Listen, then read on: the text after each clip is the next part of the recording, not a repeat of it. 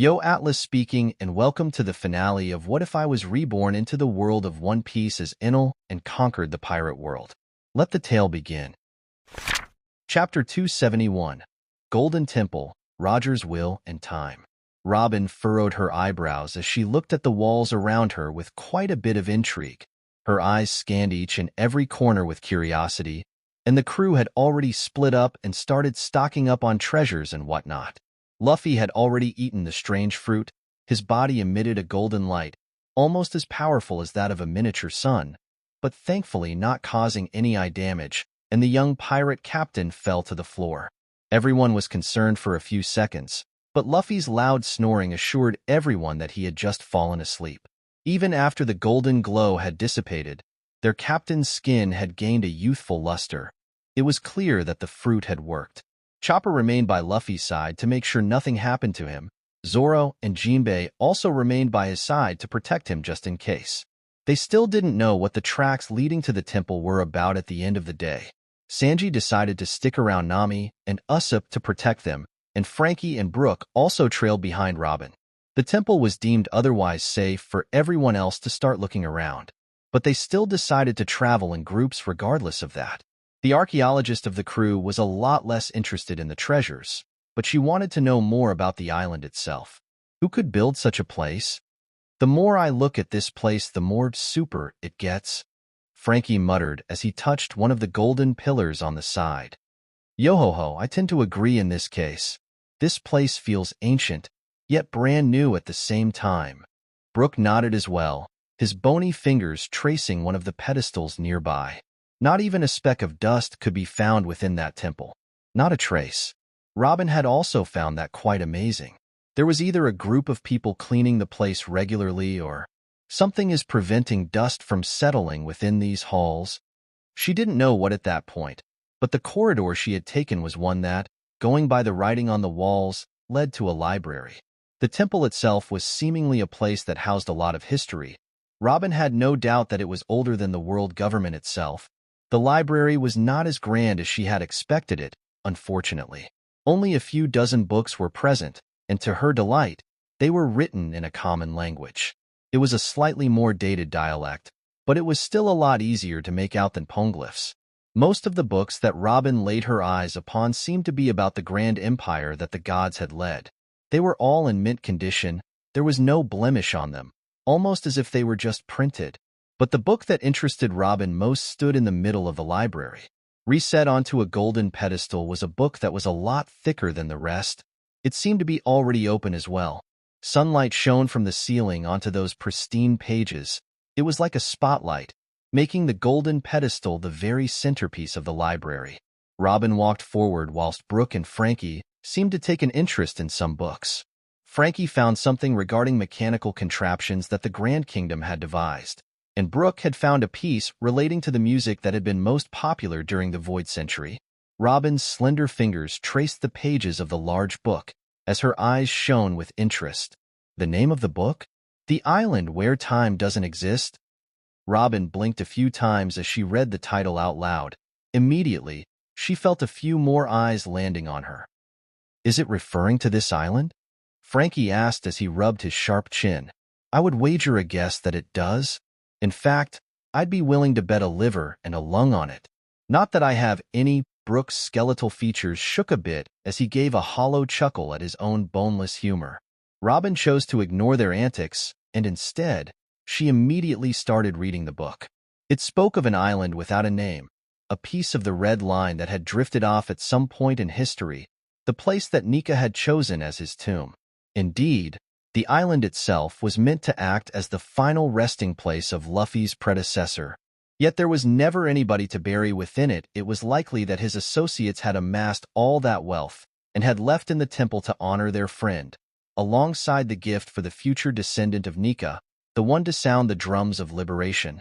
In order to make sure that their gift for Nika's descendant didn't spoil with time, they used the power of an awakened time devil fruit user.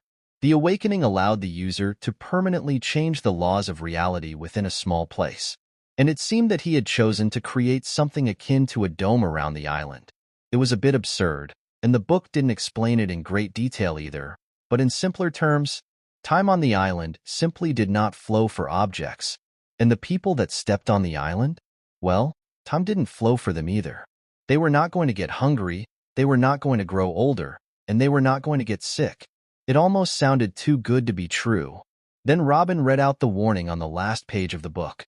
To all that may visit the grand halls of the Golden Sanctuary, heed my warning. Time is a frightful mistress, and should you spend too long outside of her embrace, then you will one day be unable to return to it at all.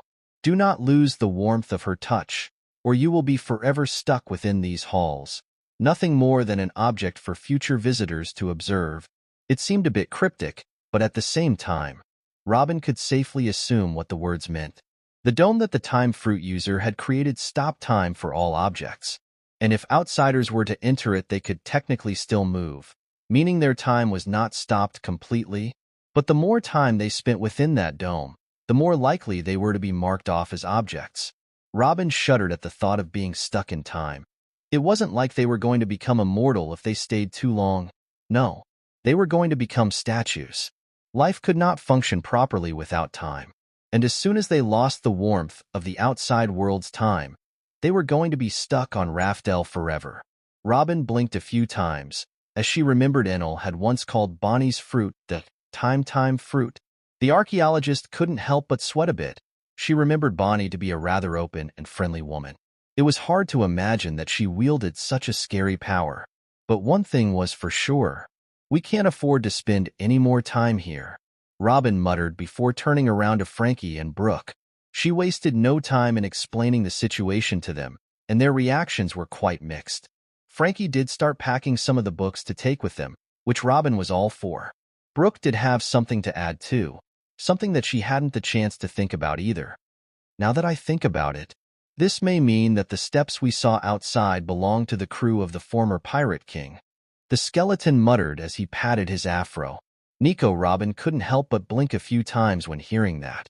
She had somewhat forgotten about the steps outside, but Brooke's reminder surely made her think of the former Pirate King more. Gold Roger walked these halls. Before us, alongside his crew members. The steps outside surely belonged to them. Robin slowly turned away from the library and started tracing her steps back to meet up with those who had stayed with Luffy. Brooke and Frankie both went off to get the other teams. They needed to leave as soon as they could after all. As she walked, she couldn't help but remember the story. Laugh Tale. The way that Roger had burst into laughter upon finding the One Piece. And for the first time, Robin believed she had a concrete answer to the question she had asked previously. Why exactly did Roger laugh? Well, upon further consideration, and after reading the message he had left behind, it all became quite clear. To put it simply, fate had played a prank on him. Although he was strong, and although he had made it to the end of the line, he was simply not fated to be the one to free the world. In a sense, Robin couldn't help but feel thankful that it was someone like Roger who found the fruit of immortality first. After all, anyone else would have jumped at the opportunity to eat such a fruit even if they didn't take part in any prophecy. But it seemed that Roger, more than anything, hoped for the world to be free.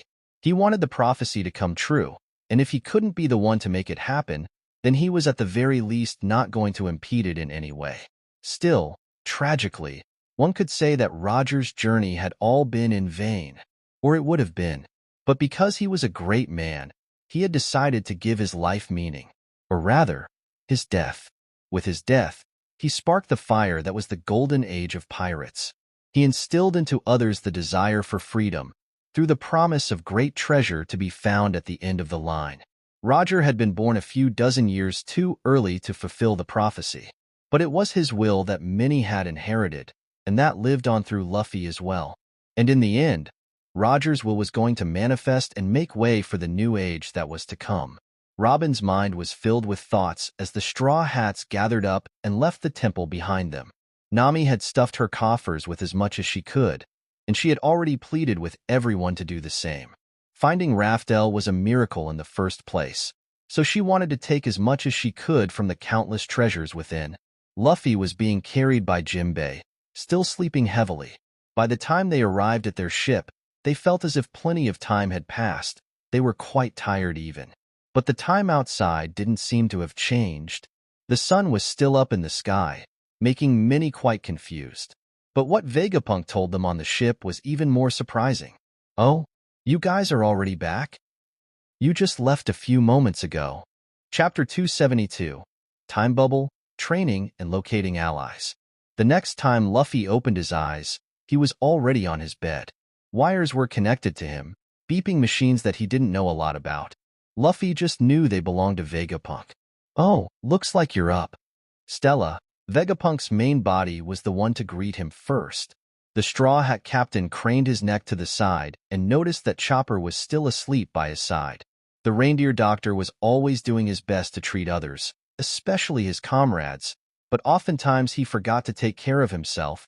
Seeing him asleep always managed to put a smile on Luffy's lips. It was almost as heartwarming as seeing a juicy piece of meat in front of him. "Wasn't I in the temple or something?" Luffy immediately slipped out of the bed. The cables connected to him came off easily. "You certainly were." Robin made a rather concerning discovery regarding the island, which prompted everyone to evacuate it for now. "We decided to monitor your vitals to ensure that nothing too concerning happens to you. After all, a human containing 2 different devil fruits is rather unheard of." Vegapunk spoke and immediately started going through his notes. They were surprisingly full, as he seemingly observed a lot of strange phenomena during Luffy's sleep. Although it had not lasted a full day, Luffy's body had undergone a lot of changes, his skin becoming a lot stretchier and healthier. He had gained a glow of youthfulness that Vegapunk hadn't even thought possible. A human aging backward wasn't exactly an everyday occurrence, at least not without the interference of some devil fruits. But Luffy had technically not aged previously either, only his vitality had consumed by his devil fruit usage and adventures. As an effect, he had started looking a bit older, but his body had technically not aged at all. The fruit that the incarnation of Nika had eaten seemed to have a simple yet miraculous effect to increase someone's vitality endlessly. Vegapunk proceeded to make some rather important tests as soon as Luffy woke up. For one, he tried testing whether or not the Straw Hat Captain's powers were affected. They were quickly able to find, through his testimony, that Luffy's body had reached an entirely new level of stretchiness. Rubber he was previously, but he could technically still harm himself by stretching a bit too much. At the very least, it would put a strain on his body. But now, Luffy's body could inflate to much greater proportions than before without even using his awakened form. All of the moves within his arsenal seemed to suddenly gain a long variant. They took a bit longer to stretch out fully, but they dealt a lot more damage. That was both thanks to the boost in elasticity and the one in overall strength. Every aspect of Luffy's body was improved to inhuman levels. Not that he was in any way average to begin with, but now he was really worthy of the Sun God title. At least he would have been if he had full control over his newfound strength. "Luffy, I would appreciate it if you stopped breaking the doors around the ship. It's getting more and more annoying to fix them." Frankie seemed a bit annoyed at the extra work that Luffy kept giving him. Shaka and some of the Vegapunks did offer to help, but Frankie refused them almost immediately. The Thousand Sunny was his baby. He was not letting anyone else work on it, at least not while he was still on it and alive. "The door's too weak. I'm not even gripping the handle that hard." Luffy seemed half apologetic, half deflecting. On one hand, he did feel bad about wrecking his ship each time he tried to do anything. On the other, he felt that it wasn't his fault at all. It can't be helped. It may take a few weeks for Luffy to get used to his new strength. His change was quite substantial after all. Shaka, Vegapunk's #1 satellite, was always near Luffy by that point, constantly documenting any other changes that could occur. It was just a basic safety precaution. Chopper was going to take his place as soon as he rested enough. But that didn't mean Vegapunk's work was over. He was quite fascinated by devil fruits after all. And now, within the island, he had a branch that was said to be a fragment of the tree that had first materialized devil fruits. Human desire manifested. It was something that Vegapunk had been studying closely. Hell, he had even managed to copy the effects of some devil fruits and create proper artificial ones. Now, he could study what was essentially the source of it all. Of course, studying the field around the island was the first priority. Testing started almost immediately. He did the sensible thing and sent in some robots to set foot in the time bubble. One of them was set to dance in a special sequence. Each sequence was documented and numbered. The other one was a simple clock that was stationary, fully digital and powered by a cable that ran outside of the bubble. Both robots had only stayed there for 1 minute in the real world, but by the time Vegapunk sent another robot to retrieve them, the dancing robot was already a statue. To be clearer, it seemed that the dancing robot had become frozen in time after around 1 month within the bubble. Thankfully, the robot started dancing once more after being taken out of the bubble. It only took a few seconds really for it to readjust to normal time. The digital clock test also indicated that both robots had spent an entire year within that time bubble. That very simple and efficient test gave him a very good indication of how dilated time was on the island. But the next test showed a different result. The dilatation seemed to grow weaker. It was only by a few days, but further observation made it clear that it was gradually growing weaker. Each minute in the real world a week would decrease. He quickly theorized that the dilation itself was in some way linked to the one piece that Luffy had consumed. But it was also an odd explanation. The time bubble was said to have been caused by the awakened effects of the time fruit. It was supposed to be a permanent change. At least the text that Robin had found mentioned that. Of course, it was possible that the ones who had written it were not aware of how the awakened time fruit worked. Alas, it seemed that the time bubble was taking power from the branch and the fruit within it somehow. That was the only explanation that Vegapunk could come up with, especially since he tried retrieving that branch, only to find it completely withered. It seemed that the entire temple and the time bubble around it was made to serve one purpose: to aid the future Nika. Those findings were all quite instant, and Vegapunk's brain and various satellites were thankfully able to calculate the logistics of everything rather quickly. The robot they had sent calculated the years to last around 365 days to the exact number. Each minute that passed in the real world, a week was erased from that equation within the time bubble. So it stood to reason that the time bubble itself would fall after around 52 more minutes, give or take, as long as the decrease was gradual and stayed consistent. He quickly informed Luffy and his crew of his findings, before quickly delving into the time bubble to start doing some experiments. The time bubble was just what they needed after all. Extra time. Around 53 years to be exact. Just enough time for Vegapunk and his satellites to cook something up for the upcoming war. And Luffy followed suit. All he needed to hear was that the time bubble was the answer to all of his worries regarding training time. Before diving in, of course, one of Vegapunk's satellites had to pull him out when the 1 month mark came within the bubble. Not to be outdone, the entirety of Luffy's crew joined in on the fun. Each second they spent outside was time wasted in their eyes at that point. Vegapunk had already rigged up and set up an alarm system to notify everyone when the 1 month period approached. And just like that, the training was on.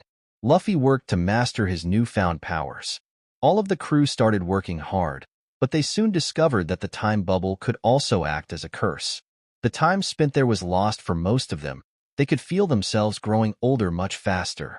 Even if, as Robin assured them, Bonnie could recover their ages, it was still inconvenient. It was especially worrying since being reversed to a younger age also meant that their training would be for nothing. All physical training would be meaningless. They could only really train their haki, which Sanji, Jinbei, and Zoro all started doing immediately. Of course, Brook was the only one not affected by this. He, much like Luffy, no longer needed to worry about growing old due to the nature of his devil fruit. This meant that he, essentially, had a few dozen years to prepare for the upcoming war now. Same for Luffy, who immediately took to mastering his newfound powers. Stella, Vegapunk's main body, also had to exit regularly, as he was already old and spending extra time in the time bubble was riskier for him. Meanwhile, near yet still so far away, was a gigantic fleet of flying islands soaring through the skies. I can't fucking believe it. I swear I was almost there. The One Piece was mine for fuck's sake.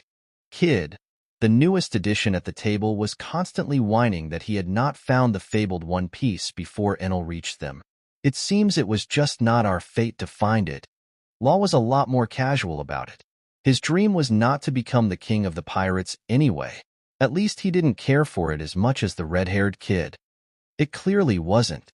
The One Piece was always meant for Joy Boy. Rayleigh chuckled a bit as he sipped on some tea. His hair had taken a blonde tinge. His beard had turned a full black as his youth had been returned to him momentarily for the war. He had specifically requested to be turned back to his actual age after the war, as he wanted to grow old with his wife and business partner, Shaki. No need to be too pressed about it. Everyone at this table has already achieved enough to leave their names in history. Whitebeard sighed as he looked at all of the people that had gathered underneath Enel's wings. It was fascinating, generations upon generations of pirates, Marines, and revolutionaries all banding together to crush the oppressive regime that had been established centuries before their time.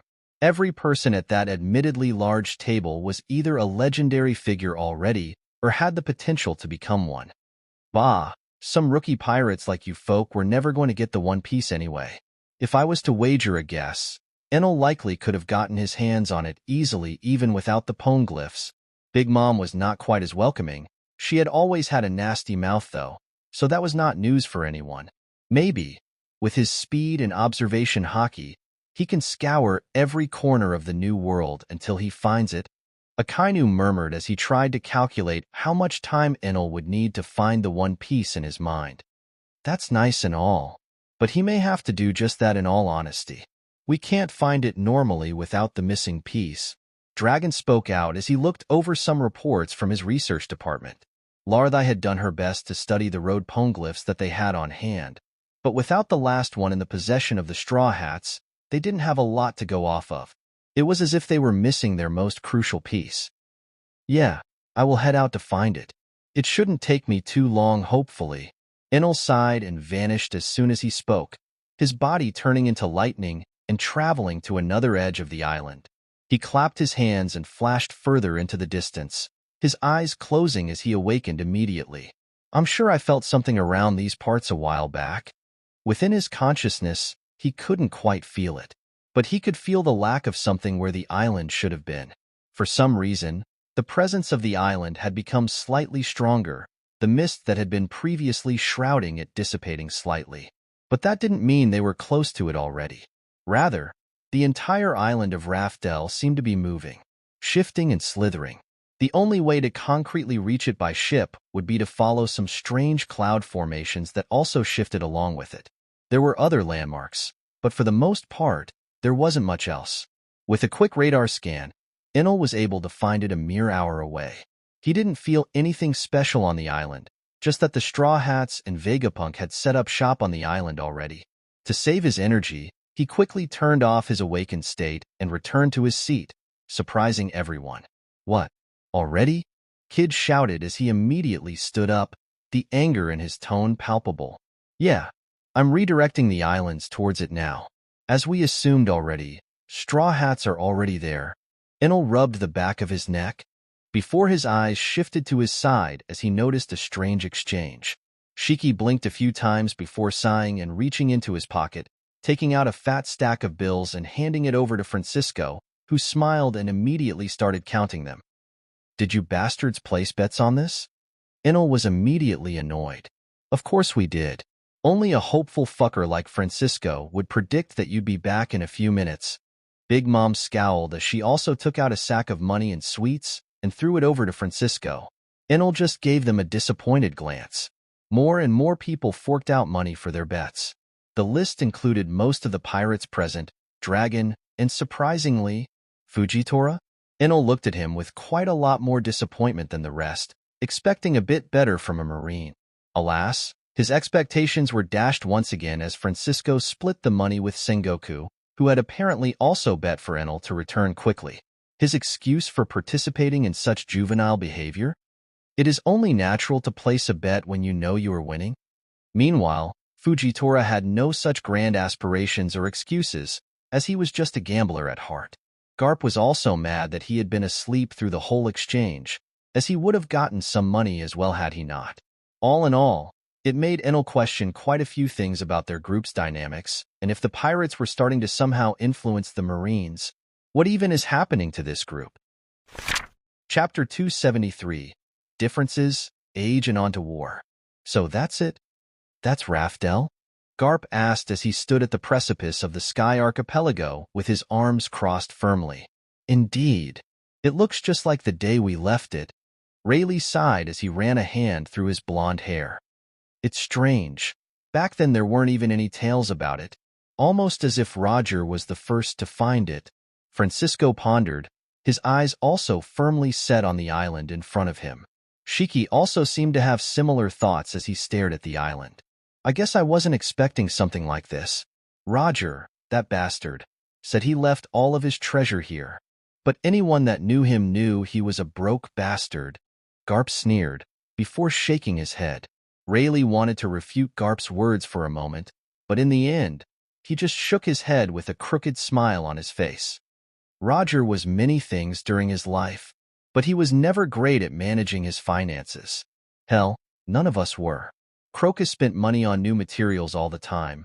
Gabon was a gambler, and I always had a new wardrobe for every island we went to. We did collect quite a bit of treasure, but it was likely less than what most greedy pirates would while on the New World. Granted, we didn't focus on treasure through. The blonde-haired pirate couldn't help but feel melancholic when staring at that island, remembering the days Roger had first set foot on the island.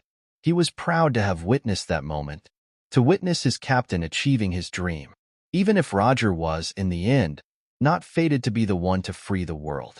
Garp also didn't really need much of an explanation. It didn't matter what wealth Roger possessed at the end of the day. Raftel in itself likely contained wealth, and Roger just said whatever he could to attract more people. Rather than tall tales that could be easily called fantasy by the government, he used something that could be considered tangible. Big Mom looked at the island with a bit of concealed greed. She had sought after the One Piece as well in her time, but only now was she that close to it. And of course, one of the rookies she had disregarded ended up being the one to grab it. He had gone and become the Pirate King. Though by the stories she heard about Wano from Shiki, Luffy was already well above her level and strength. Whitebeard just looked at the island with a wide smile. He very much remembered his first interaction with Luffy, how the young pirate had so brazenly challenged him, claiming that only he would become the king of pirates. Well, it seemed that he was right. To think he'd progressed this much in a mere 2 years. The world is truly a strange place. The tremor fruit user couldn't help but shake his head a bit. On one hand, he felt odd at being surpassed by so many people. He had once firmly held the title of the strongest, after all. But then again, he was not one to put much value on those titles. Instead, the emotion that he felt the most was joy. The joy that he got to see Rogers will be carried on into the next generation. The joy that his sons and daughters would also get to see the fruit of Rogers' labor, a free world. Few men knew just how much Roger had sacrificed in order to set things in motion. What he had given up. Whitebeard was one of the few people alive who actually could have obtained the One Piece long before Luffy ever set out on his journey. He had both the manpower and the personal power to do so. However, he had no interest in it.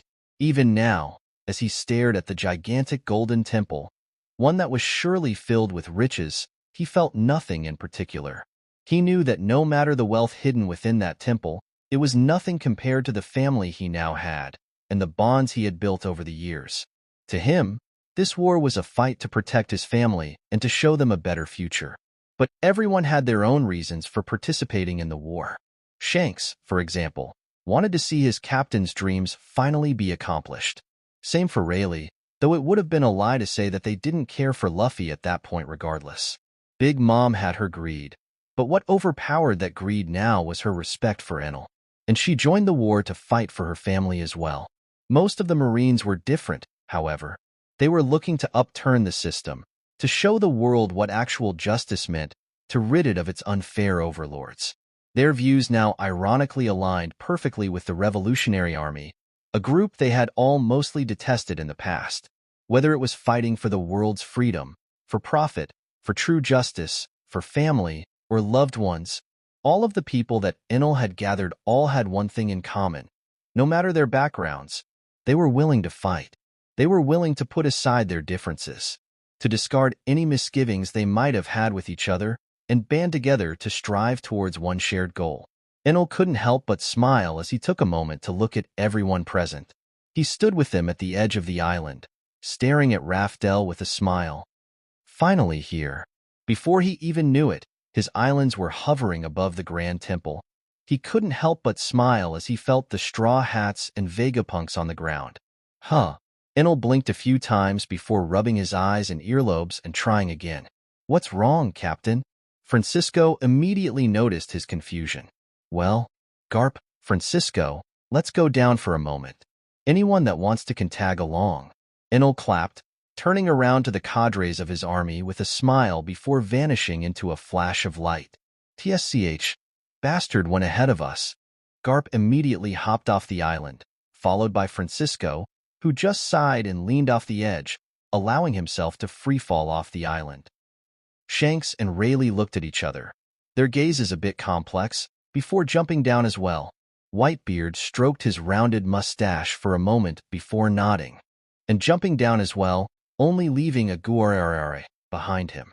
On the ground, the situation was a bit confusing. Enel was in front of the Straw Hats. It was just that they didn't look quite like he remembered them. Enel, you finally arrived. Shishishi. Okay, Luffy looked the exact same as before, somehow even more energetic. Enel also remarked that he felt overwhelmingly powerful somehow. Of course I have. What happened here? He asked as he looked at the rest of the crew. Brook, unsurprisingly, also looked the same, although he also felt much stronger than before. It is a long story, yo-ho-ho. Frankie looked more cyborg than human, even more so than before. His metallic limbs and torso were a lot more human-like than ever before, but Enel could tell they packed a lot of high-tech weaponry with just a glance. Indeed, but we did become more super over the years. His voice sounded just as human though. Other than that, all of the Straw Hats were older. Zoro had a full grayed-out beard and long hair. His muscles were just as well defined. His will seemed to be sharper than ever too. He looked to be around 60 or 70 at that point. Heh, I bet you my blade can reach him now. The swordsman, although older, still kept his spirit it seemed. Sanji had surprisingly aged much more gracefully, only sporting a trimmed beard, accompanied by a sharper jawline.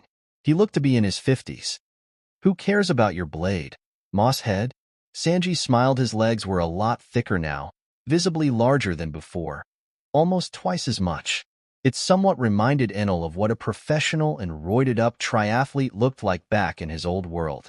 He also wore shorts, showcasing his rather large and well-defined quad muscles. What was clear to Enel was that his rivalry with Zoro had not really changed at all. Stop fighting, you old idiots. Thankfully, the resident navigator was still in charge of wrangling the man-children. Nami had also aged gracefully, not looking much different, but gaining a more mature charm. Enel couldn't quite guess her age at first glance. It also didn't help that her voice sounded just as young as before. Heh, some things never change. Usopp was a lot easier to guess though. He also had a long, curly beard. His long nose remained unchanged, but his eyes gained a much sharper look. He strangely wore a piece of high-tech armor that covered most of his body. He also had a helmet hooked on a belt on his hip. This armor was present throughout the Straw Hat members for the most part, the only exceptions being Luffy, Brook, Zoro, and Sanji. Now, even when looking at Enel, he held no fear in his eyes, none of his previous panic. Even if he was still afraid internally, he at least learned to not let it show. Chopper also grew a beard. He was taller and much more refined looking. He was still wearing a doctor's gown for the most part though. He was also wearing the same high-tech suit underneath his coat, alongside a monocle. Jinbei was also looking like an old man. His body had undergone quite a few changes, his shark teeth becoming more pronounced and arms becoming even more filled with muscle. He was also wearing a high-tech suit, which stuck close to his skin and showcased his muscles even further. Vegapunk and Sentomaru were also looking different. Of course, Vegapunk looked the exact same in appearance, but Enel felt that each satellite now packed a lot of augmentations that he hadn't seen in the past. Enel, it sure has been a while. You have a lot to catch us up on, but I am assuming we still have some time, right? Stella, Vegapunk's original body, now fully turned into an android, spoke out. There is time, but I still need an explanation here. Enel sweated a bit as he felt Garp and Franxico approaching them. He then took a look at the one straw hat pirate he cared about the most. Robin.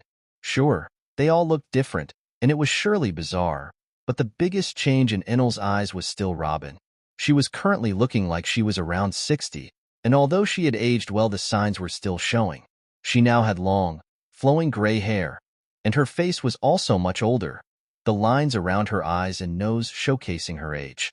But regardless of all of that, Enel couldn't help but find her beautiful, even though he had to stare at her through a veil. She was wearing a suit of armor as well, but unlike the others, she was covering her face with a mask. Enel could hazard a guess as to why, but he first waited for her to speak up. Well, Robin was, at the end of the day, the one to explain things properly to Enel. She went on to tell him about the One Piece and about the time bubble. Enel just tilted his head and listened. He found it difficult to believe. In the few moments he had spent in his awakened form, he had felt no such time bubble around the island. He did feel a strange barrier, but he figured it was just something related to the mist that constantly shrouded the island, and didn't give it much thought. Apparently, Vegapunk had tried to contact Enel, to call him to spend some time in the bubble before it fell as well. But the time bubble had affected the Din Din Mushi the most. Even being in its vicinity was harmful to them, and all of their means of contacting Enel had died off during the first year they spent in that bubble. It also didn't help that Vegapunk was hyper-focused on his research that Enel could see the fruits of. Behind Vegapunk stood special pacifistas. They all took the forms of the Straw Hats, but Enel could tell that they were all spliced in genes and races. They were essentially upgraded versions of the Seraphims in a sense. But also not quite. Vegapunk didn't have any Lunarian DNA left to give them the overpowered traits of that race. The scientist and his satellites had likely not managed to copy over Nika's fruit either. Mythical Zoans were not among the types of fruits that Vegapunk could replicate. Still, the Seraphs were not the only things that Vegapunk had built. He had prepared other strange weapons as well, and Frankie had worked alongside them too by the look of things. Still, Enel looked at all of them and sighed. Geez, you guys really went and managed to give Bonnie even more work than before. The Emperor shook his head and sighed before turning back to Robin. The archaeologist just crossed her arms and gave Enel a blank stare. I remember it being quite effortless for her to use her devil fruit. Maybe, but that doesn't mean she feels like using it all the time. It does take energy. Thankfully, she should be able to bring you back to your primes without much issue. Also, why are you covering your face? Do I not even get a kiss after all this time? Enel just offhandedly answered her question and placed one of his own. I am much older now, Enel. I'd rather you not see me like this. Yep, Robin was still a woman at the end of the day. She had covered her face when she saw Enel's flying archipelago approaching in the distance. She was by no means ugly, but she did feel a bit insecure about her age now, like all women tended to get at some point. Well, I'll be damned. Didn't think I'd ever see you this flustered over nothing. Enel couldn't help but stifle a laugh as he eyed Robin with a friendly glance. I am not flustered, Enel. I simply do not wish to be seen by you in this state. I only ask that you respect my wishes and nothing more. The atmosphere immediately became a bit more strained as Enel's face fell, his attempt at teasing Robin backfiring quite miraculously. Fine. In the end, the Emperor just nodded. He wanted to say more, but at that point, he didn't feel like pushing it. By Robin's explanation, the Straw Hats were no longer the same people he knew. After all, who knew what changes they had undergone after so many years? In the end, he set his gaze back on Luffy, just as Francisco and Garp landed behind him. Holy shit! Garp immediately reacted as he looked around at the crew with a confused gaze. Huh. I guess Bonnie wasn't the only one able to control time. Francisco was a bit less shocked at the sight, especially since he didn't know most of the Straw Hats. He only really knew that they were supposed to be younger than Enel and the others. Well, she's one of the only ones alive, I'm sure. The Lightning Emperor turned to him and flashed him a smile. He was about to continue, but a slight tremor hit the ground as Whitebeard also landed on the ground, followed by Rayleigh and Shanks. Before they could even comment on the strange circumstances of Straw Hats, Enel already responded to their queries. This was the work of a previous user of her fruit. I'll brief everyone on that later. Bonnie will help them get back to a more appropriate age where necessary. Enel turned around and clapped his hands. Shanks and Rayleigh still looked at Luffy with a bit of worry and expectation in their gazes.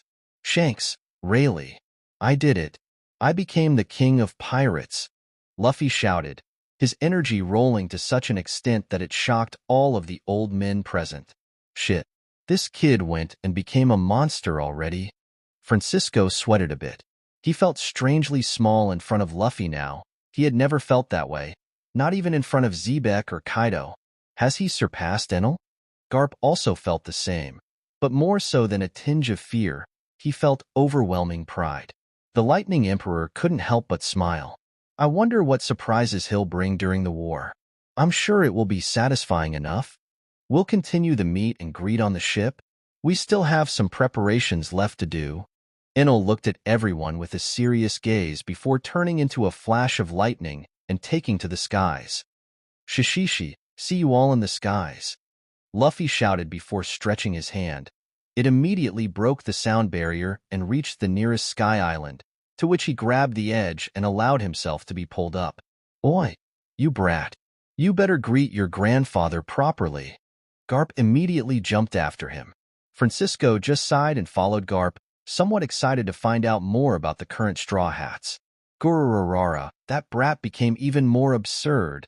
Whitebeard's legs immediately flexed, and he jumped with enough force to create a gigantic cloud of dust, which Sanji proceeded to blow away with just a swipe of his leg. Well then, the cook said as he looked up to the skies. Let's follow our captain, Zoro continued, a wide smile spreading across his lips, looking almost demented. Robin also looked at the sky, her gaze a bit more complicated before she nodded. Most of them flew up using Theur's suits. Sanji used Moonwalk and Robin grew a large pair of wings. Rayleigh and Shanks looked at each other and shook their heads. They wasted no time in jumping back up towards the islands. Frankie simply walked towards the Thousand Sunny and tapped its side. In an instant, colored chains sprouted from his open palm and engulfed the Sunny, swallowing it whole. After that, his legs unfolded slightly to showcase some combustion exhaust pipes, which immediately activated and sent him flying towards the rest of his crew. And just like that, the Straw Hats and Vegapunk joined the fleet, and they were headed straight for the Holy Land, at last. Chapter 274. The Other Side, Descent and Standoff. Ha ha ha. Tree roots spread throughout the surroundings like lightning, both through the earth and on the surface. Thorny vines and spiked bark spread everywhere around a tall brown-skinned and green-haired man as he did his best to vigorously train his devil fruit. The man in question was none other than current Fleet Admiral Aramaki. Of course, the state of the Marines was so pathetic that there were no other admirals currently under him, but some vice admirals still stuck around, and they too were now gearing up for war. Aramaki had done his best to get into the mindset of a leader, but he was nothing like his mentor, nothing like Akainu. Unlike him, Akainu had managed to win the respect of all of his peers, even that of Akiji, who was once in direct opposition to him. But Aramaki didn't have any guidance in his role. Well, almost no guidance. You know, constantly training your devil fruit won't help you much at this point. Kong is still stuck around the Holy Land. He was now the guiding figure of the Marines, as well as the commander of all forces underneath the world government. Well, all forces except for the Seraphims, God Guards, and the Five Elders. I know, but I can't seem to progress much when it comes to hockey, Aramaki sighed, his face twisting into a frown as he looked at the ground and retracted his roots. Bah, you just don't have the right mindset. Kong snorted and looked to the side, where the war preparations were still ongoing. Gigantic walls surrounding the Holy Land stretched as far as the eye could see. The architect behind them was, of course, none other than Vegapunk's rogue satellite, York. The lazy part of Vegapunk had been given a lot of tasks in the past months. York had to both prove her loyalty and usefulness to the elders. Of course, although she only possessed a small part of Vegapunk's mind, she was still leagues above all other scientists that the world government employed. It was thanks to her that they were able to reprogram the Seraphims too, for the most part anyway. And it was also thanks to her that they were able to build such a perimeter around the Holy Land. Pluton cannons adorned every corner, Dyna stones were at the ready, stored in new containers laced with sea stone, much more difficult to destroy, in order to prevent their ammunition from being used against them.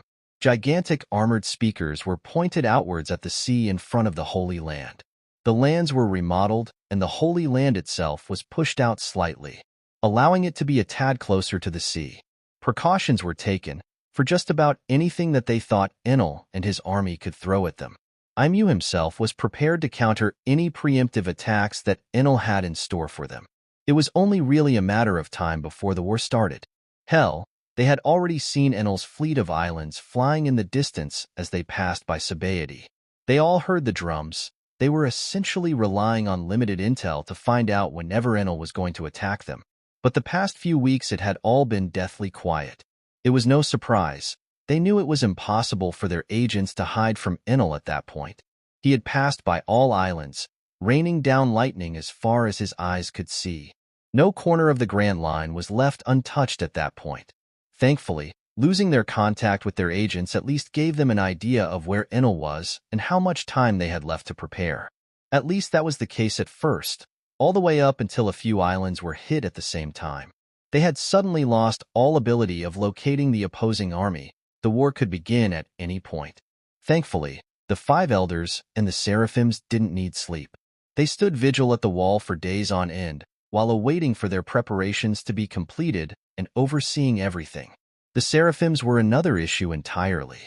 Them taking on the image of one of their greatest enemy was annoying enough, but the most annoying part was that one of them was like a statue. It wouldn't listen at all to any of their commands. Not even York could tweak him out and get him to fulfill the commands of the elders. Still, they had quite a few seraphims left, all Lunarians, all relatively powerful despite not being fully grown. There are too many variables at play here. Enel is sure to come with an army that is far too expansive for us. Even worse if they manage to get the help of the giants. Kong looked over the remainder of the Marines who were also gearing up for war. They only had a few giants left. Sure, they could make a difference against regular pirates, but against the top of the world, they were still mostly cannon fodder. If Enel managed to get the help of the Elbaf tribes, then he'd have some of the strongest giants alive on his side. But Kong, as was about to find out, the giants were going to be the least of his concerns. The drums rang out through the Holy Land once more, before merely a passing melody, now a tune that signaled what they had strived to avoid their entire lives: all-out war. It was something that the world government had worked tirelessly to avoid, but it seemed that fate had deemed it unavoidable. Drums beat to the sound of war as gears churned and turned inside the mechanical walls of the Holy Land. In the distance, their eyes scanned the horizon to see the shadows of dozens upon dozens of islands. The drums of war were getting closer. They're here. Training time's over. Kong shouted and immediately gestured for the Marines and the agents he had left to get ready. Off to the side, St. Figurland Garling, the red-haired leader of the God Guards, also stepped onto the walls. Vermin approaching our Holy Land. His words were demeaning, filled with confidence. He was the leader of the God Guards at the end of the day. He was a powerful and determined old man, but the tremble in his old and weary voice betrayed his true feelings. He was the strongest among the God Guards, but even he knew that he was an ant in front of the Sky King. At first, many tried to dismiss the threat he posed and the power he possessed. They were all too confident in their reign, their power that had dominated the world for centuries. But that all changed when Imu's frustrated screams broke through the Holy Land. When the Lord's Eye was destroyed while he was trying to erase Big Mom's territory, the elders were all forced to be on edge that day. Enel had not only awakened, but he now had enough power to pose a threat even to their Lord Imu. Like always, we shall place our faith into Lord Imu. I will at least take care of that bastard son of mine. I bet he won't ever miss something like this. Garling squinted through his visor as he gripped the handle of his sword with a dangerous expression. The God Guards around him were also prepared for battle, each carrying a different weapon, having reached a level of mastery that went far above that of regular men. They were celestial dragons, superior to normal humans. After all, they all carried the blood of Imu within them. Most squandered that gift. They chose to lavish into the many vices that were within their reach due to their birthright. But the god guards were different. They were all celestial nobles who had achieved a balance between pain and pleasure, training and indulging in debauchery at an equal rate. They were not quite on par with the elders, hell, most of the god guards were far from that. But Garling at least had reached their level. Especially since the threat of the Sky King arose, he had focused solely on improving himself, setting debauchery aside for a while. He, as well as many by his side, had grown stronger as a result.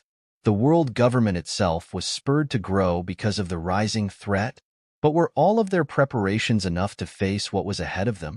A flash of thunder was heard throughout the entire red line as countless islands and landscapes descended from the clouds. From mountain to forest, waterfall to desert, there seemed to be no end to it in the eyes of the Marines. It was as if multiple enclosed ecosystems had been plucked from all around the world and were now headed straight for them.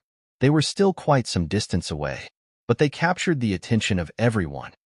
It's somehow even bigger than reported. Saint Noda, nicknamed Saturn, huffed a bit as he looked at the islands with a weary gaze. It makes no difference to us. We just need to hold back the dregs while Lord Imu deals with those fake gods. Saint Masato Hirano, nicknamed Mercury, seemed quite hopeful as he spoke. All of the elders were dressed in their usual attires. It felt as if they were more prepared for a meeting than a war. We do have the advantage of knowing that the Nika Devil Fruit user is still in his infancy.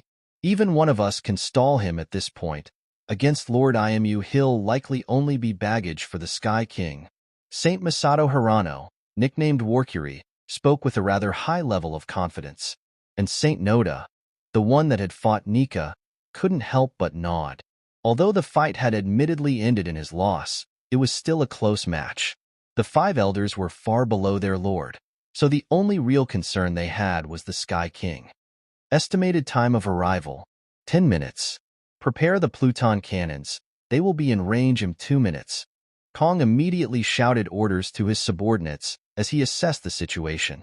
Lined across the wall, each cannon started shining with a strong red light as the soldiers manning them started loading up the stabilized dynastones within them. But before the islands even got into the range of their cannons, the elders all felt their senses tingle. In the skies, the stormy skies above them broke instantly, revealing dozens of nail-shaped islands descending upon the Holy Land at breakneck speeds. Shit, the cannons won't turn in time. Kong shouted as white fur started growing from his body. He was about to assume his full mythical Zoan transformation, but before he could, a red light shot out of the depths of the Holy Land. It acted as a barrier, spreading out at speeds that most could barely comprehend. Even Kong only managed to feel it when it passed through him. It sent shivers down his spine as he felt his lord's aura. The barrier quickly grew to cover the entirety of the Holy Land, and the island-sized nails of packed dirt seemed to bounce off it and slide into the sea in front of their grand walls. The shockwave of the nails hitting the wall still managed to blow away all of the nearby clouds, even if only temporarily. Still, the people below could not even feel a tremor, and the red barrier barely even budged from the attack. The red energy that formed the barrier flowed like water. It formed a constant rotation, which was also what had pushed the island nails into the sea. We have our Lord's protection. Everyone stay calm and continue aiming for the approaching enemy. Aramaki shouted at the men on the walls. He was also preparing for the fight in his way, deeply planting his roots into the Holy Land and spreading them all over. He could feel their Lord's barrier even underground. Despite the island nails failing, the Sky King's army seemed intent on continuing their assault. Kong sweated a bit, realizing that Enel had not planned a slow war. They're planning to crush us quickly, but they're in for a surprise. Kong's lips trembled as he looked at the clouds that had already gathered once more. Lightning quickly started raining down on the thin red veil that Imu had set up, but it seemed ineffective, which visibly raised the morale of the surrounding troops. And just before Kong gave everyone the order to fire their cannons, shishishi, a faint laughter could be heard from the skies, as a distinctive and joyful beat thundered throughout. The former Marine had already been briefed on it. The drums of liberation. He was told what to look out for, what to expect from their enemies. But this time, Kong barely had the time to blink when he looked up. A gigantic hand larger than the Holy Land itself was rushing towards the earth, threatening to crush any and all resistance. That wasn't part of the reports. Chapter 275: Monsters, Gods, and Crushing Entrance. The gigantic hand that covered the gaze of the elders, as well as everyone in the Holy Land, seemed to struggle for a few seconds against the red light. But what little resistance IMU's half-hearted barrier could put up was instantly crushed by the overwhelming strength and imagination of the Sun God. The barrier bent out of shape before losing its structure completely and popping like a balloon, all accompanied by a booming, high-pitched laughter. Shishishi. The faint laughter from earlier sounded a lot more like the growl of a beast to Kong now. The laughter was coming from far away, above the clouds that had gathered. But his, as well as everyone else's vision, was completely blocked off by the gigantic hand, still aiming to crush them into the dirt till they became compost. In an instant, 5 distinct malevolent auras spread out throughout the Holy Land, as the elders all sprung into action. Each and every one of them took the form of a frightening demonic beast. Saint Noda, or Saturn's body, expanded at great speeds, growing legs and turning black as he took the form of a gigantic, horned half-human, half-spider monster. Saint Kichi, nicknamed Mars, took to the skies in an instant, turning into a bird, flames coming out of his long eyes and coattails as his long feathers and sharp teeth rushed to dodge to intercept the incoming attack. Saint Masato Warcury also increased in size exponentially, turning into what seemed to closely resemble a gigantic warhog, showcasing 2 sets of large horns at both sides of his overgrown mouth. Saint Kenichi Nushtaro's body seemed to transform into something akin to an undead centaur, his long blade shining with power as he took a hybrid form. And lastly, Saint Masutani, nicknamed Peter, the youngest among them, but by no means the weakest. He took the form of a gigantic, wart-filled worm, as his body quickly expanded outside the confines of the Holy Land. His mouth had a set of unervingly human teeth, as he also turned to glare at the sky with his large eyes. But none of the elders, even with their impressive strengths, managed to react in time to reach the hand first. No, the one to intercept it seemed to be the sea itself. A gigantic tendril formed from the sea slapped the hand away, shocking most of the people present. The speed at which the modern moved made it sound like a whip, breaking the sound barrier easily as it created a shockwave large enough to topple over plenty of buildings within the Holy Land. Marine soldiers and grunts underneath were also pushed away like ragdolls, scattering in all directions as they flew and crashed into either trees or reinforced walls. The gigantic hand was batted away before it seemed to disappear out of view, shrinking and being pulled back by its owner. "You will not act as you want in my territory." A deep voice sounded throughout the battlefield. No one other than the elders recognized it on the world government side. But it was rather obvious who it belonged to. The voice of their leader, IMU, a being that was born from the sea, molded by it, and thrived within it. The ancient weapon that IMU had merged with only served to further strengthen him, to the point where he surpassed any of the other individual gods. Heh, don't get too jumpy. Another, deeper voice boomed in the sky, accompanied by the deafening sound of thunder. Lightning immediately thundered down onto the Holy Land and the seas surrounding it. IMU was going to raise more water, but he found that the seas around him were resisting his pull. Inside his throne room, IMU couldn't help but rise from his chair. Cables disconnected from his body and came out of his long dress. As he stepped into the light of day, walking out of the ruins of his throne room, his figure was finally revealed to the world.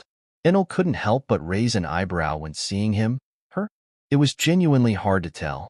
I guess IMU's entire being is more fluid than anything, not really human, so gender is unimportant at this stage.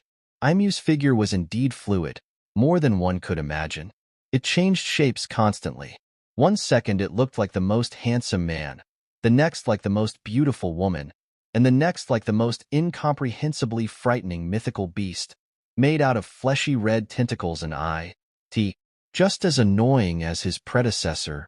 The sound of IMU's voice now seemed to change by the second, but it still kept an overall masculine undertone. Iamu's eyes were both directed towards the skies, where his two arch-nemesis floated leisurely. The clouds cleared for a second, giving even the others below a good look at the two. One of them was a funny-looking young man, with white hair that flowed like flames out of his head. He was dressed in a white vest, with white pants, a pair of sandals, and a straw hat tied to his neck. His face was not quite visible from the ground, but his entire being seemed to move around as if boneless, and the Marines immediately recognized him. Former newbie of the worst generation, Monkey D. Luffy. But it was clear that he was no newbie anymore, as many realized that it was his fist which almost crushed their entire island in one fell swoop. And the figure beside him was somehow even more frightening, both due to his reputation and being the one to jumpstart such a war. A tall, blonde-haired man, his torso naked to the world. His heavily muscled frame was not the most concerning part, but the strange drums that circled on his back were threatening. His power was already well known throughout the world. His devil fruit mastery, as well as his proficiency over hockey, made him unmatched. The Lightning Emperor, or rather, Sky King Enel. The two men turned gods stood above the rest both in strength and physically, as they hovered far into the skies above the world government's army. Kong couldn't help but feel cold sweat trickling down his furry back as his gaze stayed fixated on the skies. Just looking at them is enough to give me palpitations. My age must be finally catching up to me. Many of the soldiers couldn't help but feel that they did not belong on that battlefield, much like Kong. How else could they feel? In front of them, monsters and gods were clashing against one another with enough force to kill them with just the shockwaves. The reveal of the two gods was still fresh on the minds of the people below when the next clash happened. But this time it was not from the gods. No, the islands that had been far into the distance had managed to close in on them, almost in the blink of an eye. Fleet Admiral Aramaki's eyes widened as he gazed at the islands. In the very next second, he ordered the remaining cannons to shoot the islands out of the sky. But before he could, a gigantic pressure swept over and completely forced everyone that was on the wall to fall to their knees. A wave of mixed dark colors and lightning painted the sky, and time itself seemed to be ground to a halt. Aramaki was the only one barely able to force his head forward, only to see one of the most frightening lineups in history. Describing it as an army of legends would have been putting it very mildly. Standing right there, on a large mountain in the middle of an island that had planted itself right in front of their holy land, was a lineup of Enel's strongest. Whitebeard, red-haired Shanks, Dracul Mihawk, Dark King Rayleigh, the Revolutionary Dragon, Big Mom, Francisco D. Guzman, just a few of the people currently unleashing their combined conqueror's haki to physically crush the walls of the Holy Land that they had spent so long to build and fortify. Aramaki's arbors and wooden pillars were the only reason the walls were still standing, and even they were almost giving out. The pressure was so great that it didn't only knock out the agents adorning the walls, but killed them completely, forcing their hearts to stop. The current fleet admiral also felt his heart skip a beat, but it seemed to completely stop as his eyes scanned the other side of the mountain, on a different peak. His world shattered in an instant as his eyes landed upon a group of people that he had thought long dead. Fleet Admiral Sakazuki.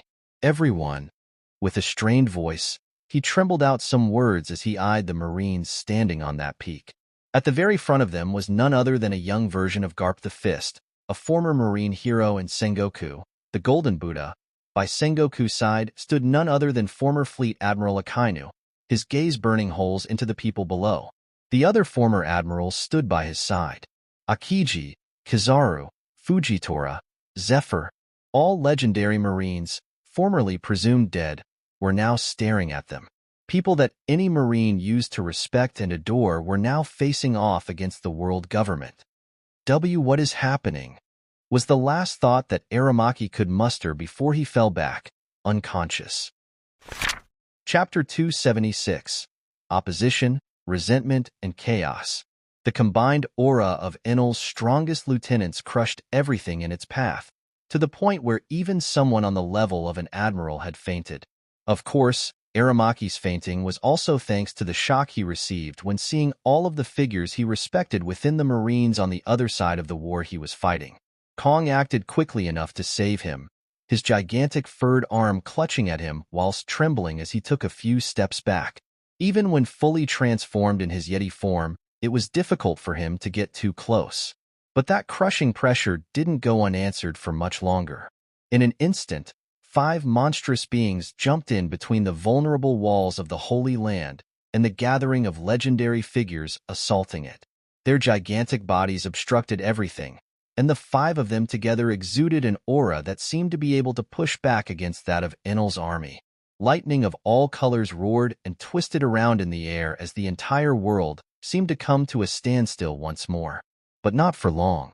"Oh, that's cute." Francisco smiled as he slowly unsheathed his blade. Shanks laughed a bit, nodding his head in agreement as he also slightly unsheathed his griffin. Mihawk's sharp gaze spoke for itself as he did the same. The aura that the 3 swordsmen exuded was immediately amplified, and more people from behind the group joined in. Zoro was further off to the side, but his green eyes also shined in a dangerous light, the pressure he exuded matching that of the other swordsmen in intensity. "So the elders are actually monsters, huh?" A gruff voice spoke up as another surge of powerful conquerors' haki was added to the mix, further pushing against the elders. It was released by a shirtless tattooed man wearing formal tribal garb. On his back was a dangerous-looking bone spear. It was none other than Wiper, one of Enel's friends and rivals. Not that shocking of a revelation. But with the people gathered here, I think we have a pretty good chance. Another deeper voice quipped in, and a much taller and bulkier figure stepped up. A shirtless man wearing a pair of baggy pants, sporting a mechanical arm and leg. His hair was a fiery orange and shaped into a clover. He was none other than Oven, one of Big Mom's sweet commanders, currently arguably the strongest among them. By his side also stood Katakuri, his trident resting on his shoulder as his muscled body appreciated the breeze made by the powerful clash of conquerors currently breaking out in front of them. His gaze held no fear. Instead, he looked at the monsters in front of him with great expectation. "I have been surpassed by both Oven and that Straw Hat child. I shall use this opportunity to temper and hone my skill even further." He wasn't the only one thinking like that, of course. With the forces they had gathered, the fight against the elders and the government's powers was going to be very much winnable, especially since Enel's plan worked, and they managed to get close enough to destroy all of their Pluton cannons the moment the war began. But there were still quite a few powerful enemies they had to face aside from the elders. The Gods' Knights had 9 figures of note in there, but only one of them joined the Conquerors' clash on the elders' side, and that was none other than their leader, an old man going by St. Figureland Garling. Shanks's eyes narrowed upon seeing the figure of the old man standing alongside the elders. "I'll take care of that one," he muttered, the people around him nodding in understanding. It was hard to not notice the uncanny resemblance that the leader of the God Guards had to Shanks. The same blood-red hair, similar features. Hell, even their conqueror's haki was somewhat similar, though that was known to not have any ties to genetics. But Figureland Garling was not the only other person in the Holy Land with Conqueror's haki. Kong joined into the fray as well, now feeling a bit more confident as he had more people on his side. He did feel a bit disheartened when seeing Garp and Sengoku on the other side, but he decided not to think about it too much for now. "I'll try to capture the former Marines alive at least. Aramaki, you brat, you better wake up soon." Aside from Kong, 7 other figures jumped into the fray. Seraphim. They were not yet grown, still children, but surprisingly they were still able to use Conqueror's haki. "It seems they didn't have time to make clones of me as well in the end." Francisco smiled as he watched younger versions of his disgraced former captain sitting on the ruined walls of the Holy Land. Vegapunk did mention that the government was unlikely to be able to set up the facilities to do so in time. "Better for us." Shiki spoke with uncharacteristic clarity as he stared at those seraphims. Whitebeard didn't say anything. Instead, his grip on his Murakumajiri tightened as a brief glint of hatred flashed through his eyes. That face, even when younger, doesn't bring back any good memories at all. The old emperor slowly clenched his fist, preparing for the battle, whilst the conqueror's haki he exuded didn't die down one bit. "It does for me," Francisco said with a peal of cheery laughter. The clash was now nothing more than a stalemate, although not everyone on Enel's side was all that serious. They were all warming up for the main act after all. The initial clash ended soon after, with the stalemate continuing as a staring contest. Garp was the first to step forward, his gaze filled with disdain as he stared at the elders. You know, for all of my reservations and disappointment that the situation has turned to this, one thing I don't mind is finally getting to take out my frustration on you lot. Garp cracked his knuckles as he stared down the elders. You wish to take out your frustrations? Get in line. I've been dealing with their annoying requests personally for far longer. Sengoku also stepped forward, his muscles rippling slightly and gaining a golden glow. I also have plenty of resentment to sort out. I guess we're all going to have to do it together then. Akainu huffed a bit, his fist filling with magma as his cigar completely burned out. They did try to slay all of us. To say we are all itching for revenge would be putting it lightly. Akiji huffed a bit of steam as his body was slightly covered in ice. Fujitora also hummed at that. A purplish aura flowed out of him as the air around the Holy Land grew heavier. He hadn't been that long with the Navy, but it was enough to see how flimsy the justice of the world government was. And because of his skepticism, he was clearly not seen as important enough to keep alive, unlike Aramaki who just blindly followed orders. Even before that, we've been putting up with all of their demands.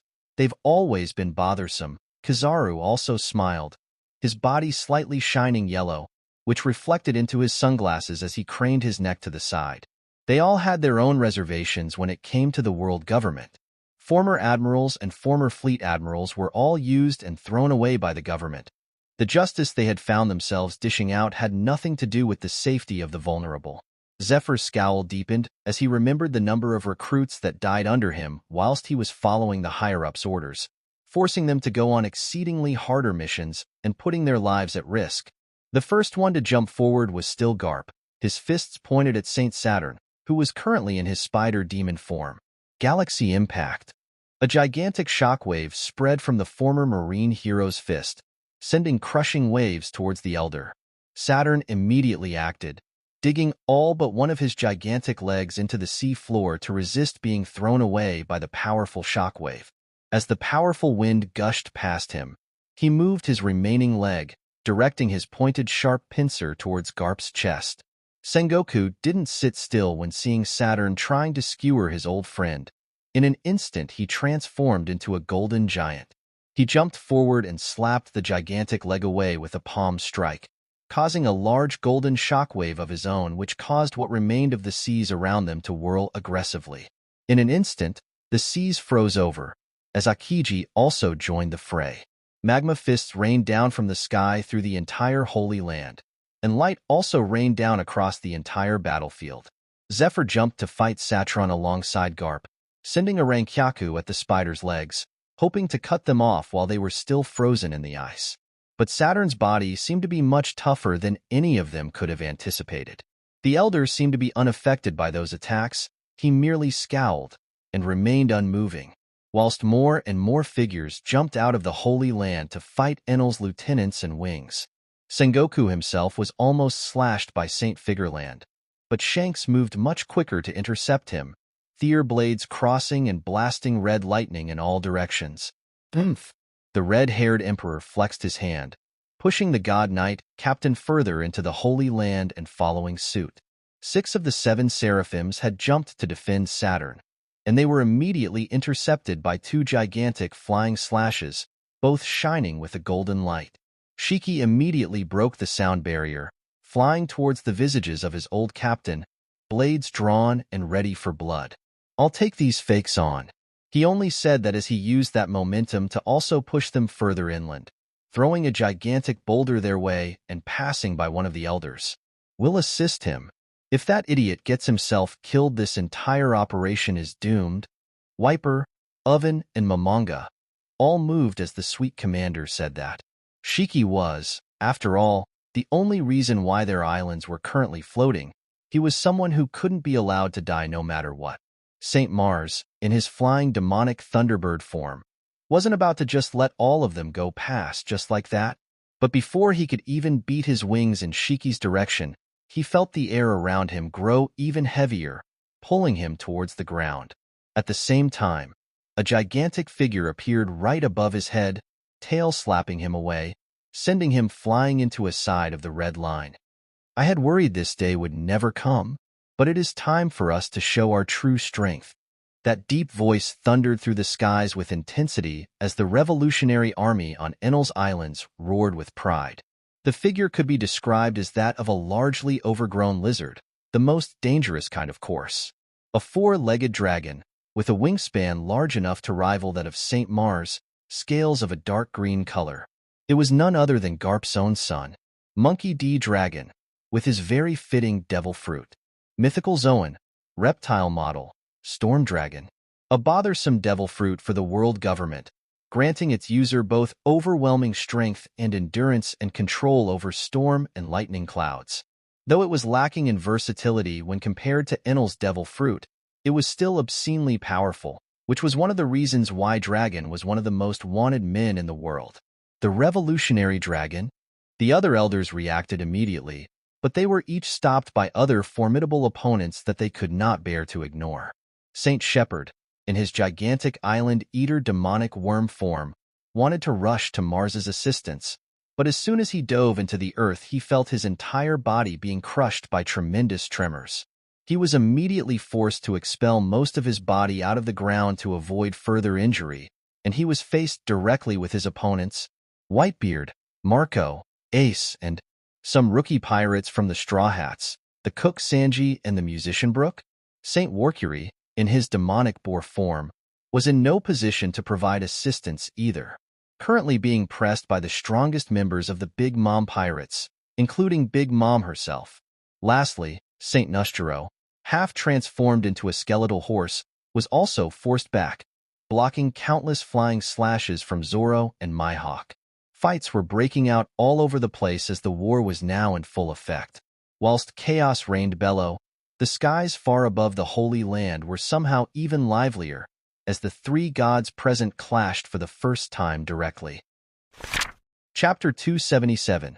Pride, Unforeseen Circumstance and Transformation. Both Luffy and Enel were floating on clouds now. The wheel behind Enel's back seemed to be eternally spinning at a violent pace now that IMU's figure was in sight. Luffy's white flames also billowed out of his hair with greater intensity. It was clear that the remnants of souls within their devil fruits had a grudge to settle with IMU. Thankfully for them, Luffy and Enel were all for fulfilling their wish of burying IMU underneath the so-called Holy Land. Strange how, when two young men went on to inherit the powers of some dead fools, they confidently go ahead and face the very god that had slayed their pitiful predecessors. IMU took on a more mixed form as he spoke the first part of the sentence in a male's voice, and the second in a female's voice. The only constant in the god's body was his deep and crushing red eyes. They exuded a mystical power that Enel couldn't even bring himself to describe. Yet still, he and Luffy stared into those eyes defiantly. Don't even start pretending that you are that much stronger than those you refer to as dead fools. If I remember correctly, they killed you a few times, only for fate to bail you out each time. Enel recounted that bit of history to IMU's face with a mocking grin on his face. Really, the only reason you are here is because you were at the time this world's most beloved child. The Sky King couldn't help but laugh as he looked at IMU's imposing red eyes. Were? What makes you think anything has changed, child? The god of the sea did not show much of a reaction to Enel's mocking words. While prideful, IMU was smart enough to not act out on emotions during such a fight. The very fact that the two of us are here today allowed us to get to this level of strength whilst the world was under your rule completely. Just think about it for a second. Why don't you? The Lightning Emperor tilted his head, his long earlobes moving to the side as well. This time, IMU didn't grace Enel's mocking words with a response. Instead, she stepped forward. With a seemingly casual movement, the god raised his hand, and one of his fingers grew exceedingly longer, its nail also expanding and sharpening. In a fraction of a second, two very small streams of pressurized water shot out of his fingers, each headed towards one of the young gods present. Water rushed out of the god's body, rushing towards Luffy and Enel in highly pressurized streams. Enel simply blinked to the side, moving much faster than those water streams without putting much effort into it. But to Enel's surprise, the water stream, despite being so pressurized, bent to the side and followed him whilst keeping that same pressure and power. So that's what one is capable of when they have full control over water, huh? Enel also developed the ability to control water by ionizing the hydrogen particles within it and controlling them, similar to what he did to clouds. He could control water on very large scales, as shown previously, but he could not create a stream with such pressure. The control and malleability were simply not there. Still, Enel didn't need to worry about being hit by the pressurized stream. He was still much faster than it. And then there was also Luffy. The sun god's incarnation just giggled a bit when seeing the attack. With a casual wave of his hand, he grabbed both water jets. Within that same second, IMU lost control of said water, and both streams turned more into something akin to rubber strings, both held firmly in Luffy's hand. He then whipped them towards IMU, shredding his body apart in an instant due to the sheer amount of power behind his makeshift whip.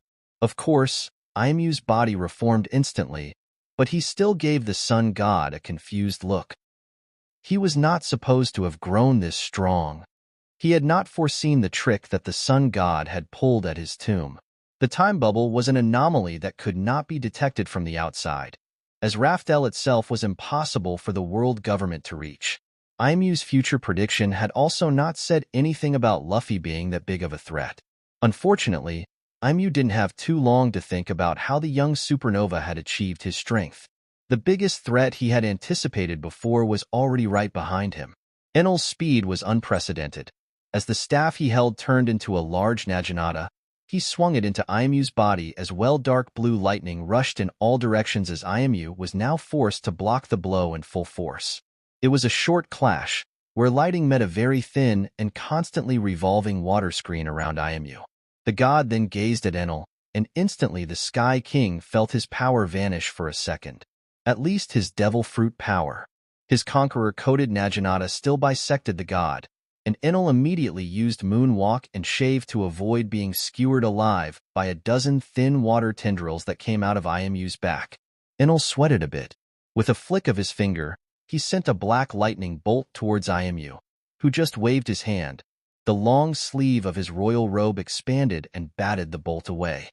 I see. So he is unable to erase the devil fruit powers of god fruits completely, but he can still suppress them. Enel scowled as he felt his speed waning due to the effects of Uranus, the ancient weapon that IMU had merged with. Before IMU could keep up the momentum and attack Enel once more, he was forced to back off by Luffy's extending hand.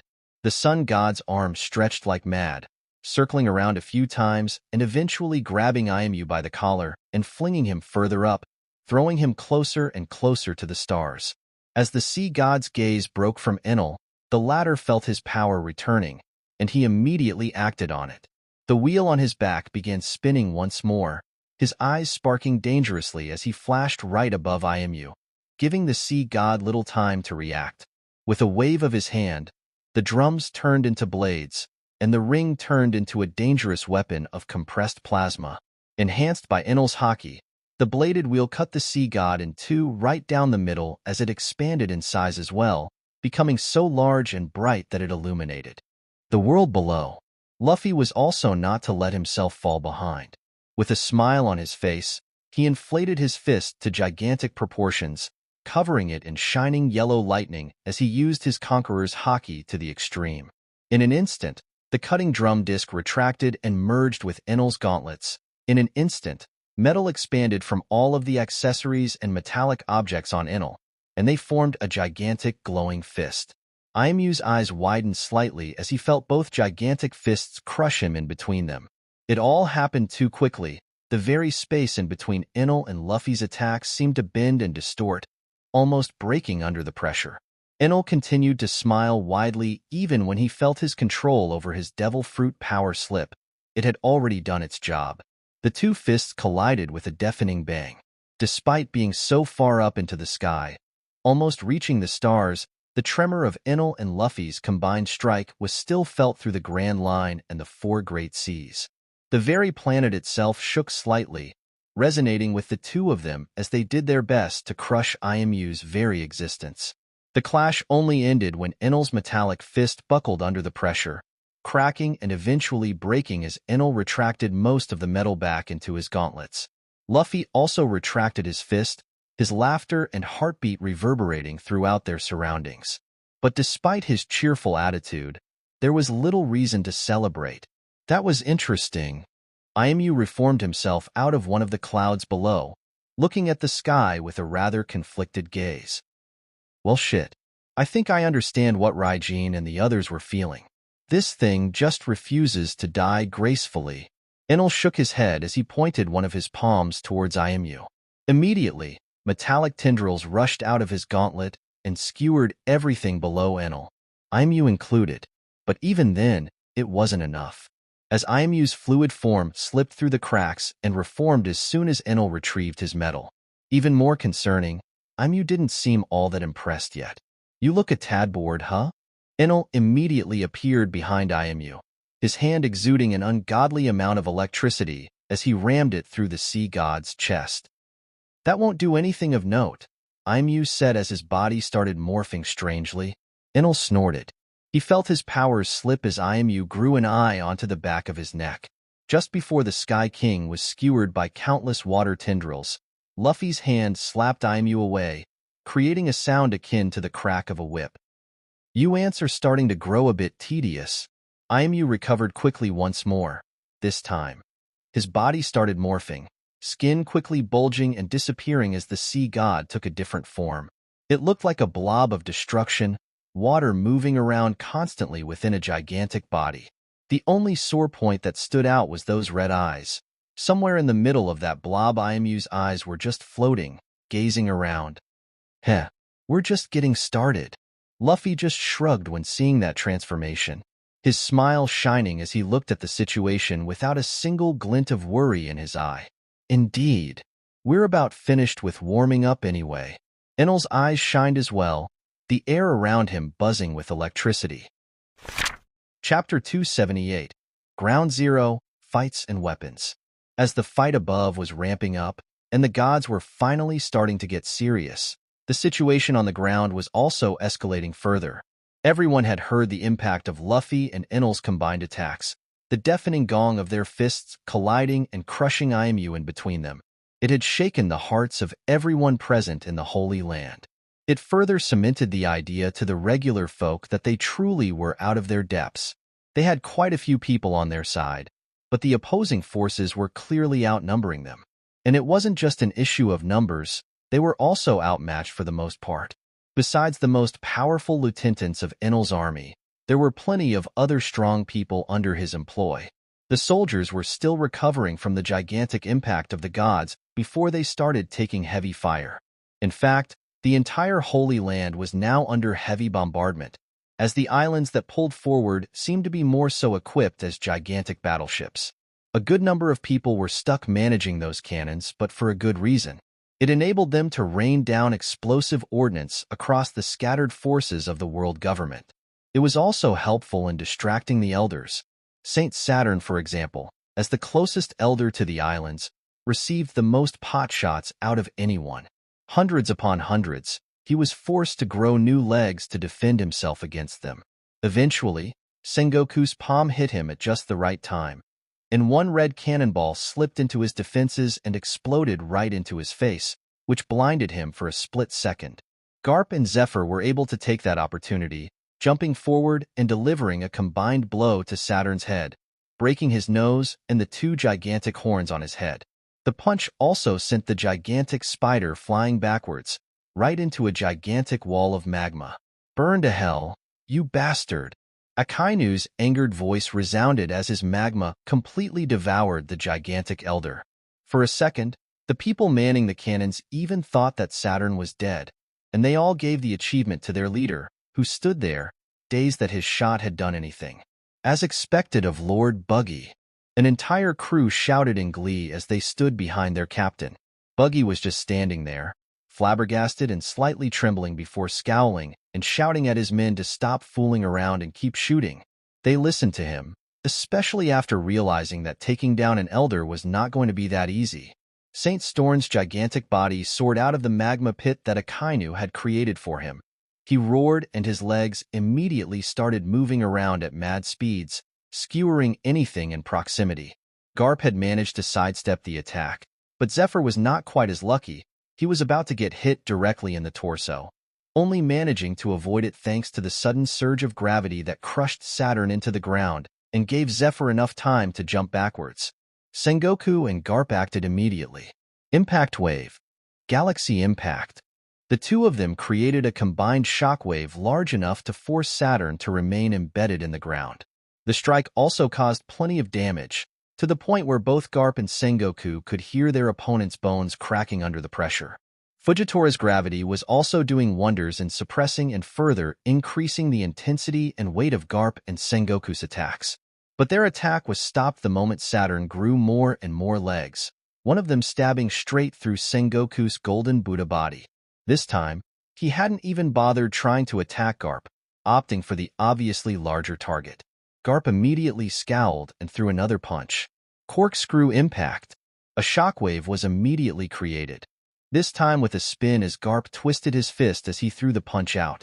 The corkscrew impact shredded apart the outer layers of the exoskeleton that had grown on Saturn's gigantic legs, forcing him to buckle under his own increased weight once more. Ice Age. This time, the ground underneath him was no longer hot. Instead, it turned into a glacial winter, with ice spreading out all around him.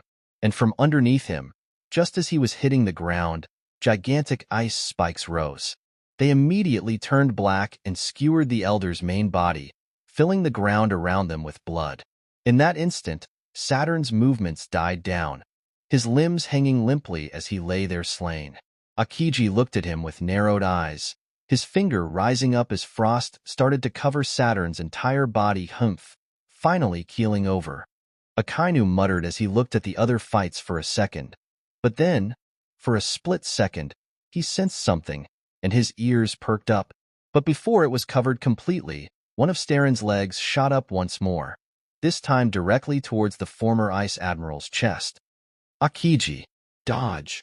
Thankfully, the cold must have made Saturn sluggish at least, coupled with Akainu's warning at least allowed Kazan to pull himself to the side.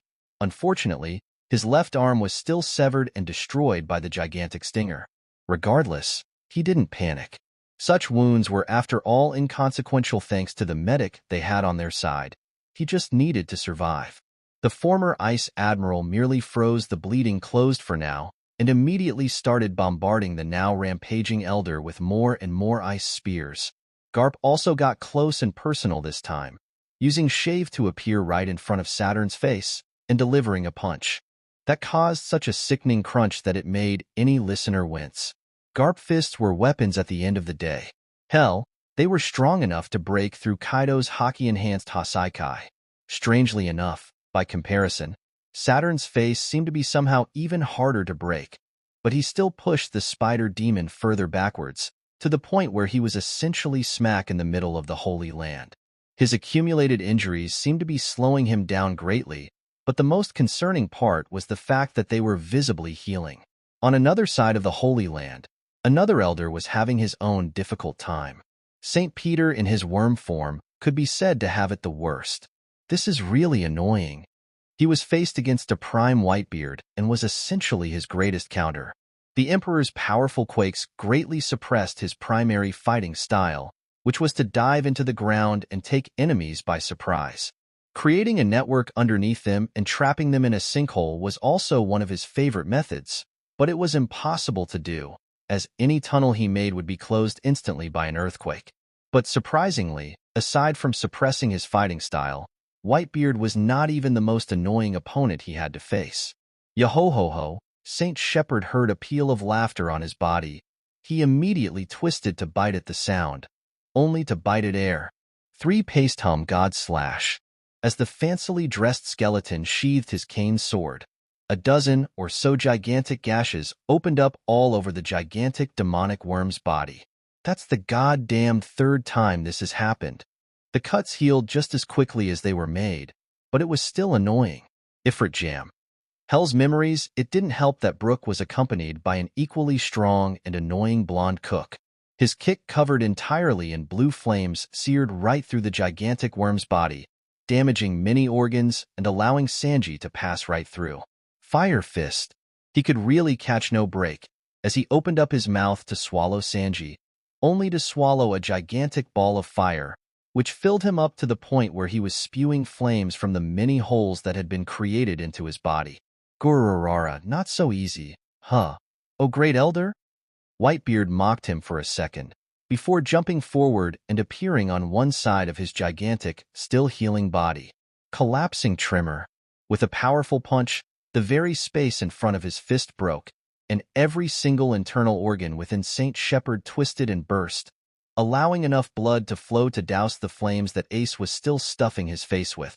A pained roar was all that Saint Shepherd could muster as he twisted in that place, whipping his tail around madly, only to be either cut, burned, kicked, or clawed at by a blue phoenix.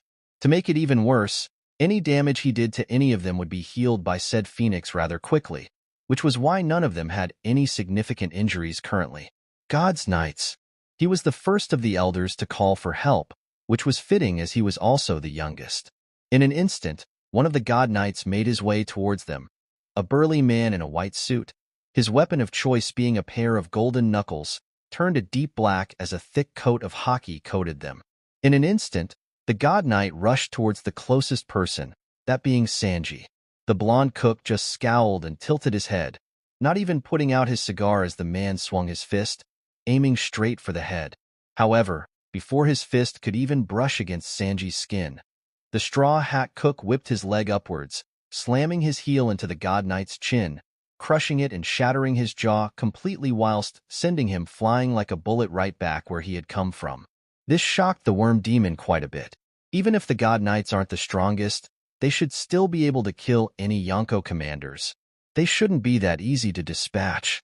But he didn't have time to think too much further about that, as Whitebeard sent another tremor flying through his body. Another God Knight rushed forward as well, but this time he didn't even get close enough to wind up a punch, as Brooke's figure walked past him and his head simply flew off to the side. Yo-ho-ho, I'll help the others and take care of these so-called God Knights, the skeleton musician cheerfully said whilst sheathing his cane sword and walking towards them. Sanji just nodded and turned his attention back to the elder. It was around that time that it was heard, broadcasted through the entire Holy Land, and likely a great part of the Red Line, the pained and agonizing screams of a tortured woman. Chapter 279. Straw Hats vs. God Knights, Legendary Opponents. The recording resounded throughout the Holy Land, as well as the Red Line surrounding it. In an instant, the pained cries of a woman filled the ears of everyone present.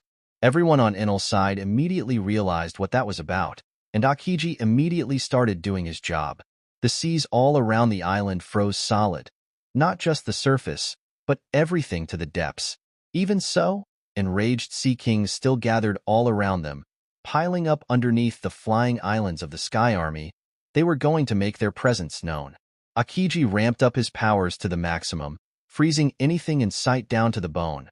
But the sheer number of sea kings was impossible for him to handle alone, and eventually, one of the Sky Islands was brought down.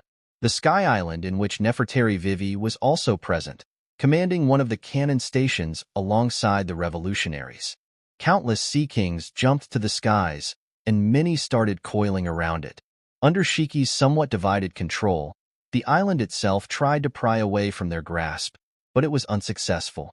The entire island would have surely been crushed, if not for the powerful roar of an ancient being resounding in the distance, distracting the sea kings from their plight. The figure of a gigantic elephant, with legs longer than most islands, appeared on the horizon. Zunesha, one of the remnants of a lost era. On his proud back he carried the mink race, but he wasn't alone. It took a few seconds for Aokiji's eyes to focus, but Zunesha was pulling along a gigantic boat as well. And on that boat were fishmen and merfolk?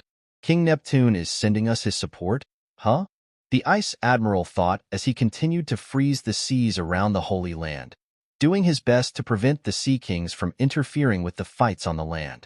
Thankfully for him, He wasn't going to have to do that for much longer, as a loud voice was broadcasted from among the merfolk. Please stop. The voice seemed meek, but it carried a mystical rhythm within it, immediately calming down all of the Sea Kings, who were now just confused. I am safe. So, please, stop. Her voice carried a lot more confidence this time, and the currents reverberated even further as all of the Sea Kings stopped in their tracks completely. Now that the real Poseidon made her presence known, the Sea Kings were able to discern the fake cries from earlier and managed to disregard them, returning to the depths. Crisis averted, huh? King Neptune looked at the surrounding seas with a calm gaze. Still, we better hope Enel and Luffy succeed. Otherwise, our race is bound to become extinct due to our involvement here. Back on land, Brook advanced towards the bunched-up god knights at a rather leisurely pace. He didn't let the cries bother him, having already been filled to the weapons that the world government possessed. It was someone else's job to deal with the fake Poseidon. The god knights were also focusing on him, having been alerted to his presence, especially after witnessing him cleanly decapitate one of their own with relative ease. But such a thing was not going to happen again, as they were now well aware of the danger he posed, and weren't going to be caught off guard. Still, all it took was for one of them to blink in order for Brook to appear by his side. This time, however, one of the god knights managed to react in time, raising his katana to meet with the cane sword of the skeletal musician. Ho! Operator Brook's skeletal features shifted for a moment, but he seemed otherwise unfazed. The one that he had initially attacked also made a move, taking out a pair of daggers and swiping them at his skeletal body. Brook took a floaty step backward and chuckled a bit at their efforts. I guess I was a bit brazen to take you all by myself. I'll have to take you seriously now. As soon as those words left his sharp teeth, the very atmosphere around him became colder, with the enemies in front of him experiencing the full brunt of it. But they were all masters of hockey, so they had no problem withstanding the deathly cold. Currently, there were only 7 of them still standing. The one Sanji took out was likely dead. His jaw turned into shrapnel that scrambled his brain, and the one Brook decapitated was most definitely dead. Who would have expected some rookie pirates to be this powerful? One of the remaining god knights muttered as he gripped his tree-pronged staff into his hand. Still, he's just one dead commoner. We'll take him out before running to assist St. Peter. The one wielding knives spoke this time, the gears in his head turning as he looked over the saint that had asked for their help in the first place. Out of everyone present, he likely had the most difficult time, which was granted mostly due to Whitebeard countering his very existence. You people are filled with flesh and desire, but these old bones may not be as alone as you think. The moment he said that, he pointed his cane sword to the ground and stabbed it, immediately freezing the area surrounding him and the god knights. In an instant, a burst could be heard as one of the knights was hit straight in the head by a strange pellet. It pierced the skin, then immediately tried to plant its roots into his brain. He managed to defend himself with haki fast enough to avoid dying thankfully, but he couldn't quite defend himself from the following shot, despite trying to. Bang, this time from a rifle. It rang out loudly and immediately pierced his skull, a bullet enhanced with haki. Close but no cigar. Seems this one goes on my roster, son. Bah, you just got lucky. My pellets are a lot stronger. The roots just needed some time to pierce the skull properly. 2 voices could be heard bickering in the distance, one younger than the other. One had curly brown hair, whilst the other had curly black hair. One had a rather flat nose, while the other had a long and pointed one. From afar, it was somewhat difficult to tell that they were related, but they were in fact father and son. Yasopp and Usopp, the 2 of them had finally reunited, and after the son had gotten over the abandonment, they got along like peas in a pod. One trait they had in common? They were both absurdly efficient and deadly snipers. Shit, St. Morg, St. Lip, go after the 2 of them. The god knights immediately mobilized, Morg and Lip bursting forth, walking on air as they rushed towards the father and son duo in the distance. Alas, they didn't make it that far. Monster Point. That was all they heard as their entire vision was overtaken by a gigantic humanoid reindeer demon. They barely managed to kick off of each other to avoid being squashed into the ground. But the sheer shockwave of that monster's palm smacking the ground sent shivers down their spines and sent them flying further. No fair. Get back here. What some would interpret as a childish voice normally, this time sounded like a demon's scowl to the God Knights. Don't tell me. That hat. One of the God Knights seemed to realize something about the beast. A spark of recognition appeared in the corner of his pupil as he turned and looked at the demon with a confused gaze. Cotton candy lover, Tony Chopper? Morg was the one to make that realization, having already studied all of the portraits of their enemies in detail in preparation for the war. What? That thing is supposed to be the cute pet of the Straw Hat group? Whatever. I'm killing it. St. Lip scowled when hearing that. He immediately pointed his spear towards Chopper's gigantic body. He immediately rushed forward, the point of his spear blackened in a healthy coat of hockey. A spark could be heard as it slightly poked into the demon's fur, and the saint smiled, aiming to pierce further into the beast's heart. Mean. Unfortunately for him, that was the last thing it heard, as his eyes barely managed to catch the movement of the two gigantic hands that clapped together to snuff out his existence. Just like that, St. Lip became a stain in Chopper's palms, which he wiped on the concrete with a disgusted scowl. "Monster," St. Morg said as he took a step back, only to receive a direct blow to the back of the head. "Strong right," a manly voice shouted out as he got clobbered over the head, sent tumbling to the ground and rolling away. He had defended himself with hockey, but it seemed that his opponent also had armament, which was concerning. The man who had just clobbered him over the head was none other than the bulky cyborg shipwright of the Straw Hat crew. Frankie. Shit, how have they all grown this much? Another of the God Knights cussed out as he rushed to aid St. Morg, whilst the others were stuck facing off against Brooke and defending from Yasopp and Usopp. In the war briefing, the Straw Hats were considered too inconsequential to be brought into discussion too many times, with only Luffy being mentioned, but he was considered only slightly stronger than an elder. But now it seemed that the entire crew was set out to prove them wrong, as even a single one of them seemed capable enough to injure an elder, and certainly capable enough to fight on par with the God Guards. Injuries to an elder were thankfully inconsequential, as they were able to heal themselves through their strange rituals and powerful devil fruits. But the second part was still concerning. St. Morg was still reeling when he turned around, happy to see that his comrades were coming to rescue him, only for his neck to get twisted in a fraction of a second. Dose fleur. Clutch. The perpetrator was none other than Nico Robin, who decided to change her modus operandi from snapping people's spines to just twisting their heads and trying to unscrew them from their bodies. With her mastery over hockey, it was rather easy for her to do that to a God Knight who was still recovering his scrambled brains after Frankie's powerful punch. Morg. Useless bastard. The God Knight that had been rushing to help him couldn't help but curse out, as he was now stuck in between enemies. He dodged numerous shots from Yasopp and Usopp, proving his skill. He also proved himself to be much faster than Chopper, avoiding the monstrous reindeer with a passion. Unfortunately for him, he failed to account for one former warlord going by the name of Jinbe, who came out of the ground in front of him to deliver one blow. 5,000 tile true punch, and one punch was all that he needed. The punch hit the knight in the torso, and immediately shredded his organs apart and sent him flying back to the rest of his peers, guts spewing out of his spinal cord. And just like that, 7 God Knights became 3, a pitiful outcome. The 3 of them, however, decided to take on a stance that put them in some sort of formation. It caused a strange magical circle to appear below them. Robin was the first one to try something, attempting to burst flowers out of her opponent's backs to kill them swiftly, but she realized that she could not use her devil fruit powers within that magical circle. Jim immediately advanced, winding up another punch towards them, only for the shockwave to be brushed off them, the circle seemingly forming a transparent bubble around them. "Oh, that is quite interesting," Brooke muttered as he also tried to pierce the bubble. His Haki-enhanced blade only managed to force some sparks out of the dome, but the tip of his blade didn't pierce through. Magic? We had no reports of anything like this.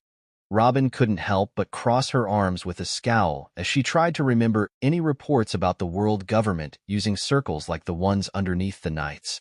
Nothing in recent memory stood out, unfortunately. Great.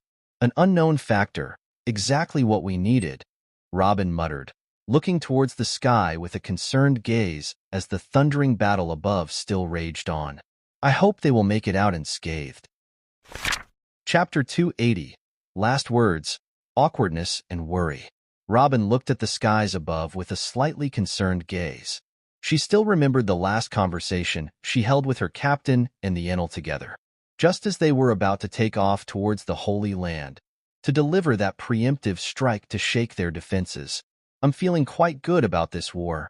Honestly, Luffy stretched slightly, his straw hat still firmly on his head, as he had vowed to give it back to Shanks only after the war.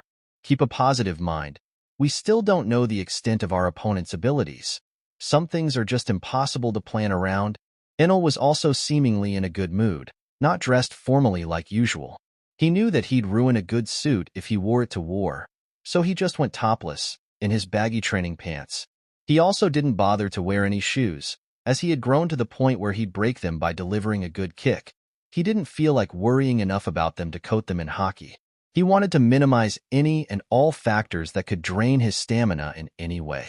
He had also gathered an overwhelming amount of metals to carry around, preparing to use it quite a bit in case his lightning proved ineffective.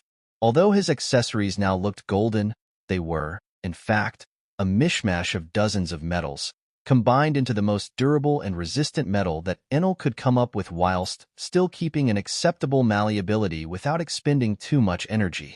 Luffy had also, in his own way, prepared for a long fight. His preparation mostly consisted of stuffing himself with enough food to feed a medium-sized army. He had really raided Shiki's cellar, stealing any and all meats and eating them overnight. The sun god also ate most rare meats that the golden lion had prepared for himself, much to his dismay. While the two of them got ready, Robin was among the people that walked up to them. Her interactions with Enel were few and far between even after she had been returned to her proper age by Bonnie. The Lightning Emperor was beyond busy, planning out the actual events of the war whilst scouting the Holy Land ahead of time using his wide-ranging radar. "Are you two ready?" was the only thing she managed to say as she looked at their wide backs. "As ready as we'll ever be." Enel looked back at her with a reassuring smile. "I think we'll whoop whatever's ass Shishishi." Luffy was a lot bolder. His now more advanced age did little to change his playful personality, but he did change quite a bit in other matters. He gave the two of them a look and smiled, giving Robin a wink. "I'll go ahead. Meet you there. Long ears." Luffy then vanished, turning into a blur as he skipped from cloud to cloud, each of them becoming a trampoline for him to enjoy in his heart's contest. After spending so long training, the Straw Hat could use his reality-bending abilities whilst in his regular state, although with quite a few limitations. But that was to be expected. After all, his rubbery body was also an effect of the sun god's power. Enel sighed as he looked at him leave. He turned to Robin, giving her an awkward smile. "Now then, I guess it's time to address the elephant in the room." The Emperor had already somewhat established that the two of them were in a relationship, but his coldness towards her as of late was not something he was proud of. It had a lot to do with the fact that she refused to allow him to look at her during their reunion on Raftel. He felt as if she didn't trust him enough to let him look at her, to see her face after such a long time. It felt somehow even worse when he realized that it had actually been decades for the Straw Hats. "Elephant? You mean that you've been too busy to give your girlfriend any private time the past few weeks?" The Straw Hat archaeologist gave Enel a cheeky smile as she spoke out. "I did have my hands full, but that's no excuse, not a good one anyway." The Sky King shook his head as he turned back around to look at the horizon. Robin also walked forward, standing by his side as she took in the view. The calm before the storm. "No, I understand. I was there for a few meetings, quite a lot of stuff to deal with there." Robin's voice sounded quite amused as she spoke, remembering the state of affairs in that meeting room. It really was like a cartoon at times. She did try to meet him in private a few times since then, but Enel was always busy. The war room was filled to the brim with strong characters. Really, Sometimes Enel felt like he was wrangling troubled children. If he was not present, then a fight was bound to break out, either between some of the pirates, Shiki mostly, Shanks playfully, Big Mom unironically, and some of the Marines, Garp, Akainu, Zephyr. Between the pirates and the pirates, they were an unruly bunch, no point in putting it any other way. It couldn't be helped. They were all powerful people from opposite walks of life, who would not even have been in the same room together if not for Enel, let alone fight on the same side in a giant war. Thankfully, the revolutionaries were quite chill. But even then, Dragon could never handle Garp's temper. It was like putting a coughing child up against a nuke. Even if Dragon could be argued to be stronger, he'd sooner kill himself than seriously raise his hand at his father, no matter how many fists of love he received over the head. So, the task of peacekeeping always fell on Enel's lap. Francisco did try to help sometimes, but only really made things worse due to his past. And now, they were here. At the last possible moment, they could speak before the war. Finally getting some alone time thanks to Luffy gaining some perspective in human relations over the years. Enough about that. Before I go, I'll just say one thing. Be safe. We will meet after the war. Enel smiled at her, his gaze turning warm for a moment. Safe? We are bound to dominate the battlefield, especially with the forces you worked so hard to gather. But the deciding factor will be the two of you. Whatever happens, just make sure that the two of you survive. Robin looked at Enel with a similar gaze, though hers held quite a bit of admiration and concern. Sensing her emotions, Enel couldn't help but chastise himself internally for a moment. He was a leader. He needed to exude more confidence. Internally, he was already certain of his win. He just was not quite as used to expressing that outwardly as Luffy did. We can't afford to just survive. We will win. Those were his parting words. After saying that, he bent down, planted a quick kiss on her lips, and finished in a flash of lightning, following Luffy's tracks. The exchange did give her quite a bit of confidence, but seeing the battle in the sky still made her shudder. It was hard for her to comprehend how the battle was actually going. It was too far out of their reach. But the ripped pieces of cloth she saw falling from the sky all seemed to belong to either Luffy or Enel. Then she saw something else fall. Something heavier. It fell with such momentum that it outright damaged the head of one of the elders, falling like a meteor into the ground. It was a long and pale, muscled arm, adorned with a golden gauntlet. She, much like everyone else, didn't know how to react at first. But one thing was for sure. Things were not going quite well up in the skies. Chapter 281. Bubble, Severance, and True Form. Zenith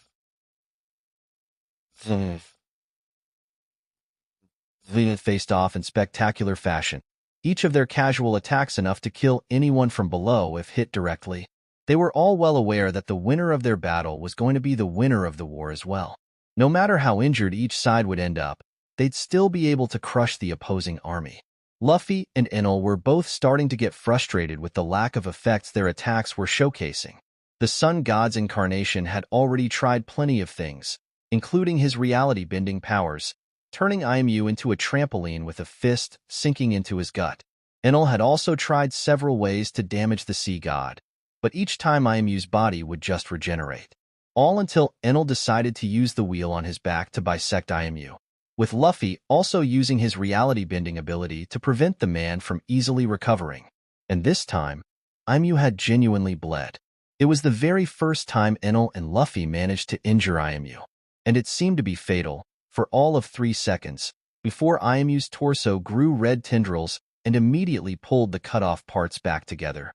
The two of you are growing more and more tiresome. IMU's voice this time sounded different, no longer fluid, just beastly.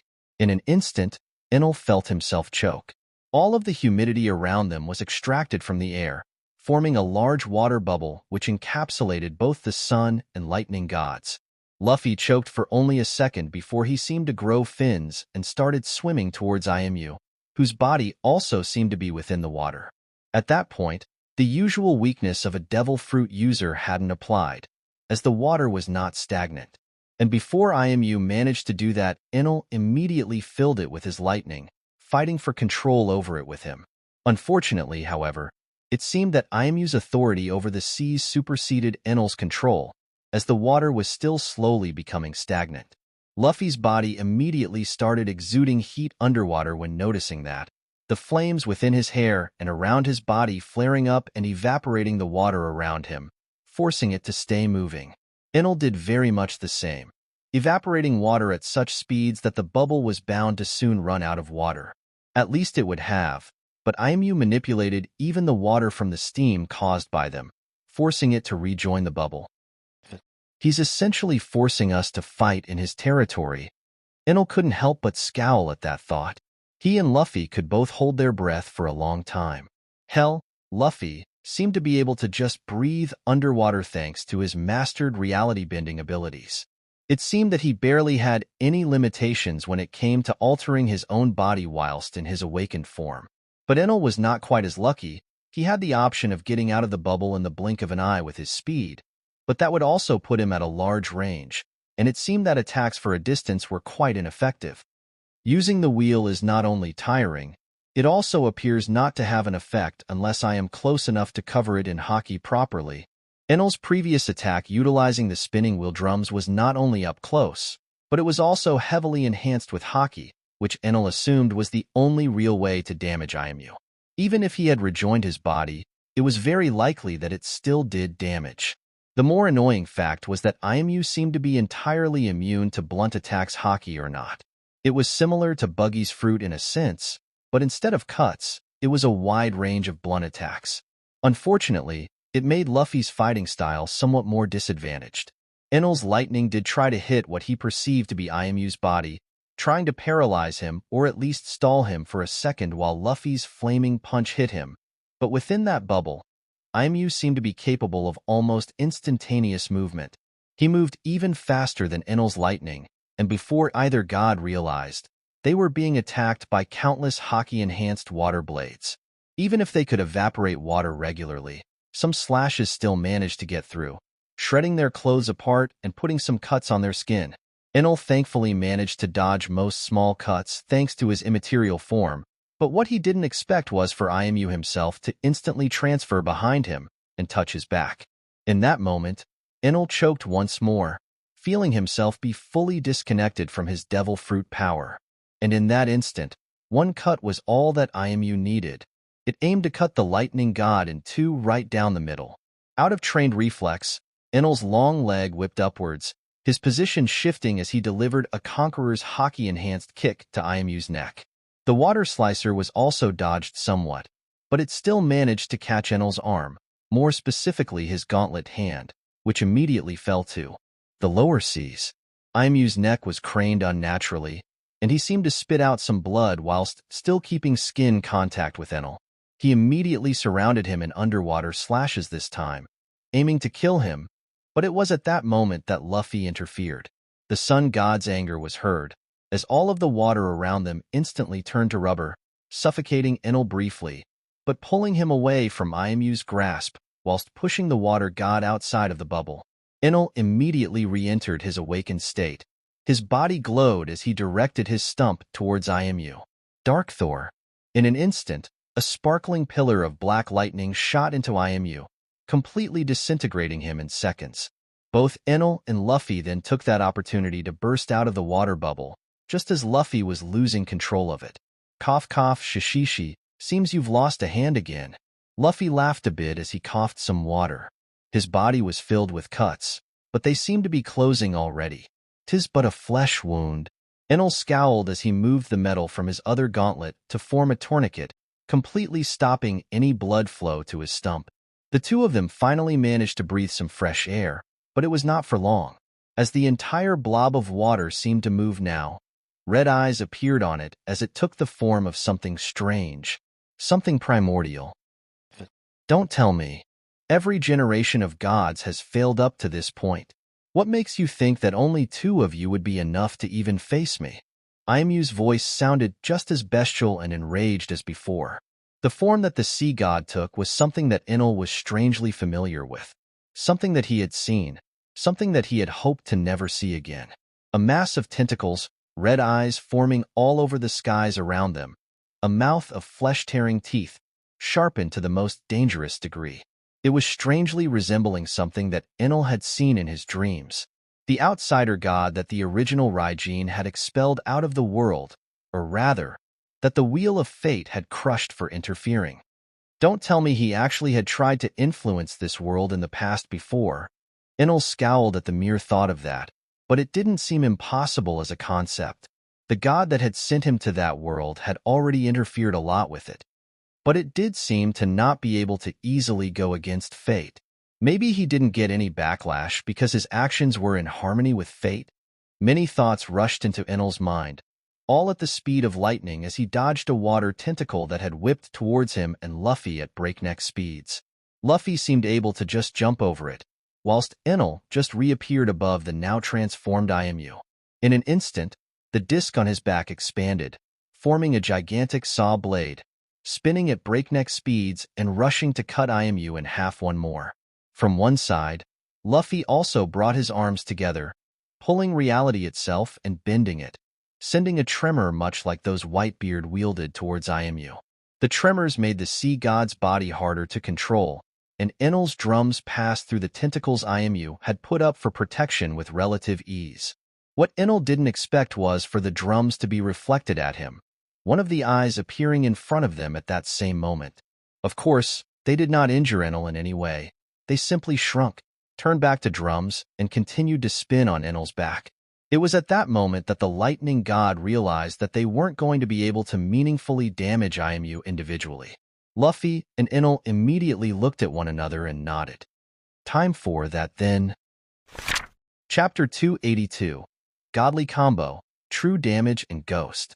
Luffy and Enel didn't quite have the most amount of time in the world to think about and develop any techniques that used both of their abilities fully in cooperation, but they both had a lot of ideas. Enel found that Luffy's mind had developed a keen sense for battle as he grew older. Even when young he could be argued to be a genius, but as he grew, he also gained more experience by the look of things. And the two of them had managed to come up with a few ideas and methods they could tackle to kill IMU once and for all. After all, knowing how the past fight against IMU had gone even in large gave them both quite a bit of perspective, and going into it they already had an inkling that just individual strength wouldn't be enough to kill the sea god. Let's do the first one, Enel muttered as he slowly gestured to the disc on his back, the 6 drums spinning tirelessly at speeds that the human eye could barely comprehend. Luffy simply nodded, giving a short laugh before stepping onto the air and jumping ever upward. In an instant, his form grew in its entirety, taking on the form of a giant. Enel also manipulated his drum disc, expanding it and throwing all of the drums upwards as they turned black. Immediately, 2 of the drums shifted in both shape and size, becoming thick and long sticks, which Luffy immediately grabbed, adding his haki to the mix in an instant. The other 4 took position in front of the sun god, immediately ceasing all movement and rotation. IMU was quick to notice those strange changes, but the moment he stretched some of his large tentacles to engulf both the drums and Luffy, they were all shot down by a few lighting pillars fired off by Enel's stump. "You're not interrupting us that easily." Enel smirked as Luffy also gave the transformed world government leader a wide smile, followed by a strange laugh. In an instant, he struck the sticks down onto the black and lightning drums, resonating his haki with Enel's, and allowing it to flow through the Thunder God's Devil Fruit powers. The moment the sticks struck the drums, the very space around them trembled, as a major discharge of unnatural force surged downward, directly onto IMU's transformed head. IMU's entire body seemed to turn to mush at that moment. The tentacles that were stretching skyward towards Luffy all dispersed. The many red eyes around the giant construct's body all started bleeding. But Luffy wasn't done. No, he continued drumming, with each beat, breaking more and more of IMU's gigantic body apart. And eventually, he gained a rhythm by doing what he knew best, following his heart. The drums of liberation, Shishishi, Luffy immediately named the attack appropriately. The very instruments he was using to sing that anthem were symbolic, as the drums resonated with Enel's thunderous heartbeat as well, creating a powerful symphony that dealt a blow directly to IMU's psyche. As the sound and vibrations traveled through the air like waves, Enel made sure to amplify them as much as he could, almost 1,000-fold. to further increase the damage they dealt. In doing so, he also created a song so loud that everyone on their side of the red line heard it, and those within the Holy Land specifically had to cover their ears to avoid their eardrums rupturing. Unbeknownst to Enel, who was focusing solely on IMU, that sound amplification was eventually the one to break the God Knights out of their protective bubble, causing the Straw Hat Pirates to quickly dispatch them. One's entire spine was twisted by Robin, one was decapitated by a singing skeleton, and the other was shot dead by one of Frankie's lasers at around the same time Yassip and Ben Beckman put a bullet in his head. The one to claim the contributions for that death was left up for debate. But the situation in the sky was even more so hard to discern. With IMU's body scattered and broken, Luffy, tired arms stopped as he blew out a lot of air and started shrinking with a tired expression on his face. The drums and sticks didn't fall, instead shifting and transforming back into a spinning disc, which landed right on Enel's back. Just as the two new gods were getting hopeful that the fight had finished, however, pieces of IMU's body started shifting, and they all switched to rushing in one place, reforming the sea god's body. More and more water was drawn from the atmosphere and air all around them. As the sea god became even bigger and more monstrous, it released an enraged roar, breaking the sound barrier in all directions as it sent both Luffy and Enel flying in different directions.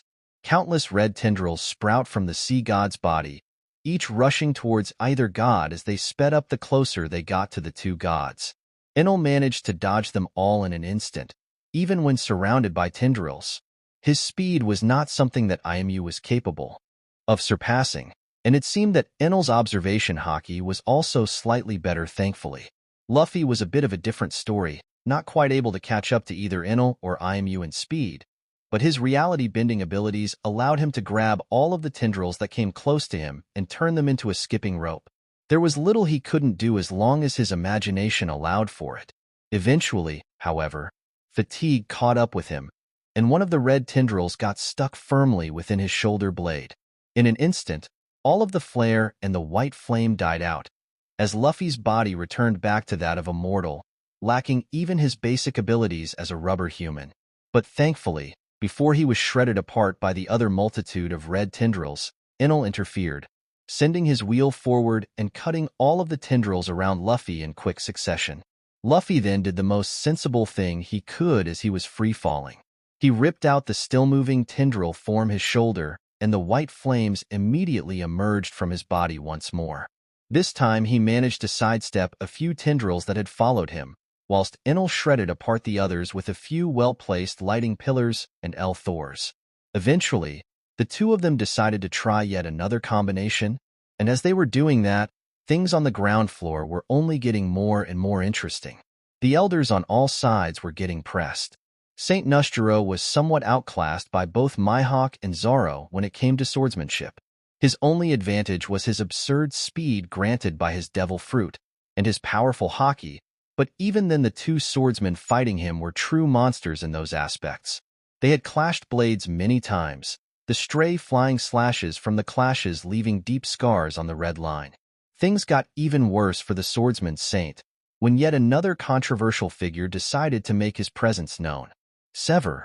And just like that, the Holy Land, as well as Saint Nostro, were both split in half down the middle. Missed me?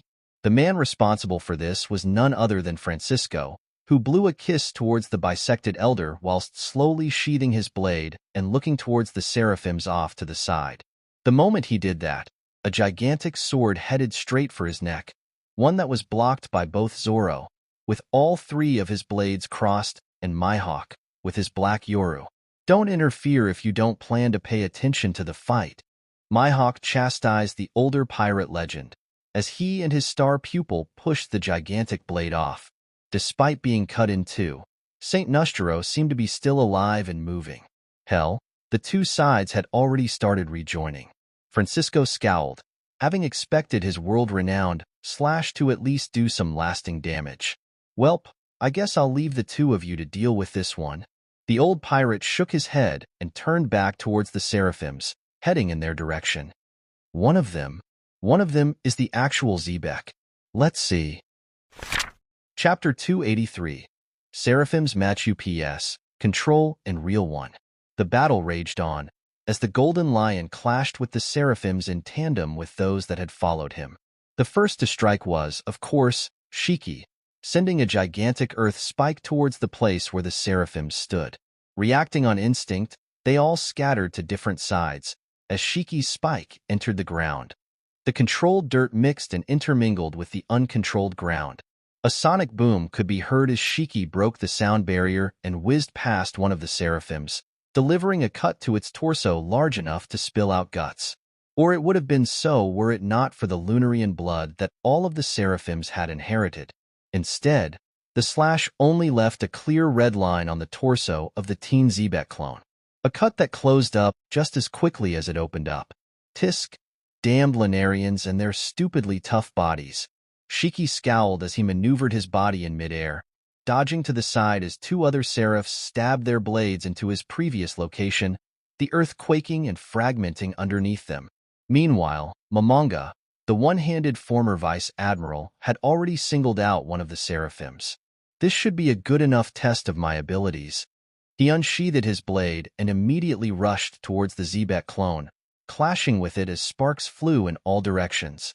In an instant, blue flames appeared on the clone's blade, but before it could do any harm, Momonga broke the clash, delivering a devastating kick to the neck and sending his opponent flying further away, before dashing towards it in hot pursuit. Oven had also crash-landed on the battlefield, his gigantic fist pressing down on one of the clones as the atmosphere around him heated up to sickening degrees. It was so hot that the blue flames which had emerged from the seraph he was suppressing didn't even leave a mark on him, as the ground around them bubbled and turned to magma. The clone seemed to be able to resist the heat too, and it would have attempted to slash at Oven's body had the sweet commander not grown a long blade out of his prosthetic knee and slashed at the seraph's arm. The slash didn't leave any marks, but it did manage to push the blade away. It was at that point that Oven scowled. His metallic hand immediately shifted to reveal a large cannon, which he pointed at the clone's chest at point-blank range. Boom! A resounding explosion was heard, as the seraph was turned into a ragdoll and thrown off, with slight burns all over its body. Oven's eyes glistened with glee as he dashed towards it once more. The other seraphs did attempt to work together, and one was attempting to reach and assist the one dealing with Momonga, but it was scooped off by a gigantic black mace which had appeared in front of it in an instant. The one that had stopped it was none other than Katakuri, teleported in by none other than Law, who was somewhat tasked with overseeing a lot of the battlefield. Buzz cut Machi. Thanks to the quick teleportation, Katakuri was able to easily land a killing blow in one fell swoop. Well, against any other opponent, it would have been a serious blow for sure, but the Seraphim were made to be annoyingly resilient. Thankfully, the gigantic arm-turned-dough mace was not only powerful, but it was also sticky. The dough ended up restraining the Zebec clone. The clone did try to use its fire instinctually to cook the dough and escape, but it didn't have enough time. Katakuri spun it around at breakneck speeds, disorienting it, before turning around and slingshotting it towards the uninhabited red line in the distance. Katakuri then turned towards Law, who was sitting in the distance, and nodded, before turning into a large donut and rolling towards his opponent. Wiper had also gone ahead and singled out one of the seraphs. His Conqueror's hockey-enhanced bone spear leaving deep marks into the seraph's imitation blade from the get-go. The seraph was still holding up well, however. A lot of Zebec's experiences and fighting style were passed on to all of the clones, as most of that information was withheld within DNA, having turned into base instincts. The clone was able to coat its imitation saber with hockey and blue flames, its black wings giving it a boost as it rushed towards Wiper, who just scoffed. Fancy tricks won't help you here. With a flash of Conqueror's hockey coating the hilt of his bone spear, Wiper batted away the saber and then pressed forward, thrusting the tip of his spear into the clone's torso. Although sharp and deadly, that spear thrust only managed to push the clone away and leave a cut on it. Still, seeing it bleed made Wiper smile. Of course this thing ain't nothing compared to that bastard. I've not once seen his blood, no matter how much we sparred. I'll make quick work of you, then move on to more pressing matters. Wiper scowled, before pointing his ornate cannon towards the recovering seraph and firing a large red cannonball. The explosion that ensued engulfed a rather large area, forcing the seraph to get blown away in a different direction as well. Having succeeded at separating the seraphims a bit, they each continued with their own battles individually. Shiki smiled as he blocked 2 sword strikes at the same time from the seraphims that were focused on him. He laughed, before pushing the both of them back towards the ground, where the earth itself seemed to swallow them, turning and twisting unnaturally, forming whirlpools of compressed dirt. Shiki gave the ground a cheeky smile, before 2 pillars of blue flame emerged from the hardened ground, the 2 seraphs escaping at the same time. Looking at the 2 teenage versions of his captain, he couldn't help but smile at them. Out of everyone present, he knew his captain's powers best, so he was not worried about facing 2 imitations. Hell, he would not have been worried about facing all of them either, though he would have had some issues due to their annoying durability. Still, seeing the young face of Zebec did rouse quite a few frustrating memories within Shiki. He mulled over those memories for a moment, before his smile vanished and his eyes narrowed, gaining a dangerous golden glint. The dead should just stay buried, Shiki whispered before the entire holy land of merry joys trembled. The elders that were still within it couldn't help but look towards him instinctually, all wanting to do something to stop what was about to happen. Allowing the battlefield to be in his control is not something we can afford, but they were each reminded that they didn't have the luxury of worrying about such things now, as their respective opponents made sure to make them regret breaking their attention away from the battle. Initially, Shiki was supposed to be one of their priorities during the war, as they knew the danger he posed. Unfortunately, they had no way of knowing just how large the force Enel had amassed was. If it were just numbers, then it would have been fine, but the amount of powerful people that they were now stuck facing was truly unexpected. At this rate, we need to do our best to hold out until Lord Imu finishes off those 2 pests, was the common train of thought among all of the elders. In an instant, all of the elders still within the Holy Land rushed out of it, with their opponents in hot pursuit. They couldn't prevent Shiki from controlling it, but they weren't about to continue their fights within his territory. In an instant, the entire Holy Land shifted, as parts of it broke off and took to the skies, including parts that the 2 seraphs Shiki fought were on. The 2 clones were pressed onto the dirt they had just stepped on, as they went upwards at breakneck speeds. Golden Lion's Dominion. The clones were immediately trapped within the gigantic hockey-enhanced sculpture of a lion's head, more specifically within the mouth of said dark lion. Flames quickly spewed out between the lion's teeth, as the 2 seraphs were doing their best to blow their way out of there, but Shiki wasn't letting them do as they pleased.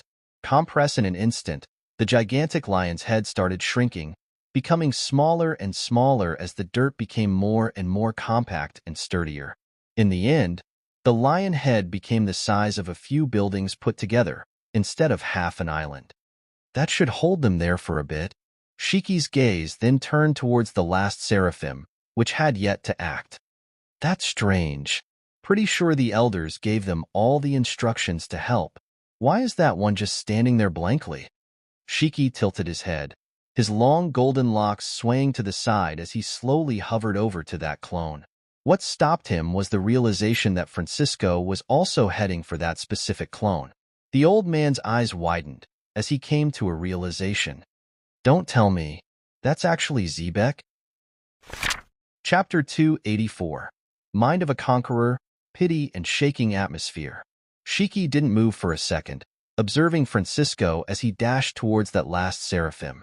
He seemed to want to go there himself, to face his former captain one last time.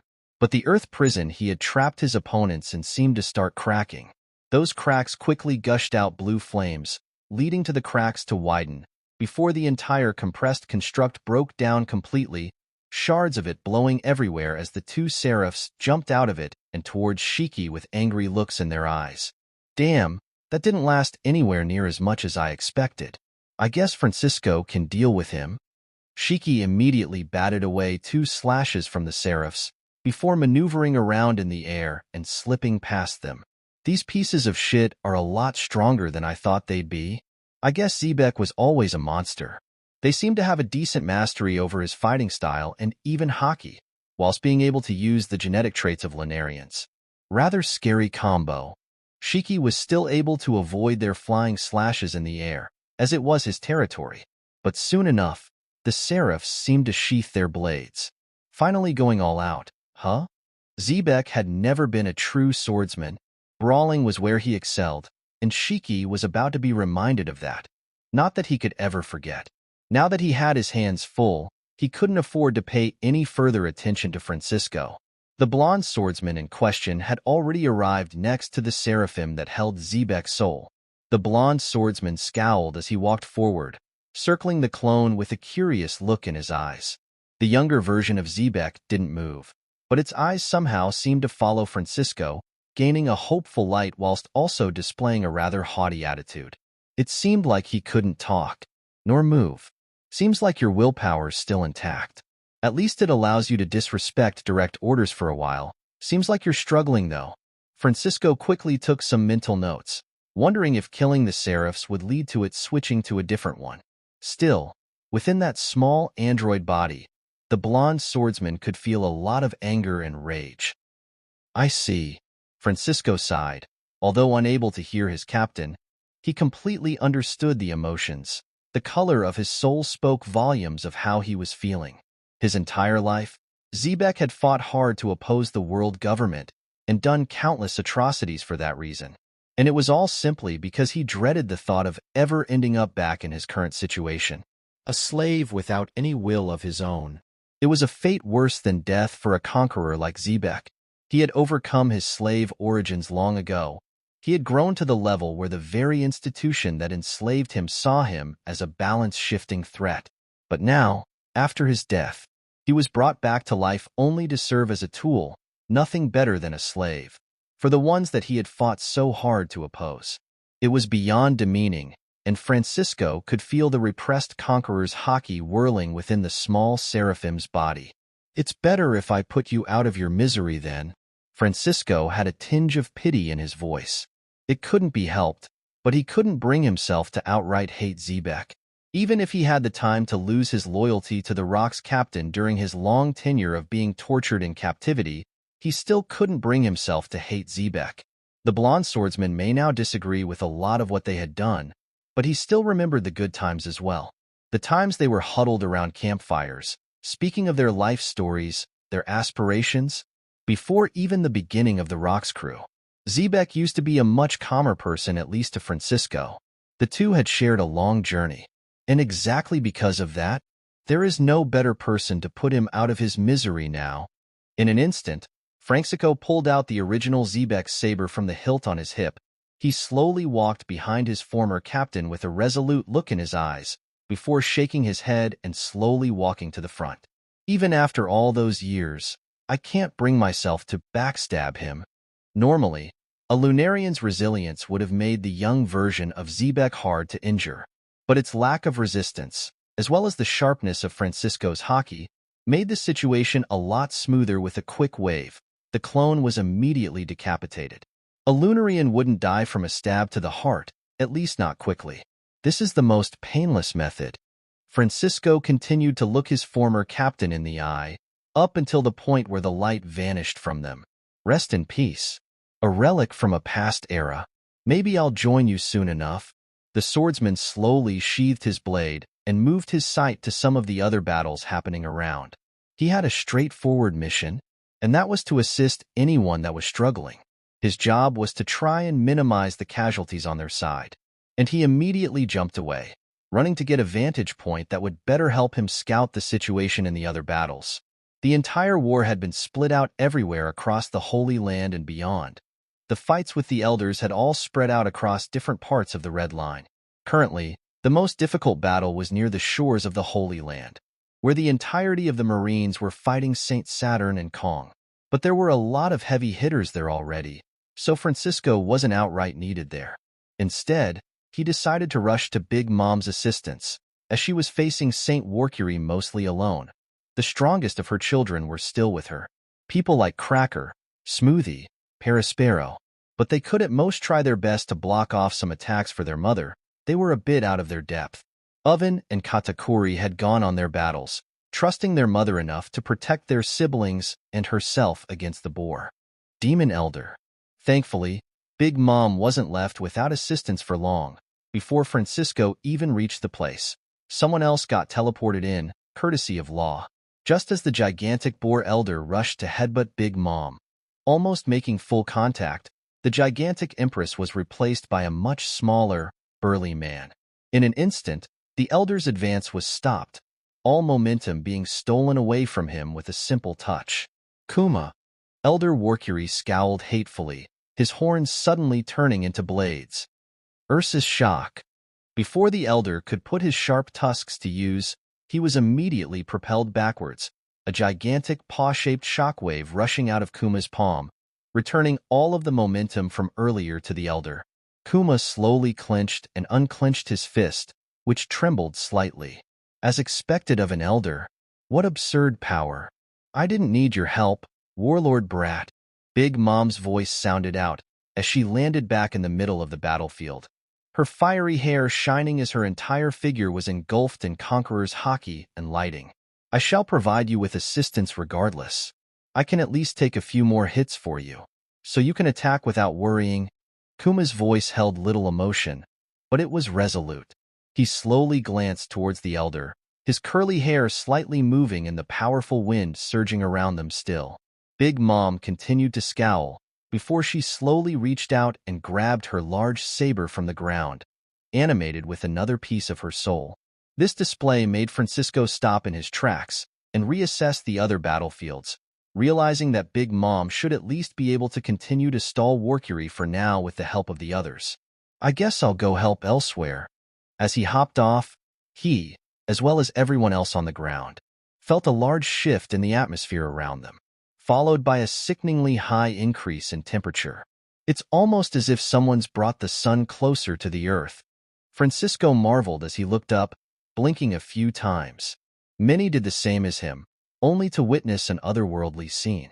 Two gigantic blackened hands, they had extended long out of the boundaries of their planet's atmosphere, towards the sun, and they had clearly grasped pieces of it. Pieces of it were then dragged down to their world. Shit. Things are getting serious up there. Chapter 285. Sun and Lightning, Damage and Fate. Minutes before the divine act witnessed by the people below, the gods were once again stuck in a sort of stalemate. Enel and Luffy were both sure to have done a lot of damage to IMU, but for some reason, it felt like they were still far from ending him. Enel had overcharged Luffy with lightning and allowed him to punch down into IMU's gigantic body with a gigantic fist of his own. Within that combination, they had also mixed in both of their Conqueror's haki, coating Luffy's fist in both of their wills. It worked like a charm, dispersing the water once more. But it still started gathering again. This time, Tendril rushed towards the two of them before IMU's body had even reformed, further frustrating the two young gods. Luffy, I think it's impossible for us to not damage the world at this rate. Enel scowled as the wheel on his back continued to turn endlessly. Truth be told, he was starting to become quite winded, the battle having stretched a lot more than they had expected. Luffy seemed to still have more gas in the tank per se, but he was also somewhat injured and slowly becoming worn down. But one thing was true for both gods. Neither of them had used their devil fruit's destructive capabilities to their fullest extent. It wasn't that they were going easy on IMU. They were still going all out and concentrating their powers on him. But they were making somewhat of an active effort not to do irreparable damage to the world itself. Such was the burden of those who wielded godly power in the name of good. But it was about time the two of them truly stopped caring for such things. If we continue like this, we'll just wear ourselves out. Time to use that part of my awakened state. Just before IMU's tentacles could reach Enel this time, he simply pointed one of his fingers towards them. In an instant, the very space around them started vibrating, overcharged with electromagnetic waves released by the lightning god. In an instant, the air itself sparked, and Raijin's incarnation immediately started controlling the atmosphere around him, just as Luffy's hand stretched out. In front of Enel's finger appeared a spark, a congealed blob of lightning forming and shaping into a ball of pure plasma. The water from the tentacles that were just now attacking the two gods immediately turned into ionized gas. Enel's concentration immediately spilt apart the hydrogen and oxygen molecules within it, splitting the gas in two whilst Luffy continued to reach his hands out into the vast sea of stars above them. Aimu didn't seem to be aware of what Enel was preparing, but he seemed to be keen on wanting to stop Luffy. But his tentacles couldn't get anywhere close to Luffy with Enel right by his side. Even the red light that his many eyes tried to fire towards the two gods was useless, reflected by the wheel on Enel's back almost as if on instinct. Luffy grunted, his long, outstretched hands finally reaching their target, the sun. In an instant, he pulled, his reality-bending abilities leading to him being able to tear two chunks out of the otherwise unbreakable sun. The rubbery chunks were immediately getting pulled closer and closer to the earth, something that just about everyone had noticed. But what had gone unnoticed was Enel's more subtle move. With a final, dramatic gesture, the small blob of pure plasma at the top of his finger flew off, directly into the concentrated pockets of hydrogen and oxygen that Enel had meticulously created. By the time a spark appeared, it was already too late for Aimu to do anything. The resulting explosion was beyond deafening. A flash of white-hot energy rippled through Aimu's body in a series of explosive chain reactions. And from those small sparks, the full effect took place, the explosion expanding greatly, leading to Enel pulling Luffy aside and fleeing as his move continued to expand more and more, almost reaching the ground many kilometers below. The pieces of sun that Luffy had dragged down were also slingshot into the mix, adding more plasma to what was now likely the largest hydrogen bomb known to mankind. The mix of elements formed something that could only be called a true miniature sun. The heat radiating off of it gave burns to many of the people below, and many of Enel's islands had to pull back due to it as well. But the heat was not even the worst of it. The shockwave that stretched out after the sun had reached its full size was felt throughout the world, and everyone within the Holy Land was pushed further apart. The islands that Enel's army had arrived on were all pushed away and further into the sea. Indeed, Enel had turned Aimu's entire gigantic body into a hydrogen bomb.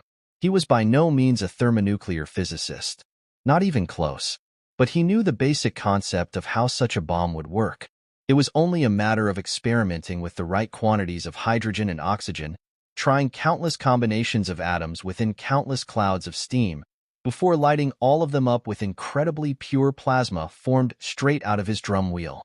He had performed all of that in seconds, all of those calculations and considerations. It was all thanks to his obscenely enhanced mind and observation hockey. His perception had slowed down time itself for him to be able to accomplish such a divine feat, but it left him with a big headache nonetheless. God, I've always hated chemistry, Enel muttered whilst holding his forehead, veins currently popping out on it visibly. Sure, I know, right? Almost as bad as math. Regardless, that was sure to cook him a bit, right? Luffy smiled, before gazing down at his burnt hands, before clenching them tightly. I think we turned him into soup properly. What I don't know is if he had any tricks up his sleeve that would help him survive such a thing.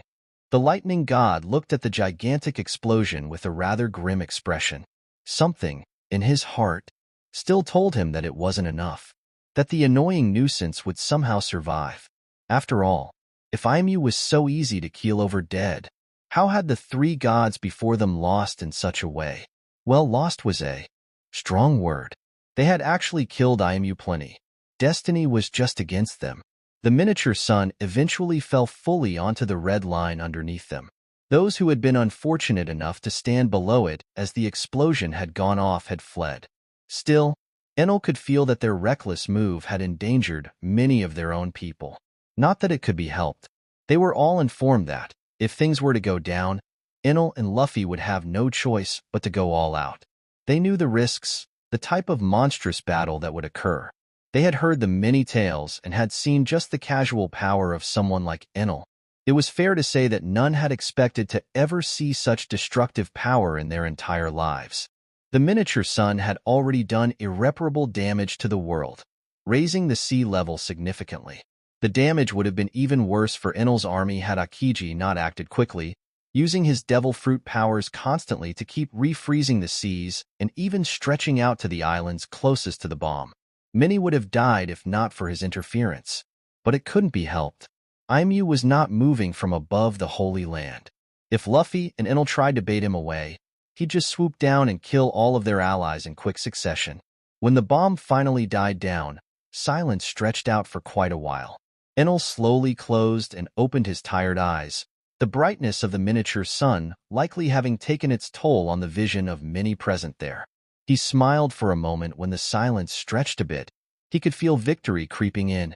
But just as he was about to look at Luffy and celebrate, the feeling was instantly squashed as his senses picked something else up. From the steam created by the constantly freezing and boiling seas, clouds formed. A lot of them. And those clouds seemed to immediately condense, forming the silhouette of an incomplete person. At that moment, Enel finally understood the frustration of his predecessor. Is fate stacked against us as well? Chapter 286, Pacifistas, Morale and Magical Circle. POV narration. As Enel pondered their increasingly bleak-looking chances, the situation below was not getting any better. The miniature sun that Luffy and Enel had formed did little to help them. In fact, it caused a lot of trouble. Dragon was injured heavily, and he was now having issues fighting against St. Mars. The gigantic bird demon was taking full advantage of the burns now littering his opponent's body. Unfortunately for the elder, Francisco was quick to notice the discrepancy. Before he could sink his claws into Dragon's back, a flying slash severed both of his legs, as well as the melted mountains standing behind him. The pressure sent magma flying everywhere as well. Don't get too cocky, stupid bird. Francisco dashed in, his blade already clashing with the elder's sharp beak. The winds immediately flurried, as Dragon regained his senses and sent countless flying slashes towards the saint. In an instant, the situation had turned around completely once again. But he wasn't the only one having trouble with his opponents. Virtually all of the elders were being pressed heavily. Saint Saturn was being consistently pounded to the depths of the frozen seas by Sengoku and Garp. But they weren't alone. Anytime he was close to touching either of them, his entire body would be showered up in magma. Not like he could do much against Akainu either, as the latter possessed one of the most annoying devil fruits to deal with, coupled with rather good observation haki. Every time he concentrated on Akainu enough to pierce his body, the Magma Fleet Admiral would just morph his body around his hit. He would then suffer greatly for taking his attention away from Garp and Sengoku. Sometimes, he would also get pelted by explosive cannonballs from the distance. They didn't do much damage to him, but they were an annoying distraction. Old Kong, in his Yeti form, was also being heavily suppressed by Zephyr, Fujitora, and Kizaru. There were also other wildcards and sniper fire that they had to deal with from skilled Marines, pirates, and revolutionaries. In short, they were heavily outnumbered. At least until their equalizer came in, thousands upon thousands of pacifists finally rushed out of the center of the Holy Land, where the laboratory of the overworked Vegapunk satellite was currently located. The pacifistas were all fitted with top-of-the-line equipment, and they all rushed towards the islands, instructed to completely avoid and skid past the currently ongoing fights between the heavy hitters present. Unfortunately for them, it was rather hard to avoid a certain icy heavy hitter. Akiji just so happened to be in their way. Despite being tired from using Ice Age constantly in very quick succession to avoid dying, he still managed to take on around 100 of them, whilst the others, still around 1,000, were able to rush past him as he was dealing with the lasers of those he had held up. He tried to freeze their legs and keep them in place, but he was simply too winded to keep that up for too long. Don't worry, Akiji. We'll take on this front while you rest a bit. Thankfully, he wasn't alone, as a sniper shot immediately dismantled one of the pacifistas that was trying to shoot another laser at the Icy Admiral. The voice was that of Tokicake, but he wasn't alone. Gion also jumped in, her blade slicing through several pacifistas in quick succession as she danced around the battlefield. They were also joined by regular Marines, revolutionaries, and pirates, all rushing in with smiles on their faces, eager for battle. Despite the lasers that rushed past them injuring and killing many from their ranks, their spirits were unshakable. How could their morale ever be low? after witnessing the leaders of their grand army display their overwhelming powers in such a way. Countless people, from all walks of life, now found themselves walking together, facing foes that could easily kill them individually. But they did so with smiles on their faces. The pacifistas were completely overwhelmed, as tens of thousands descended upon them like hungry wolves. Anyone who wasn't stuck on cannon duty essentially jumped into the fray. Buggy stumbled about, his shrieking sounding like a battle cry to his crew, who followed him into battle fiercely. Crocodile also acted, his sand spreading out through the battlefield, in a bid to control it completely. Sand spikes and spears rose from the ground constantly, maiming any enemy they hit. Crocodile was a lot stronger than those around him, that was clear enough. But his task during the war was similar to that of Akiji, and that was to defend the islands and contribute to the defeat of the world government's army. It was the same for Gion, Tokakake, and many others. It may have felt like they were sidelined in a sense, but their task was very important. The cannon bombardment of the islands was doing wonders to suppress a lot of the elders and had already killed off the majority of the world government's forces aside from their heavy hitters.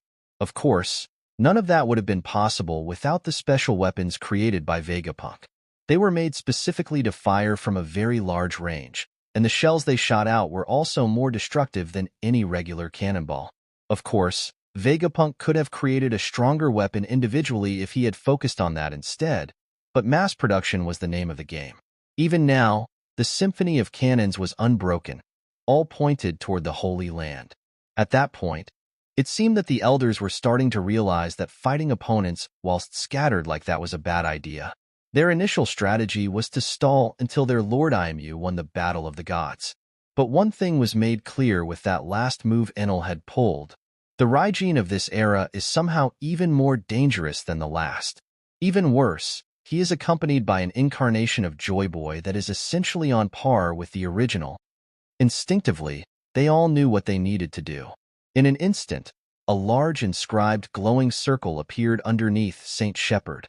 The gigantic worm demon had pulled the furthest away from the other battlefields whilst facing Whitebeard, Sanji, and Marco.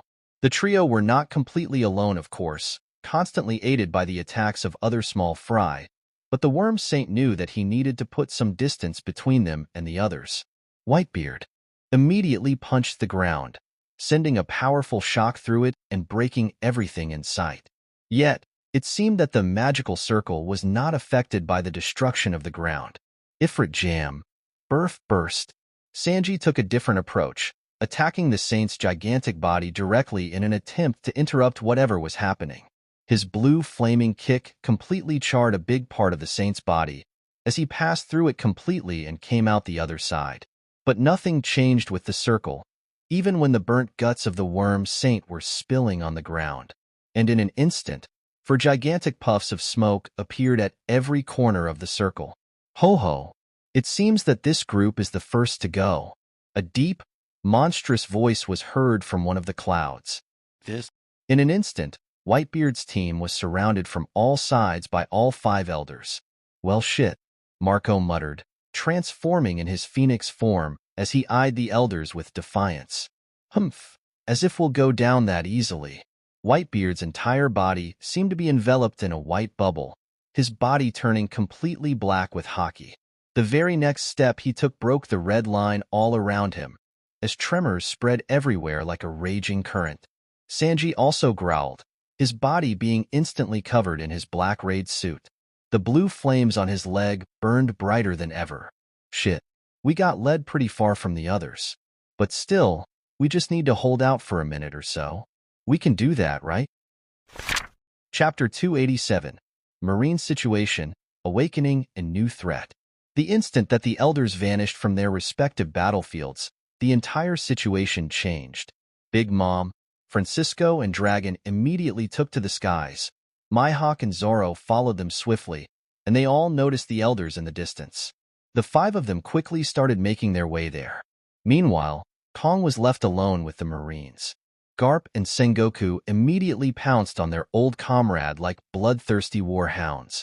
A powerful galaxy impact and a bone-cracking palm shockwave crumpled the Yeti fruit user in seconds, forcing him to kneel on one knee, with both of his arms broken. Both of his legs were also immediately swallowed up by magma, and his back was riddled with burns from the constant bombardment of Kizaru's light beams. He tried to get up regardless of all of that, but the very air around him became heavier as Fujitora suppressed him, forcing his already weakened body further into the ground. Kong was sure he would die that very moment when Zephyr appeared in front of him with his fist cocked back. He closed his eyes, only for that last punch to never come. When opening his eyes, his entire vision was covered by greenery and wood, branches, grasping at every single enemy on the battlefield all at once. I don't understand what is happening, but I won't allow you all to hurt Mr. Kong any further. A voice sounded out as a gigantic tree sprouted from the ground and the figure of a man stepped out. His entire body seemed to be made out of wood, with his hair made out of leaves. Akainu and Senku immediately recognized him.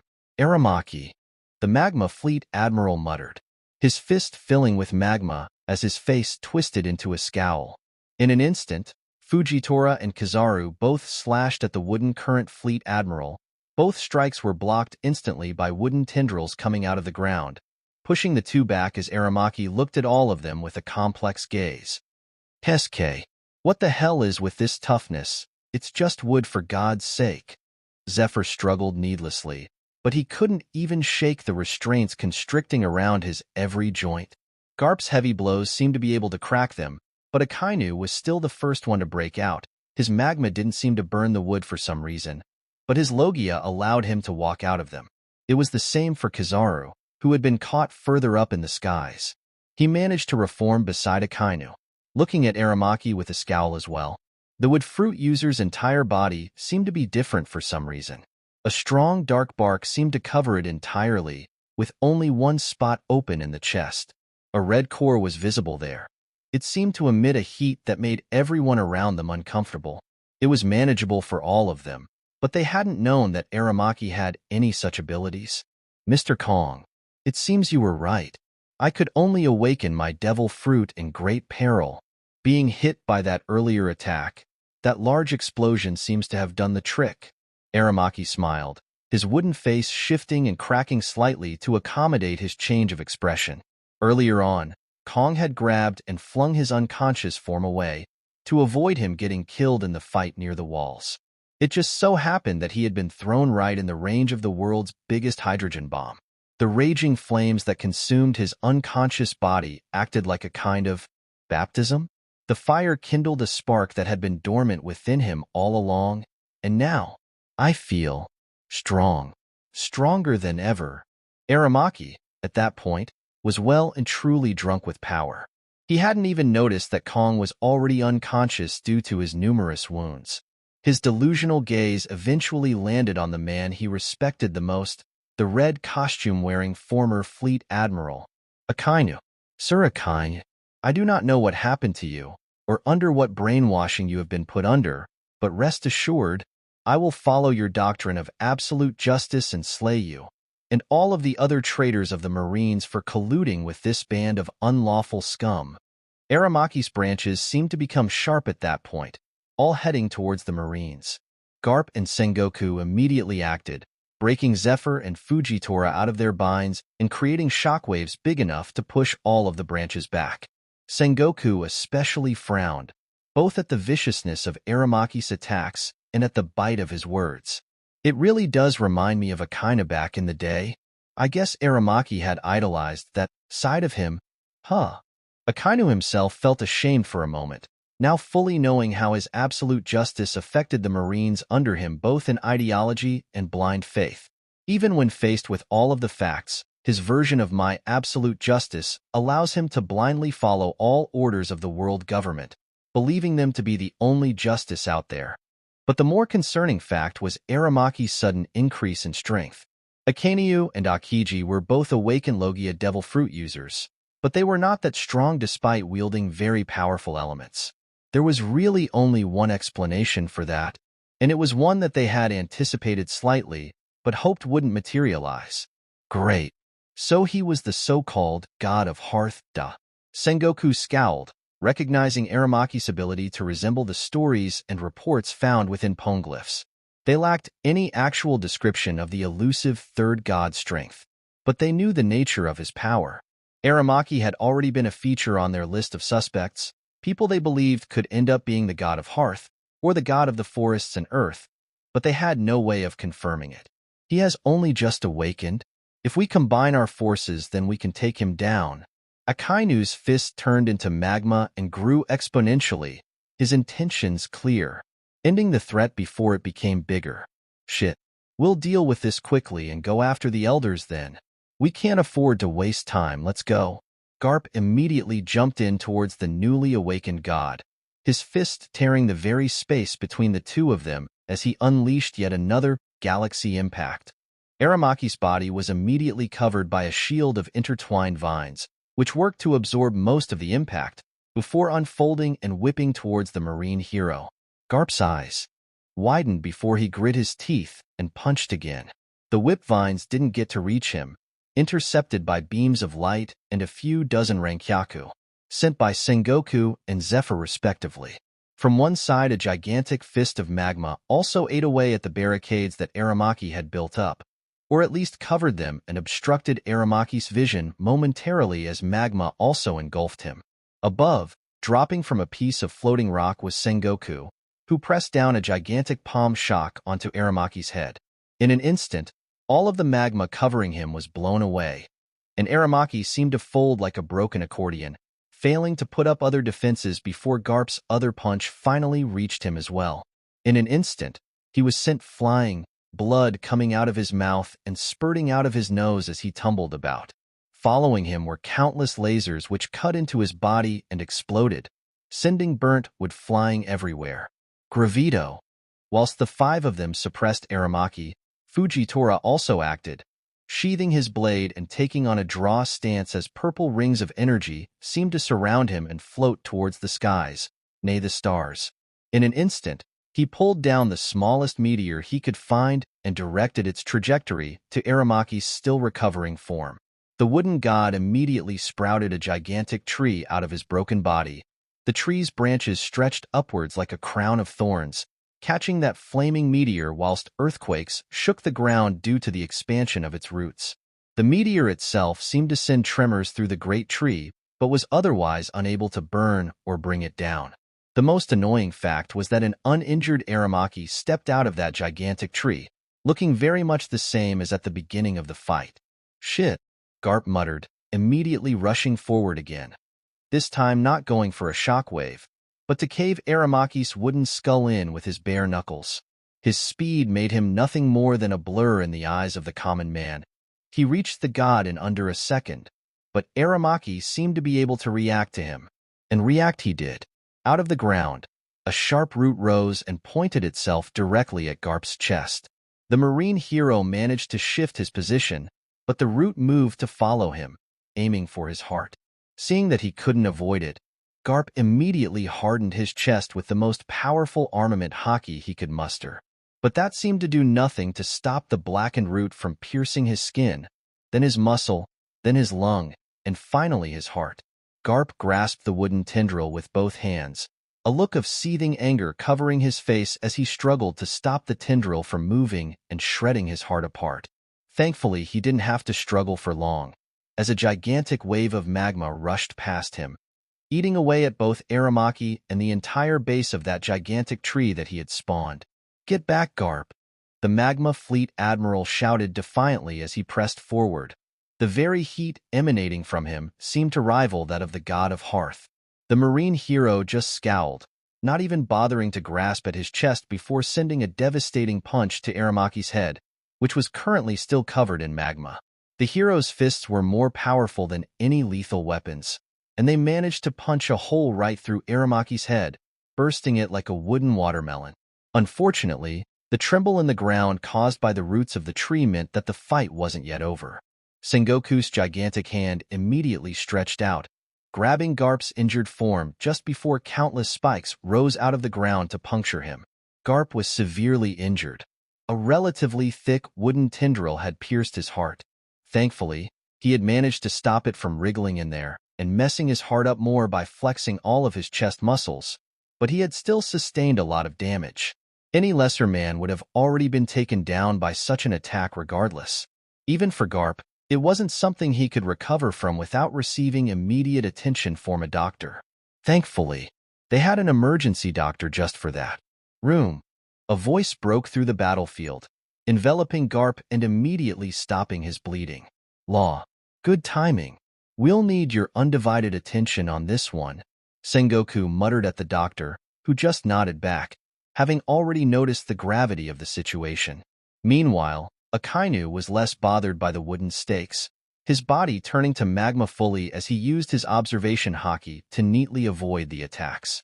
His magma continued to try and eat away at the gigantic tree, but he could tell, I am not able to burn his wood efficiently. He was able to char it, that much was true, but the tree itself seemed to be regenerating much faster than Akainu could burn it down. So, without much choice, he had to take a step back, jumping backwards towards his allies whilst Kazara's lasers covered his retreat neatly. The tree seemed to shake off the magma, and again, out of the bark of the tree formed Aramaki, just as unscathed as before, but looking more enlightened. Something tells me this is going to be much harder than fighting the elders, Garp muttered, currently holding onto his bloody shirt, whilst Law stitched closed his wound with the help of his devil fruit. Chapter 288. Tremors, Flames, and Passing.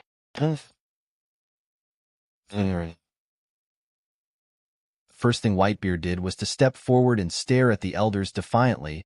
The bubble of tremor that covered his body shook and quaked the ground all around him consistently. This was a feat that he hadn't been able to perform during his older years due to the starting it put on the body and heart. It was likely a huge reason for his aggravated sickness in what was supposed to be his last years. True Tremor Body, it was a simple name, but it was essentially Whitebeard using his entire body as a conduit, constantly releasing the full potential of his tremor fruit all around him. In the past, even Roger had lost to that move sometimes. It was extremely deadly to even allies nearby. Unfortunately, he had no time to worry about his allies. Protecting Marco was one of his greatest priorities, sure, but he couldn't do so without going all out. Marco, flee for now. I'll stop them here. Whitebeard immediately dashed forward like a demon, and he was immediately intercepted by Saint Warcury, who charged towards him at full speed as well. The Tremor Pirate lashed out with a punch, meeting the Elder's tough skull with a grim look on his face. He could feel his knuckles breaking against the Elder's head, but he could also feel the Elder's skull splitting and his brains turning to mush. The Boar Demon was sent flying backwards, but Whitebeard was given no time to recover. A shadow sped past him and immediately slashed at his side, spilling blood everywhere as the half-transformed figure of Saint Nushjuro rushed past him. The Elder's long blade was already stained with Whitebeard's blood, and he raised his hoofs, aiming to kick the legendary pirate's head and kill him in the same move. Unfortunately, the sword-wielding Elder didn't even manage to revel in that first hit properly before he received what was likely the most powerful kick he had ever felt, straight to the neck. Collier. The kick was delivered by none other than Sanji, ironically the Vinsmoke's greatest biological weapon ever invented. The Saint's neck was bent unnaturally against the powerful hockey-enhanced leg. The Elder could feel the bones in his neck cracking as he was sent flying, and Sanji immediately followed after him, giving Whitebeard a concerned look before rushing forward. Saint Mars, the gigantic bird demon, tried to swoop down on Whitebeard and Sanji, but he was intercepted by the much smaller figure of a blue phoenix. Marco, I told you to run, Whitebeard shouted as he punched away the spider-like leg of one of the elders, whilst getting swiped by the gigantic worm body of another.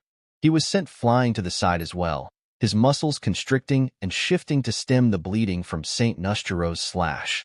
I won't let you fight alone, Pop, Marco shouted whilst doing his best to struggle against Saint Mars's powerful talons. The Blue Phoenix was far outmatched. Unlike Sanji, he couldn't fight against an elder alone. He was far weaker. But he was pulling through with sheer stubbornness and willpower, wanting to at least try to take some of the burden off of his father's back. Sanji had the same thought. He was also not enough to hold back an elder alone. He had gotten a lot stronger during his time on Raftel, but he was at best at the level of an old big mom, one without any devil fruit at that. Nusjiro's blade had already left a lot of gashes and cuts on his body. Meanwhile, his kicks only really did enough damage to push back the sword-wielding Saint a few times. You seem proud of your legs. I will make sure to at least take them from you. The horse demon elder shouted, showcasing his bloodlust as he immediately became more aggressive. Sanji immediately scowled underneath his mask, but he struggled to match the elder's intensity. Marco was not doing any better, having already gained a few injuries, but he could still heal himself thanks to his devil fruit powers. Whitebeard unfortunately also didn't have the time to worry about his son now. He was faced with two elders, both able to move faster than him, and both able to regenerate from attacks. Saint Warcury also got up from the ground, shook his head and looked at the legendary pirate with a mad gaze. His tusks immediately turned into blades as he joined back into the fray. Shit, this may just be it. Whitebeard could feel it. The end of his life was approaching. He was not mad, not at all. He was prepared to give his life to help Enel's cause. From the beginning, he was only alive and had managed to spend more time with his family thanks to Enel. The tremor human didn't stop fighting, however. Not for 1 second did he flee, nor did he turn his back to his enemies. Even when surrounded, he dealt blow after blow to the elders. His body was filled with injuries and holes, cuts and bruises, but he kept fighting. A pool of blood accumulated on the broken ground underneath him as he growled and continued to struggle like a ferocious animal. But what broke him the most was certainly seeing Marco, his first son, now a broken figure crashing into the ground right in front of him. He had also fought bravely, but he had eventually been skewered by one of the bird saint's sharp talons. At that moment, Whitebeard gained a moment of clarity amid the chaos. The three elders fighting him hadn't stopped. Their strikes still hit the Emperor's body, but he didn't seem to register them. Instead, he looked at the sky, and in an instant, his expression, which should have been one of a dying man, turned into that of primordial rage. The elders around him all couldn't help but take a step back, as the tremors around Whitebeard became even stronger for that moment. No, his very willpower seemed to have become stronger, every aspect of it enhanced by a great desire to kill the one who had murdered his son. And in an instant, the Emperor was skybound. Jumping above St. Mars, his Naginata held in both hands as he released a guttural scream. St. Mars was too taken aback by the dying man's sudden increase in speed. He didn't manage to react in time, but he felt it. Before the blade of Whitebeard's Murakamajiri even pierced his skin, all of the bones within his body shattered, turning to dust from the sheer strength of the condensed tremors within the Emperor's blade. In an instant, St. Mars was split in two, right down the middle. But not just that, as the arc of the slash finished, the massive hockey-enhanced tremors coursed through the saint's body fully. And it was at that moment he realized there was no healing from that. The other saints realized it as well, all being stunned into silence by the sight in front of them. Whitebeard hadn't delivered a regular shock at all. Rather, every single particle in St. Mars's body, every cell, was completely shattered by an attack containing so much willpower that it was absurd. The only thing that St. Mars felt during his last moments were pain and fear. The expression of the dying Whitebeard would forever haunt him even in the afterlife. Before even reaching the ground, Whitebeard felt his strength leave his body as he watched the remains of the bird saint disintegrate before his eyes. His body was in a free fall, and he was fully expecting to land on Saint Saturn's spiked leg, which was already raised upwards, aiming to skewer him directly. He seems to be spent already, but it's better to finish him off quickly. The elders didn't seem too broken up by losing one of their own, just shocked at Whitebeard's strength more than anything. Whitebeard could sense that.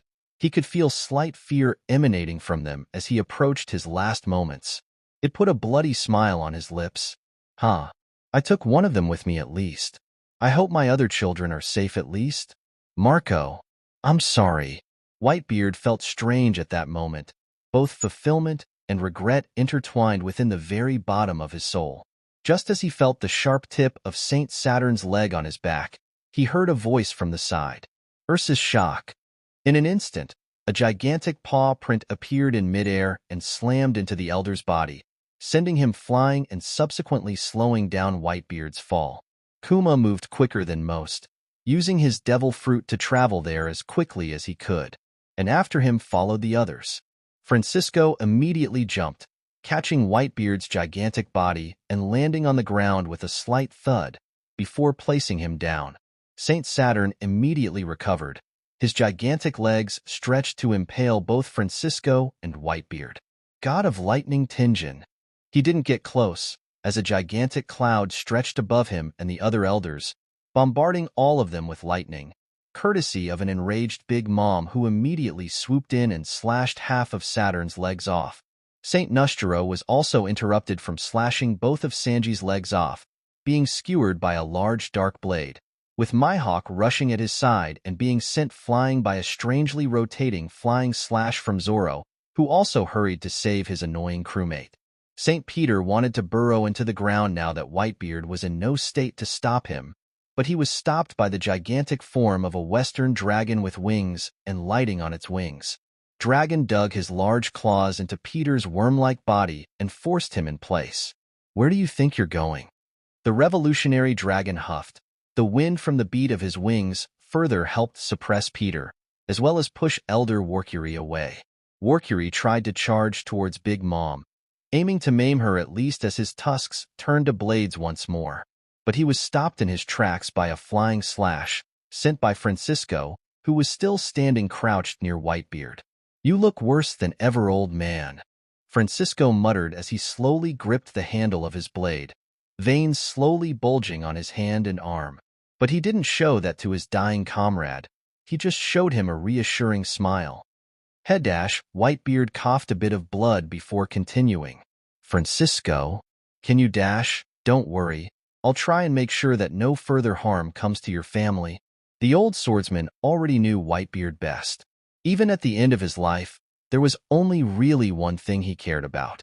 "Then I'll leave it to you." Whitebeard gave Francisco a bloody smile. The former first hand of the rocks slowly stood up and walked towards the elders, the grip on his saber tighter than ever before. Whitebeard looked towards Marco's body for one last time, and just as the light was fading from his eyes, he thought he saw a spark of blue flame on the Phoenix Fruit user's corpse. That blue spark turned into a bonfire, immediately swallowing up Marco's corpse. At the sight of that, a genuine smile filled with relief appeared on Whitebeard's face. "It was a good journey. Take care, everyone." And just like that, a legend had passed away, and any regrets were washed away by a life well lived. Chapter 289. Cornering Elders, Struggle and Ashes. Francisco's rage was noticeable as he walked forward towards the three elders who had killed Whitebeard. He truly couldn't find it in himself to keep up his previous role of surveying the battlefield. In an instant, his blade lashed out, cutting off two of Elder Saturn's legs while his blade whipped upwards and into the gigantic spider demon's stomach. Saturn grunted as all of his legs moved to close in on Francisco and pierce his body from all sides. But the legendary swordsman was not that easy to catch. Without any hesitation, he used the spider's torso as a foothold to dash into the ground underneath him, crashing into the dirt with his back whilst sending a gigantic flying slash upwards. It wasn't sharp enough to cut deeply into the elder, but he was still sent flying upwards, right into Big Mom's gigantic sword, which swung to send him flying back towards the earth. Francisco immediately dashed to the side, heading for St. Warcury, who was currently being held back by Kuma and Sabo, who had just arrived on that part of the battlefield. Prometheus. "Yes, Mama." Above Saturn, Lin had already sent her fiery creation to descend upon him. Imbued with the soul and haki of an emperor that had consumed a piece of a god, the flames seemed to fry the very skin off of Saturn's face as the fire grew bigger and bigger to engulf him. Meanwhile, Sabo delivered a heavy claw onto the gigantic boar elder's head, shaking the brain inside whilst trying to crack his skull with the shockwaves. The blonde revolutionary's haki struggled to spread out through the elder's body, as Warcury was seemingly at a much higher level when it came to all types of haki. Warcury immediately pushed Sabo away, causing him to roll a few times and drag his hand through the ground of the red line underneath their feet. The elder then proceeded to dash towards him, but Kuma got in front of them immediately and extended his hand, stopping the boar demon in his tracks. "Pesky buccaneer brat!" the elder roared, and a crack immediately resounded in their surroundings, as Kuma's wrists seemed to break, causing him to grunt. But even with his wrists broken, he was not going to fall easily. Ursa's shock. With the impact and power absorbed in both of his palms, the paw fruit user sent the elder flying like a tree in a tornado. Warcury struggled immensely as a translucent gigantic paw print pushed him away with great force, the ground all around them cracking and breaking off just from the dissipating shockwaves. The elder eventually stopped skidding backwards and shook his head a bit, trying to shake off the dizziness from receiving 2 strong blows to the head consecutively. Francisco immediately took advantage of that, making his presence known by dashing from the side and slashing at the elder's head. His saber left a deep scar almost going right through the boar demon's tough skull and blowing off one of his tusks. Francisco couldn't help but smile when noticing that the elders seemed to be healing slower than before. The swordsman continued his assault, flying slashes being sent out at the elder from many angles. Warcury sent out a powerful roar, which caused a shockwave big enough to deflect the slashes. Francisco then moved into close range. Although the elder seemed to have better observation hockey than him, they were still rather close when it came to armament, which meant that Francisco was more than capable of dealing good damage to him. At this point, Sabo and the others also noticed that the elders were healing slower, with the worst offenders certainly being Saturn. The spider demon had to endure the onslaught of most of the heavy hitters of the entire marine force of Enel's army. The damage he had taken far surpassed the other elders present. But despite healing slower, he still seemed to be holding on fine, dashing through Big Mom's flaming cloud to deliver a deadly thrust with his stingers, aiming to pierce her head. Thankfully, the Empress had been paying attention, leaning her body backwards in time to let the gigantic stinger slide right in front of her. Unfortunately for her, this led to a loss of balance, which was likely what Saturn was aiming for to begin with. Before she even realized, one of her legs was blown off, another smaller stinger growing out of the one that was still rushing past her. The Empress's expression soured almost instantly as she immediately lost her balance. She was forced off of her lighting cloud, which immediately moved on its own to shock the elder and stop him in his tracks as she was falling. Big Mom took her gigantic sword to Saturn's head once more, splitting it open and crushing him into the ground just as she fell right in front of him. She then rolled to the side and was immediately picked back up by Zeus, her living cloud. Constant fighting and accumulated injury may also do them in, huh? Still, at this rate we may fall before them. Kuma's hands seemed to be unusable already. Sabo muttered as he looked at Kuma to the side. The man's arms were completely broken, and the Ursa's shock he had sent out was released too close to his arms, which led to him receiving a lot of the shockwave back at him. Even when protecting himself with hockey, his cracked bones were reaching their limits. "How many more hits can you block, Kuma?" Sabo muttered as he grasped the pipe on his back. "One more. At least one more. After that, I have to fall back and get treated." Kuma's hands shook, his paws slightly bloody, but his spirit was unshaken as always. Sabo smiled and nodded, turning his attention back to Warcury, who now seemed to be slightly overwhelming Francisco. "Shit, where are the Marines again?" Sabo asked, and Kuma looked backwards slightly, only to see a gigantic and domineering tree sticking out of the Holy Land. "I think they have their own problems to deal with," Kuma muttered before he walked forward and placed his palm on the ground. Grounded shock. The former warlord sent a shock through the ground, one that resonated with his heartbeat. That shock managed to shake the ground underneath Warcury and allowed Francisco to slash off one of his hind legs. "Keep that up, Kuma." Sabo rushed in as well, his pipe immediately smashing into the elder's head once more, as the blonde revolutionary tried his best to attack the same spot repeatedly. "Oi, revolutionary brat. This thing's a bore. His skull's particularly tough. Aim for his body," Francisco shouted from the side, as he strafed around and avoided a kick from the leg that had just regrown. Sabo wanted to refute, but he then realized that whatever damage he was dealing, Warcury was likely healing before it could accumulate enough to deal any significant damage. Off to the side, St. Peter, the worm, was still being pressed into the ground by Dragon, not being allowed to wriggle away or bite him in any way. Peter may have been a bad match against Whitebeard, but he was a horrendous match against Dragon. It was like asking a worm to take down a bird. The two were somewhat equivalent in all forms of hockey as well, which meant that Dragon's devil fruit gave him a significant advantage. But thanks to his endurance and tough skin, the Worm Elder was still able to hold on for now. The same could not be said for Nushjuro.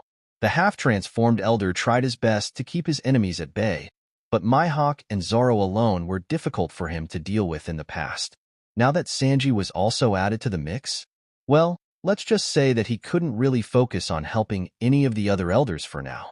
And certainly, none of them would have ever thought to focus on the body of Marco.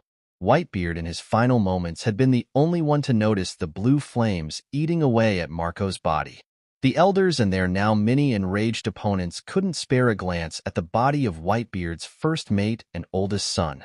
Ace was off fighting against pacifistas, as his skills were not deemed enough to deal with the elders like Marco, but if he had been nearby, he would have certainly recognized what his older brother was going through. Marco's body was being completely turned to ash by the flames that had once made up his transformed phoenix body. And the moment it fully turned to ash, that was when it happened. To call it a burst of flames would have been an understatement. No, it was more akin to a pillar of blue light. It immediately caught the attention of everyone on the battlefield nearby, as many of them couldn't quite grasp what was happening exactly. At first, Francisco thought that maybe Enel was giving them a helping hand, and missing, but that was unlikely. Enel was clearly not doing good for himself since he had to resort to such a destructive attack. Don't tell me. Nushjuro's eyes widened, his attention slipping from his fight for a moment, which led to him being stabbed in the body twice, and his neck being twisted by a powerful kick. But he was the first one to notice it. The strange figure formed within those flames. It was only when a foreign aura descended onto the battlefield did the others all realize what was happening as well. The crushing pressure that appeared now was that of a gigantic bird, its body and feathers built of bluish-golden flames, its talons and beak built of solid dark blue flame, a pair of round, fiery eyes, and a tail built of feathers of all colors.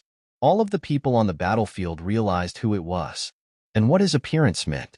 That damned phoenix annoyance awakened? Saturn's face twisted in anger, his expression coated in blood as his head was still healing from being split open. Marco blinked a few times, unsure of what had happened, of what he had achieved. He looked at his wings, much larger than ever before. He looked at his body, feeling much stronger than ever before. It was almost as if, up to that point, he had merely been a fragment of what he could have been. Nothing more than a fallen feather of a mythical beast. His mind felt clearer, unbothered, reborn. After all, it was the fate of the phoenix to always rise from the ashes. And when Marco's eyes landed on his father's body, they turned red. And it was time for the elders to also experience it. The fiery rage of a real phoenix. Chapter 290, Duel, Assistance and Selfishness.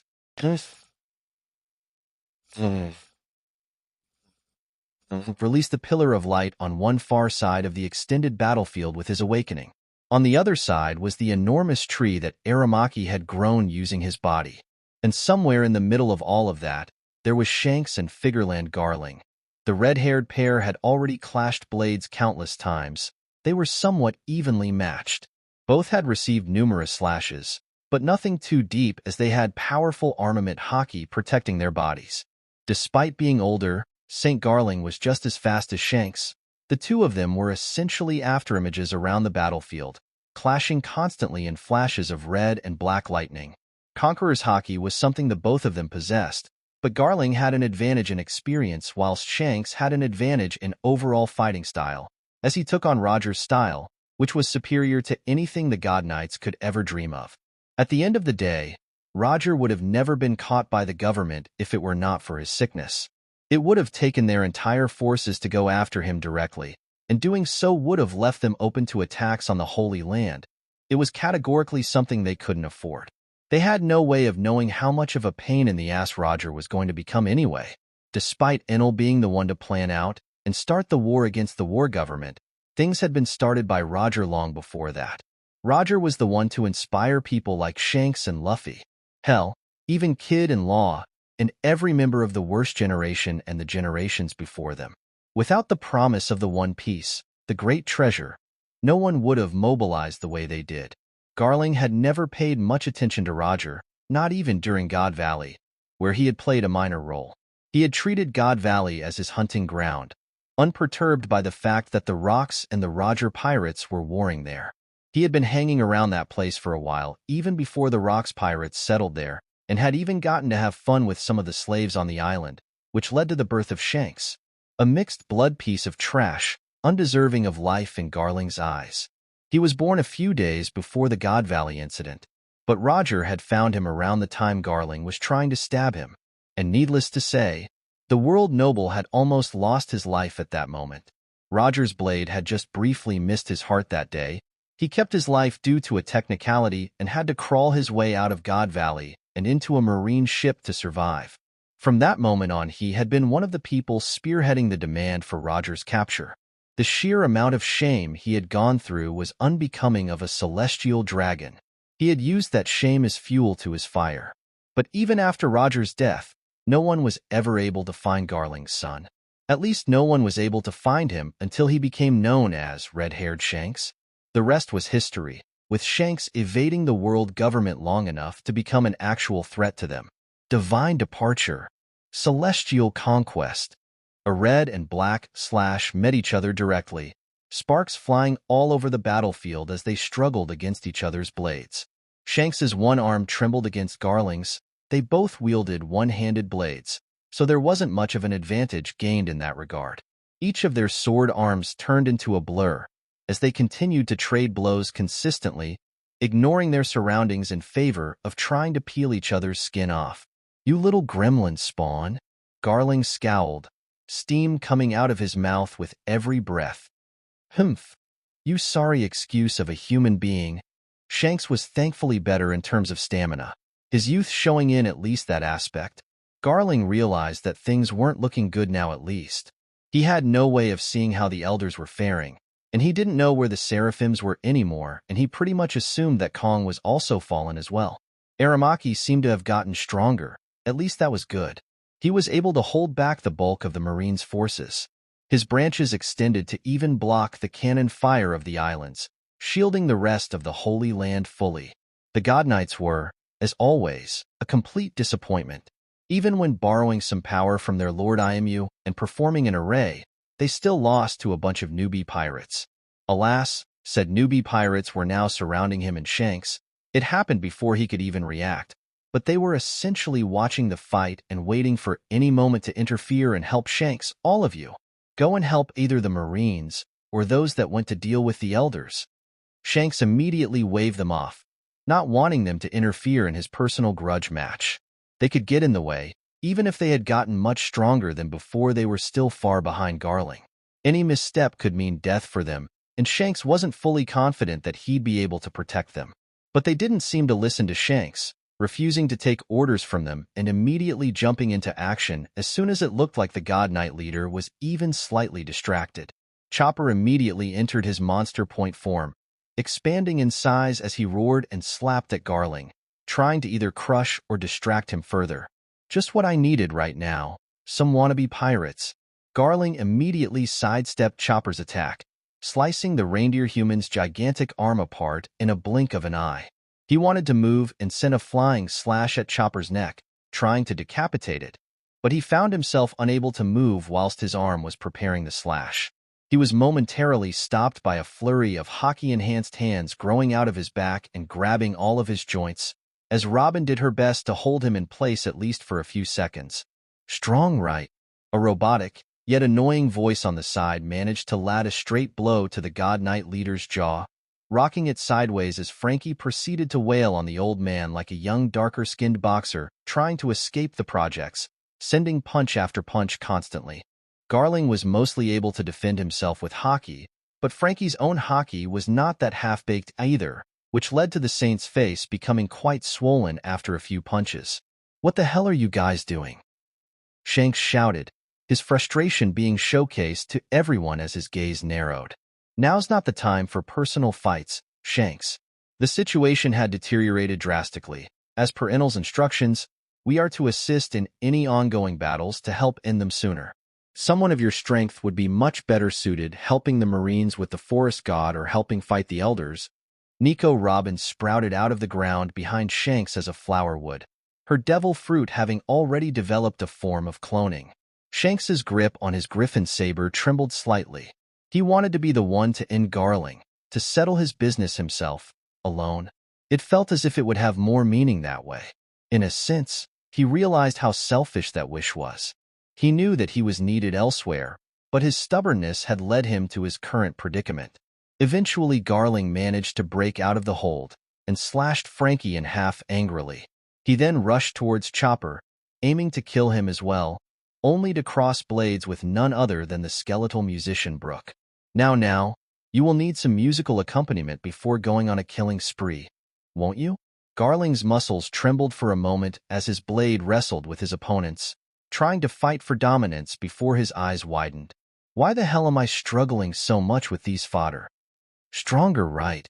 That slight moment of hesitation earned him an even bigger punch from none other than Frankie. Well, Frankie's torso had grown tank trails in place of legs. Garling turned to slice at him again, but he received a bullet to the side of the head from the distance. The bullet came from none other than Ben Beckman, likely receiving the same instructions as the Straw Hats. Garling had armament hockey active, but he still bled as the bullet left an indent in his skull and whipped his neck to the side, right into Brook's blade, which was now struggling to cut deeper into his carotid arteries. Meanwhile, Frankie had firmly grasped his blade, refusing to let go of it. Shanks saw all of that. He saw Garling struggling like a trapped wolf, being played around with by opponents far weaker than he was. Even if Shanks had tired him out, and his old age was catching up to him, Garling was still a tough opponent, one that the Straw Hats were playing around with. The red-haired Emperor had underestimated the Straw Hats. They had grown into a crew worthy of being called that of a god. What the hell am I even doing here? Shanks's hand trembled on the hilt of his blade before he immediately dashed forward, this time taking Garling by surprise. The old God Knight was currently still trying to wrestle his blade out of Frankie's hockey-enhanced iron grip, whilst also concentrating his hockey on his neck to not die. He wouldn't dash was the last thing the saint that fathered Shanks ever thought. As the blade of the red-haired Emperor split his head open like a watermelon, Shanks took the sight of the old man's blood gushing out for a second, before shaking his head. Even if this had been a straight duel with the same outcome, it wouldn't have made me feel any better. Not whilst my comrades are dying in different areas while I am wasting my time here. Sorry for that, everyone. I'll go and help with the elders.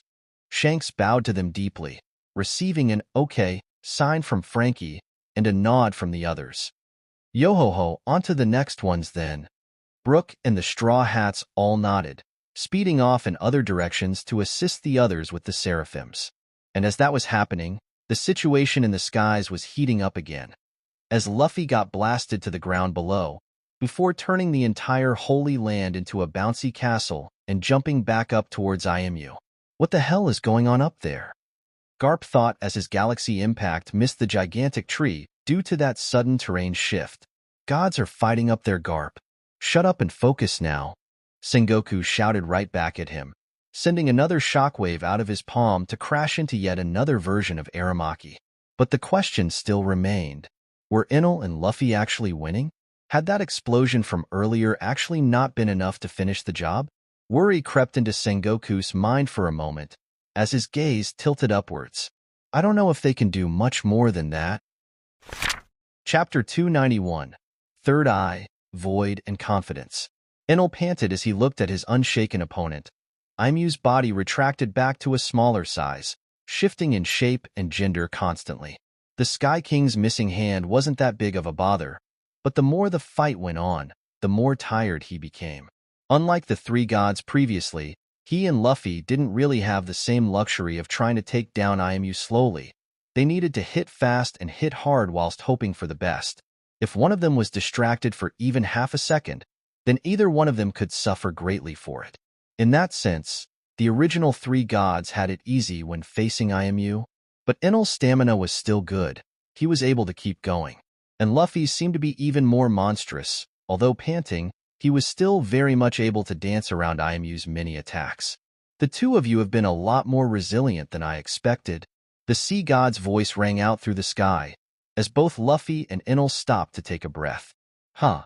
Funny coming from the bastard that should have been dead for a while now. Enel's voice held quite a bit of venom within it, as his conqueror's haki revolved around him and the wheel behind him constantly. Funny or not, the two of you proved to be much more capable than I initially expected. I guess it is time to show you the true power of Uranus. Enel scowled for a moment, grasping his staff within his hand whilst taking a deep breath. If push comes to shove, we can still do that. Enel's arm tightened even more around his staff as he tried to plan out his next move. Oi, Enel. Luffy's voice took him out of his thoughts, as the sun god extended his hand towards Enel with a grave expression. The Sky King immediately recognized that gesture, and the wheel on his back immediately turned into a gigantic spinning windmill shuriken which directly reached for Luffy's palm. The sun god then immediately bulked up, imbuing his haki into the lightning weapon before throwing it with a large arch towards IMU, who was still standing there. But before the weapon ever got close to IMU, the sea god's forehead shifted, revealing a large slit which opened to showcase a red eye which contained two pupils. Wait, isn't that dash? Enel's thoughts immediately halted, their speed becoming significantly lower as he felt that gaze wash over him. In an instant, the lighting wheel vanished, and so did Enel's and Luffy's devil fruit abilities, both of them returning to their regular human forms. They didn't fall, however. Both of them could perform moonwalk without any issue. Enel tried his utmost to use even a slither of power, but the most he could do was make one of his hands spark with lightning. And Luffy wasn't much better. Losing his stretchiness was detrimental to him. It was the very basis of his entire fighting style. But the two wouldn't even have the time to consider those issues too deeply, as countless regular red eyes appeared behind IMU in that instant. Each eye seemed to shine a bright red light. Before firing off a laser, in an instant, the sky was filled with red lights, each reminiscent of Baltigo's downfall, but on a smaller scale. Luffy and Enel both dashed to a different side, trying their best to dodge the attacks with their observation and base speeds, whilst also trying to escape the gaze of that third eye. But IMU's attacks were fast even for their awakened states. It didn't take long for the two of them to get hit. Luffy managed to tank one or two lasers with the help of his powerful haki, but eventually, two did manage to pierce his legs, which went right through.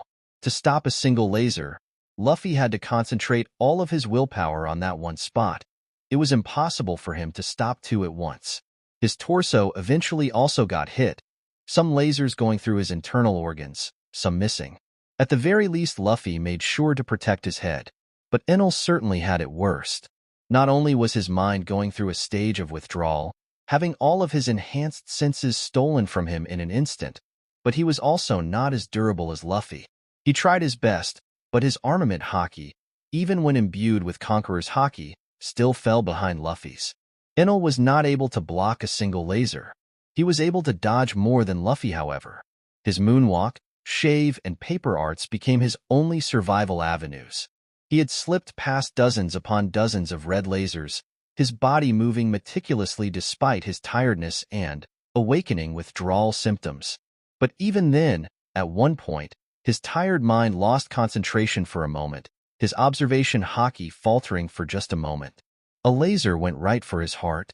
Enel's hand moved instinctively, trying to block it with his staff, but the laser couldn't be blocked. And in an instant, Enel's heart was not just pierced but pulverized as the laser became larger as soon as it hit its mark. Enel. Luffy's panicked voice echoed through the skies, as the light from Enel's eyes slowly faded away, whilst his body seemed to become unmoving. One down. One more to go. Aimu's voice was the last thing the lightning god heard as he closed his eyes. The next moment he opened his eyes, he was already back into the void. Is this it? Is this all that my efforts amount to? The Sky King's soul in itself felt wronged, his journey, everything he had gone through, and all he had endured, and the friends he had made along the way. Was that all really meaningless? What the hell is with those depressing thoughts? An arrogant voice sounded out from the void, as a figure made its presence known right before Enel. It was a skeleton that seemed to be almost made out of energy and lightning, a figure that Enel immediately recognized as Raijin. What other thoughts am I supposed to have? Since I am here, that means I lost, right? Enel just heaved a sigh. Regret was really all that he felt in that moment. Lost? Well, I guess you lost in a way. The moment you hesitated, the moment you went back to doubting yourself for even a second, you allowed your willpower to falter, your commitment to weaken. Raijin's voice cut deep into Enel's psyche, but the Sky King didn't refute anything. Maybe you are right. This damned self-doubt. Would the outcome be any different if I had managed to cast it aside? Enel looked at the void for a moment, his eyes shifting and blinking a few times. Is that a wheel? But when rubbing his eyes and focusing his gaze, there was nothing there. Hey, maybe you should check if the outcome can be different yourself? Why are you asking me? Cast it aside. All of the doubt, all of the fear, any complex feelings, anything aside from the desire to win is unnecessary. Raijin smiled as he spoke, likely remembering the old days when he had done very much the same. Ha, thanks for the advice, but it's too late dash, goddamn it kid. Just look around your neck. Raijin didn't even let Enel finish his sentence, slapping him across the head and pointing at his neck, or more specifically, the strange necklace that he wore. Isn't that? It was, of course, the necklace that the old Shern Madian, Kassa, had gifted to him upon his awakening. She took that hit for you. Don't worry, it is her honor to be able to give her life to help this generation's Raijin. But it will all be in vain if you don't get off your ass and start doing your job. Raijin sighed, as he watched that necklace slowly break off from Enel's neck and fade into the void. Kassa, the old shrine maiden, had followed all of the traditions accordingly. Whilst Enel was going to war, she had started the ritual, using her very life to give Enel a second wind in case something bad happened. Huh. Enel heaved a deep sigh, his figure also starting to disappear from the void. Any tips? That eye with two pupils is really annoying. Enel's eyes narrowed, as he asked one last question. Oh, he used that. That means you have that bastard on the ropes. He's always putting up a strong front. Don't worry, the moment he stops using it, he won't be able to use it anymore. Not for this century anyway. Raijin shook his skeletal head as Enel's disappearing figure nodded with resolution. The moment he came back, he felt his back hit the ground hard. Or he would have felt it, were it not for his devil fruit powers acting up in time, silently shielding him from any damage. His body had recovered completely, and even his missing arm had returned. Oh boy, isn't that Enel? A gruff voice spoke from the side. Enel recognized it as Garp's immediately. It seemed as if he had landed in between the Marines and Aramaki? So he was the other god in the end, huh? He's still in his infancy, though. Huh. So the madman lost in the end. Nothing noteworthy.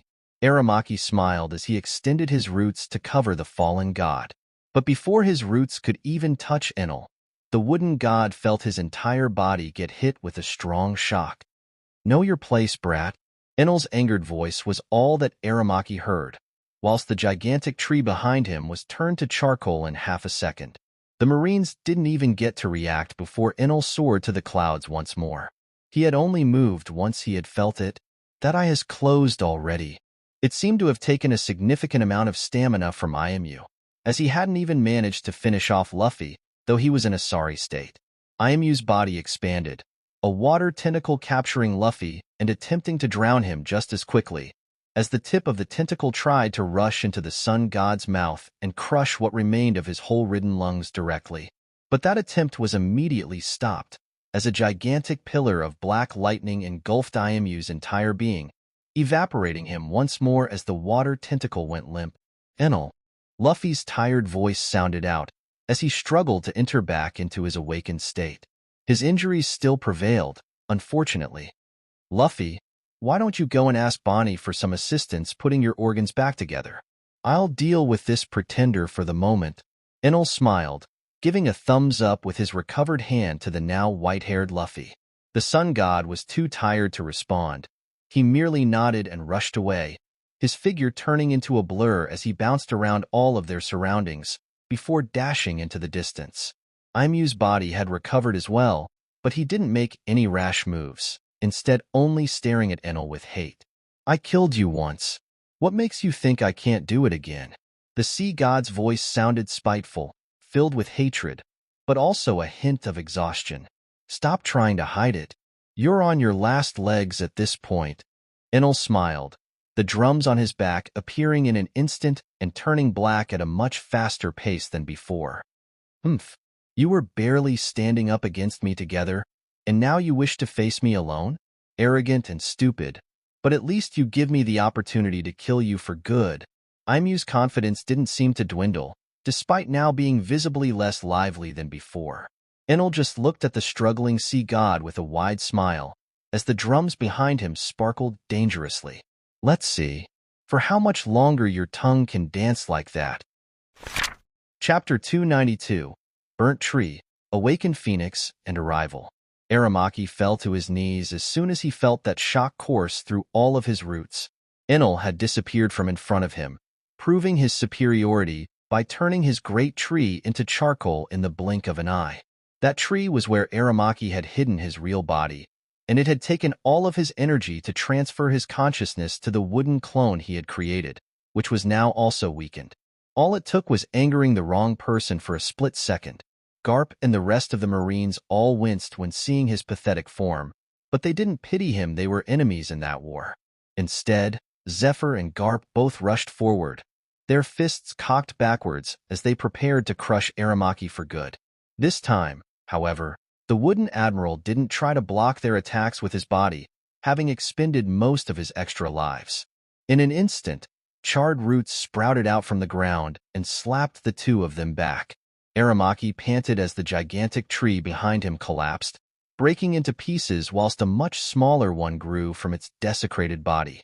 The roots he had grown tried to rush at everyone at once, aiming to skewer as many people as possible. But every time he even got close to someone, tact, the voice of that annoying doctor resounded in his ears. Law was controlling the battlefield on a level that made it difficult for a weakened Aramaki to fight back.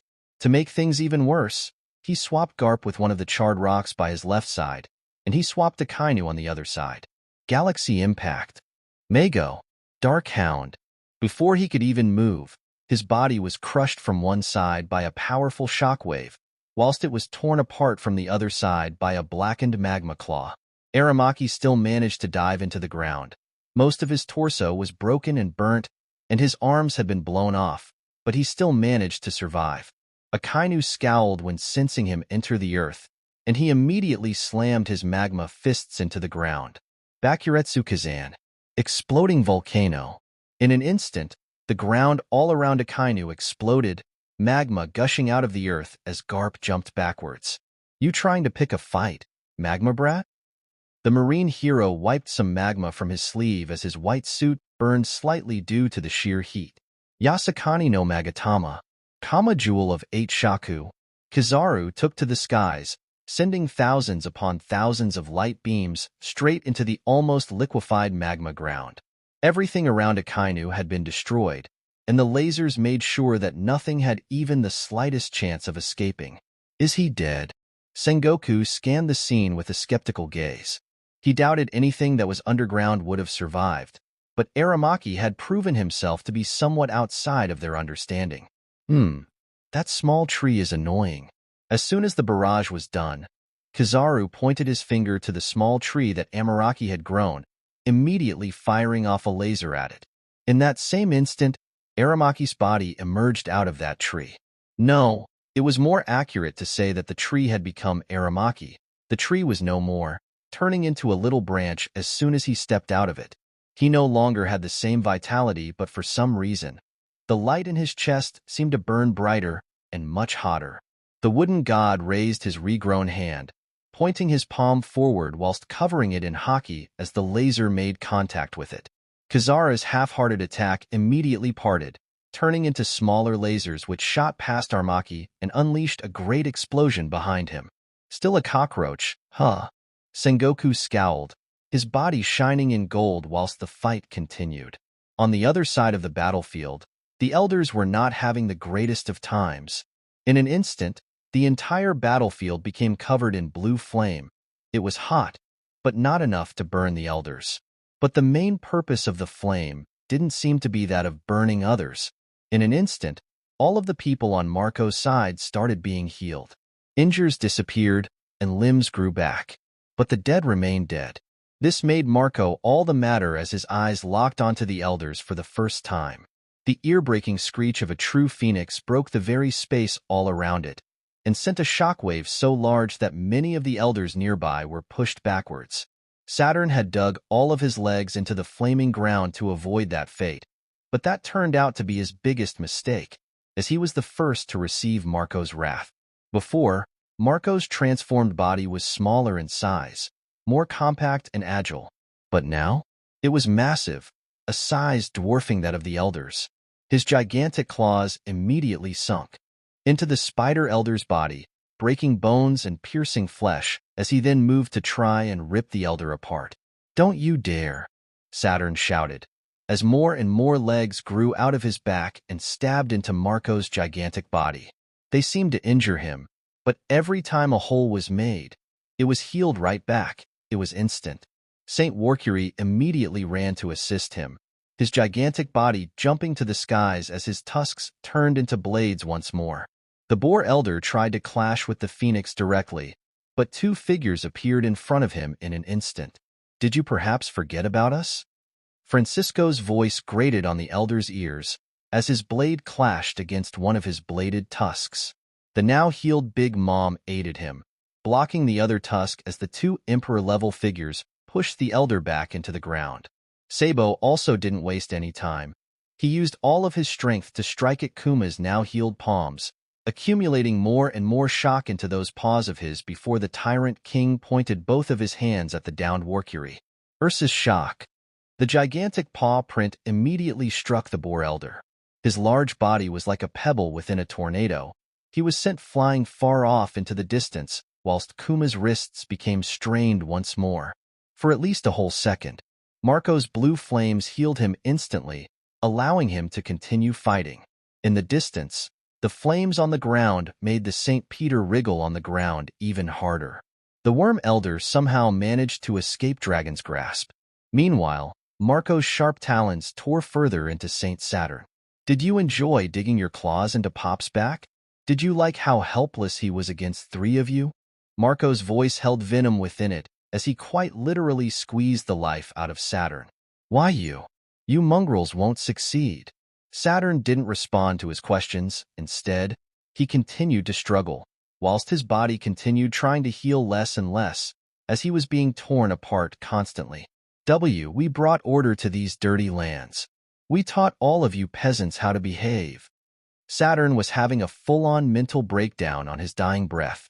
"Lord Imu will bring an end to all of you. He will maintain the world we have built." The balance dash. Marco was not really in the mood to entertain him anymore, though. You talk big for someone who won't even be here to see the results of this war." With that, Marco clutched as hard as he could, his hockey-covered claws rending the elder's body apart in an instant, sending chunks of flesh and exoskeleton flying everywhere. The flesh continued to wriggle for a while, but Saturn no longer had the energy to heal from that. The pieces of his body soon turned to ash as Marco turned up the temperature to cook him completely. The awakened phoenix then turned his sights towards Nushjiro, who was still struggling against Sanji, Zoro, and Mihawk. He wanted to swoop in and rip the half-horse elder apart with his talons, but in an instant, he felt his powers fail him. The blue flaming sea that had covered the battlefield disappeared in an instant. The exhaustion of using an awakened form had set in, and he returned to his human form. After all, Marco's body was weaker than Enel's when he first awakened. He was wholly unprepared for how draining awakening could be on the body. He ended up free-falling to the ground, his strained muscles failing to react as he tried to command them to move. He closed his eyes before reaching the ground, only for a set of large hands to catch him. Marco's eyes opened wide as he felt all of the momentum of his fall disappear completely. It felt more like he had laid down. His widened eyes stared straight into Kuma's smile and sunglasses. The Tyrant King placed him right beside the body of Whitebeard. Before turning around and heading to help Dragon alongside Sabo, they only got halfway there before Dragon made his move to stop the worm from diving into the ground. With a beat of his wings, Dragon created a current so strong that it pushed both Kuma and Sabo backwards, whilst also sending countless flying, covering the worm elder's gigantic body in deep cuts. Meanwhile, Shanks had just stepped onto their battlefield, sending a flying slash towards Nushiro and forcing him to break his attention away from his current opponents, which gained him another round of brutal injuries. Wow, you guys really didn't need my help. The red-haired emperor blinked a few times before looking backwards, thinking about helping the Marines, only to notice that the gigantic tree from before was in pieces of charcoal. What the hell? So I could have had my duel then. Chapter 293. A King's Retrospective and Perspective.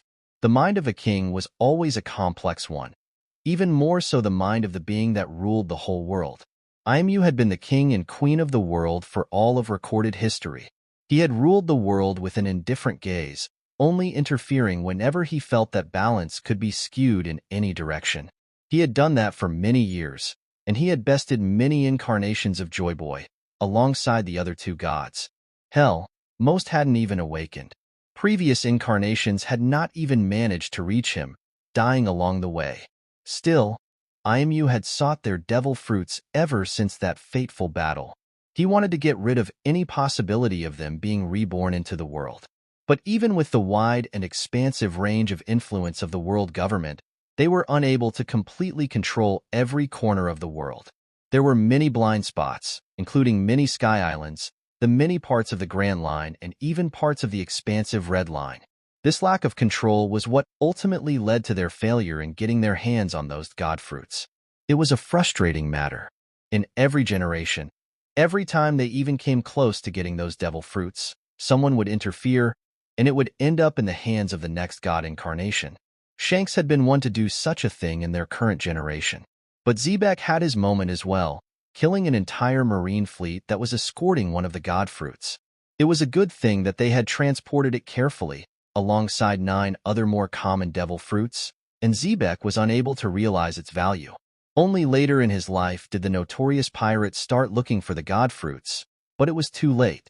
That fruit which was once in his possession had already been eaten by a child, and that child happened to be none other than Aramaki. He was a little side project for Aimu. After all, it was interesting for him to brainwash one of his old arch-nemesis into doing his bidding. But Aramaki turned out to be a waste of time in Aimu's eyes.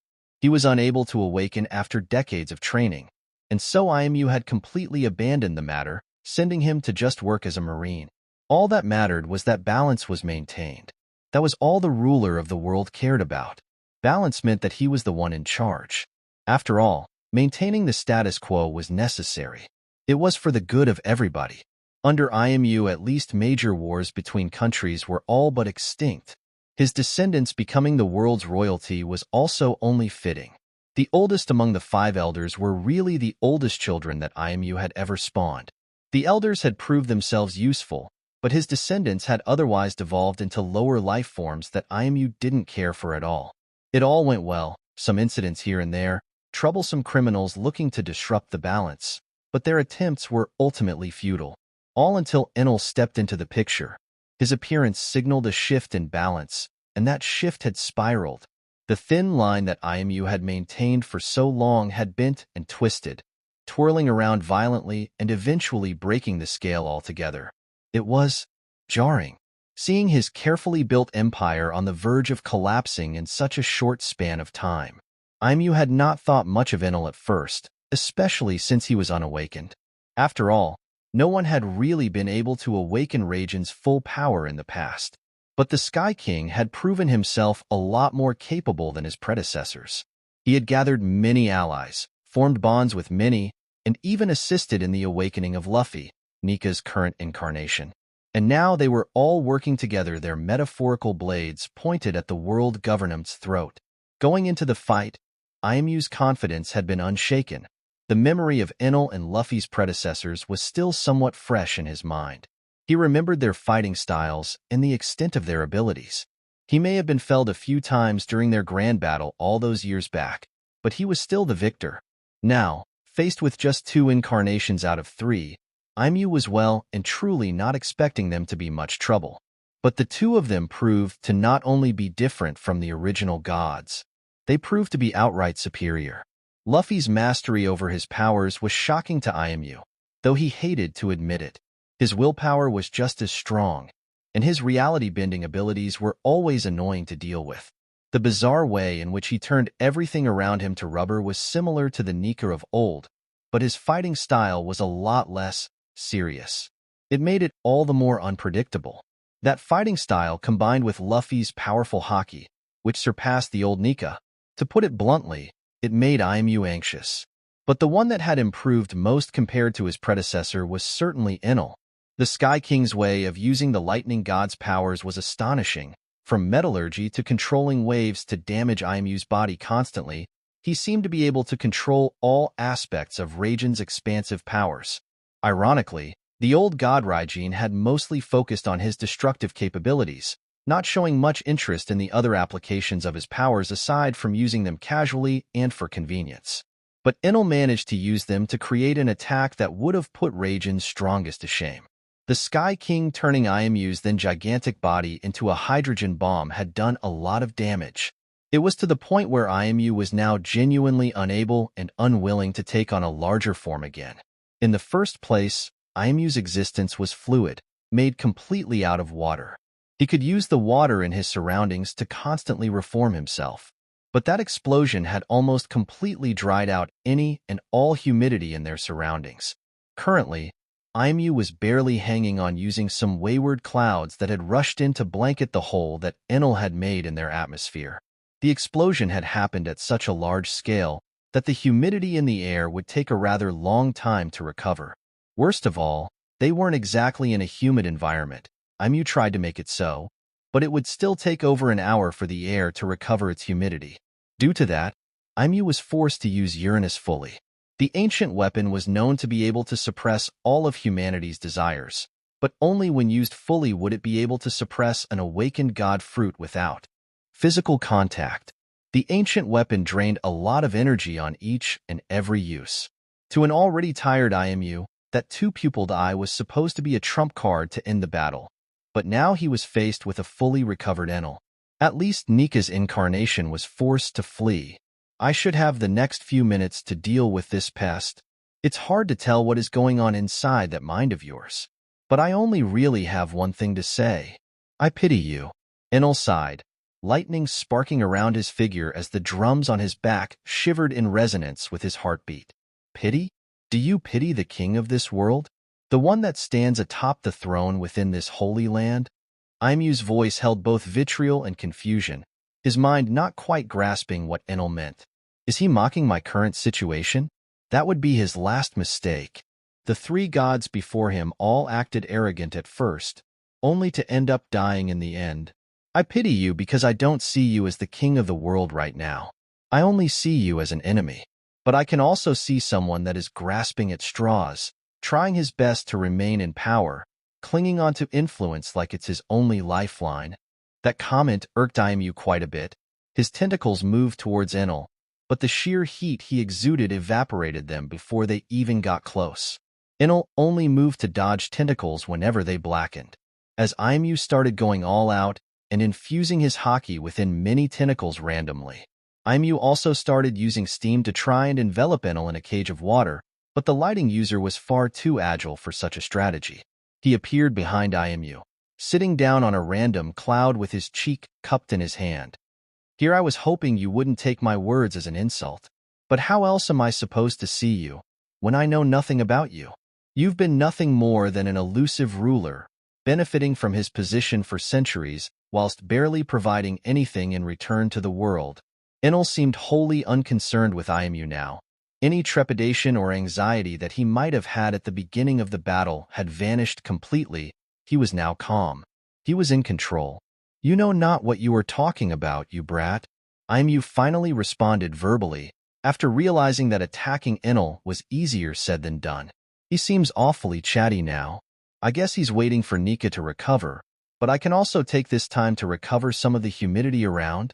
Therefore, the personification of the sea spoke out, vocalizing his thoughts. These animals would have burned the world 10 times over were it not for me and the balance I established. This world, and its many races, require a ruler. Those 3 idiotic gods from before also failed to realize that. Enel raised an eyebrow when hearing Imu finally talk properly. The sea god's voice was still constantly changing, but it seemed to linger more on the feminine one for now. I guess you were never told, but the world during the Void Century was on the verge of ruining itself. Wars broke out in every corner of the world. It was I that decided to take a step to rectify things, to unite all major kingdoms and form the world government, to stop that madness. And it was the 3 gods that tried to stop me from achieving my goal. Enel blinked a few times. The history of the Void Century was still something that was very much not documented. But this was the first time that he heard of events from Imu's perspective. Wait, doesn't that mean that Imu was technically his era's hero? A noble goal, the means to achieve it, and with fate on his side, Imu was clearly favored by the world and destined for greatness. Do you have any semblance of an idea of how many wars have been avoided thanks to my efforts? The sea god ended his tirade with a pointed question, which Enel answered without skipping a beat. Wars here, wars there. But wars aren't the only bad thing in this world. Enel scowled at Imu's insinuation. What's the point of stopping wars if the world under you is ravaged by corruption constantly, and its casualties are just as horrid as any war? Enel's scowl twisted even further, and he pointed his palm towards Imu, clearly no longer willing to indulge him in conversation. Thor, a blackened flash of lightning turned into a pillar which rushed towards Imu. The sea god's body moved in anticipation, twisting to the side and managing to take at least half of his body out of harm's way. Well. Seems you're no longer able to just tank hits, huh? Seeing that scene, Enel smiled deviously as the wheel on his back turned violently. Heh, at this rate, Luffy might not even return in time to see Imu's death. Chapter 294. Resilience, Swordsman's Plight, and Punk. Shiki scowled as he watched the clones of his deceased former captain struggle to come out of the dirt he had buried them under. The dead really don't want to stay buried today. That scene was repeated numerous times, as Shiki crushed, slashed, and chewed at the seraphims numerous times, only for them to get back up. One was missing a leg, the other was missing an arm, but they were still standing strong, looking at him stoically. Meanwhile, there were only minor wounds on the Golden Lion's body, despite him facing 2 genetically improved versions of his captain. Them being younger and lacking his captain's overwhelming willpower was really the only reason that Enel's troops were faring so well against the seraphims in general. Momonga had managed to cut one of his opponent's wings off, causing his control over flames to dwindle greatly. The fight still continued, and the noble killer was still greatly annoyed by his opponent's insane durability, but he was faring quite well. The same could be said for Wiper, who was pretty much stuck in a stalemate with the seraphim he had picked out. He had an advantage in most aspects aside from durability and endurance. The Zebec clones were simply on another level when it came to that. It was to be noted that Zebec's durability in general was monstrous, even when he couldn't use his Lunarian flame to enhance his durability because of his lack of wings. So it wasn't just the Lunarian bloodline that made things difficult. Had it only been that Shiki would have slaughtered all of the seraphims already. It was just that Zebec's DNA was superior overall. Now Oven was quite different, as he was unaffected by the heat of the blue flames the seraphims produced. Instead, he countered with his own even hotter devil fruit. The temperatures made all of their surroundings turn into a hellscape. Fighting fire with heat was not what most would call practical, but at some point, Oven started turning up the heat to such a degree that the very oxygen around them was becoming scarcer. The seraphim's flame flickered for an instant, which led to it losing its sword arm and almost dying. It survived and the fight continued, but it was not going to continue for long.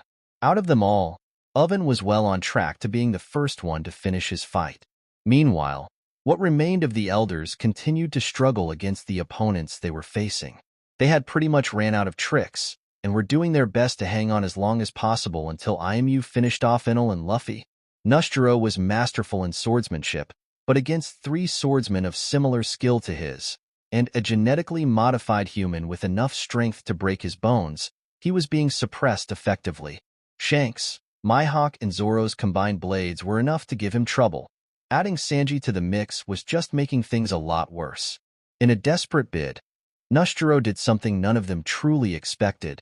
He aimed squarely for Sanji, deciding to focus on him from that point on. In a flurry of countless slashes, Sanji was eventually injured, right where it mattered. One of his legs was cut off, but it was a severe trade-off, as Nushjuro was almost decapitated by Zoro, and lost all of his legs against Mihawk and Shanks, making him lose his balance. He was then turned into cubes by countless slashes from all of the swordsmen present. And to the elder's dismay, the now one-legged Sanji also dashed towards him, twirling in the air and kicking his skull in. The cook had chosen to not run away as Nushjuro had hoped. Even worse was that by the time Nushjuro's body brought its pieces back together, Sanji was still there and continuing to fight with only one leg, and he had nabbed the elder's blade. "You're pretty fond of this piece of junk? I'll take it with me then." The cook only turned tail to run at that point. Nushjuro wasn't going to let that slide. He immediately tried to rush towards Sanji and retrieve his blade, but he quickly tumbled to the ground as his hind legs were cut off by Mihawk. "Did turning your back to us really seem like such a good idea to you?" Zoro's voice could be heard, as a powerful flying slash hit the elder on the side and sent him tumbling further away. The others were not faring much better, with Warcury being stuck, pitted against the recovered Big Mom, whilst Peter was still trying his best to fight back against Dragon, who was fully dominating him in all aspects. The marine situation was still the most volatile, with Aramaki still able to put up a good fight. The fact that he was immune to Akainu's magma was not a good sign, unfortunately, and soon enough even Kizaru's lasers reflected off of him, as they were not quite able to reach a heat high enough to pierce through. Garp's punches had also gotten weaker due to his damaged heart. They were able to somewhat avoid grievous injuries thanks to Law's interference, and eventually, someone else rolled onto the field to help them. "I've been gathering up some scrap just for this." It was none other than Eustace Kid, one of the supernovas that had tried to help against Kaido previously. Countless pieces of tech were dragged in towards Kid, all culminating and gathering into a large cannon that came out of his metallic hand. Some wooden roots did try to stop Kid, kill him where he stood, but Fujitora protected him, cutting away all of the roots and pressing down the dirt heavily with his gravitational powers. The cannon charged up fast, with Kid taking out a strange container storing a violet stone. A Dynastone? Did this brat raid what remained of the Holy Land's defenses? Garp gasped. He immediately turned to rush further out of the way of Kid's laser. All of the others seemed to mimic his movements, realizing exactly what Kid was doing. "Damned punk!" The red-haired pirate howled in laughter as he released a powerful purplish laser straight at Aramaki. Countless roots rose from the ground in a bit to stop or divert the attack, but the laser passed right through them. Only at the last one did it struggle. For a second, it almost looked like it wasn't going to be able to even reach Aramaki. It was only then that Kid's chest shone, a plate sliding to the side to reveal something that looked like an energy core, one so advanced that none of the Marines present could make out just how much energy it generated. One thing was for certain, it was a lot stronger than the Dynastone. And how couldn't it be? It was, after all, the weapon that Vegapunk had devised. Something to give them an advantage against the world government. And it was now being used by none other than Kid, or more aptly named Ragnarok, Vegapunk's 7th satellite, the one who embodied the aspect of wrath and destruction alike. He had long since broken away from Vegapunk, starting his journey in the South Blue as a pirate not long after he cut off his connection to the punk records. His expansive journey did eventually lead him right back to Vegapunk, though this time they were participating in a war, so they were forced to put their differences aside. It certainly helped that Kid wanted to take all of the advantages he could, and Vegapunk was the only one capable of making him stronger in such a short period of time. He was more than willing to throw away his pride to get strong enough to contend with the likes of Luffy. The only real condition he had to be a test subject for Vegapunk was to not be connected to the punk records again. He wished to retain all of his individuality. Now, armed with Vegapunk's latest technology, Kid was grinning from ear to ear as he got the chance to point his fangs at a god fruit user. Kid roared as his damned punk cut through the last vines and finally reached Aramaki, who scowled and dashed to the side. But Kid's arm followed his movements perfectly, forcing the wooden god to block the attack with his body. The laser parted ways when coming in contact with Aramaki's body, but Kid didn't stop. He kept up the pressure, more and more, even as his body steamed and the core in his chest sparked. Unlike with Kazara's lasers, Aramaki was being pushed back constantly now. The damned punk only came to an end when Kid himself was almost knocked unconscious due to how much the core had been heating his body. He stopped the attack and breathed out a lot of steam. Steam was coming from every pore of his skin. The dust eventually settled, to reveal the half-dead form of Aramaki, who was currently more charred than even when Akainu had turned him into a lava sculpture. He was essentially turned into charcoal, and his arms were both blown off. Shit, he's still standing? What the hell? Kid fell to one knee, as the gears on his mechanical arm continued to turn. The cannon he had formed turned into a bunch of rubble, as he lost control over his devil fruit powers momentarily. No, you did well. Sengoku nodded, before looking at Garp with narrowed eyes. One last charge. Advanced that none of the Marines present could make out just how much energy it generated. One thing was for certain, it was a lot stronger than the Dynastone. And how couldn't it be? It was, after all, the weapon that Vegapunk had devised. Something to give them an advantage against the world government. And it was now being used by none other than Kid, or more aptly named Ragnarok, Vegapunk's seventh satellite, the one who embodied the aspect of wrath and destruction alike. He had long since broken away from Vegapunk, starting his journey in the South Blue as a pirate not long after he cut off his connection to the punk records. His expansive journey did eventually lead him right back to Vegapunk, though this time they were participating in a war, so they were forced to put their differences aside. It certainly helped that Kid wanted to take all of the advantages he could, and Vegapunk was the only one capable of making him stronger in such a short period of time. He was more than willing to throw away his pride to get strong enough to contend with the likes of Luffy. The only real condition he had to be a test subject for Vegapunk was to not be connected to the punk records again. He wished to retain all of his individuality. Now, armed with Vegapunk's latest technology, Kid was grinning from ear to ear as he got the chance to point his fangs at a god fruit user. Kid roared as his damned punk cut through the last vines and finally reached Aramaki, who scowled and dashed to the side. But Kid's arm followed his movements perfectly, forcing the wooden god to block the attack with his body. The laser parted ways when coming in contact with Aramaki's body, but Kid didn't stop. He kept up the pressure, more and more, even as his body steamed and the core in his chest sparked. Unlike with Kazara's lasers, Aramaki was being pushed back constantly now. The damned punk only came to an end when Kid himself was almost knocked unconscious due to how much the core had been heating his body. He stopped the attack and breathed out a lot of steam. Steam was coming from every pore of his skin. The dust eventually settled, to reveal the half-dead form of Aramaki, who was currently more charred than even when Akainu had turned him into a lava sculpture. He was essentially turned into charcoal, and his arms were both blown off. Shit, he's still standing? What the hell? Kid fell to one knee, as the gears on his mechanical arm continued to turn. The cannon he had formed turned into a bunch of rubble, as he lost control over his devil fruit powers momentarily. No, you did well. Sengoku nodded, before looking at Garp with narrowed eyes. One last charge. Chapter 295, Hearth, Sea and Flame.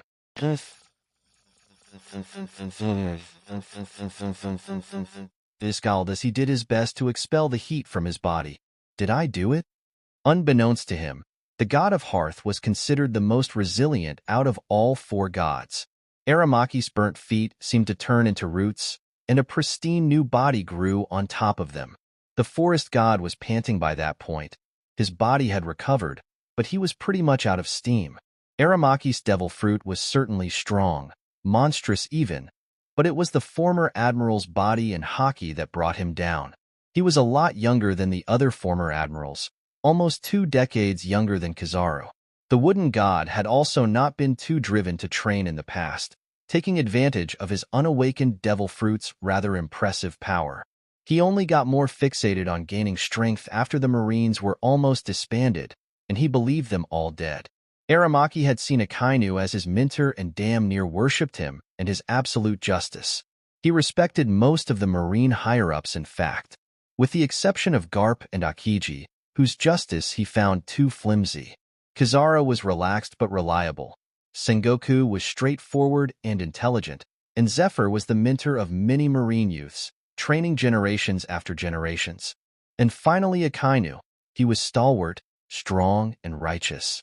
Now the forest god's willpower was even further stunned by the fact that he was facing people he looked up to. Aramaki's imagination and knowledge of his devil fruit were also sorely lacking.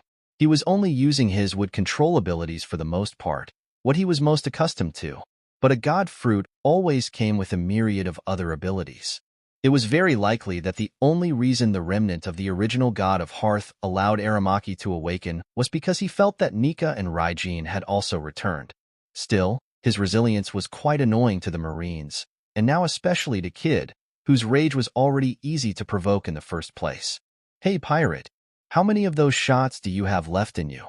Zephyr asked as he cracked his knuckles and eyed the panting Aramaki. 1, 2 at best, but that's pushing this fuel source a lot. It's extremely volatile. Don't want to turn my chest into a bomb.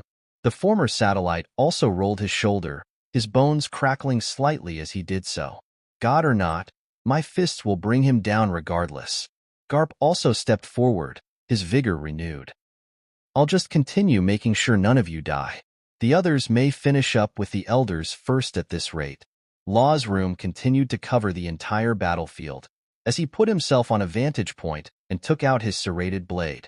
I wouldn't be so sure that the elders are losing. They're all old monsters. They have plenty of tricks up their sleeve.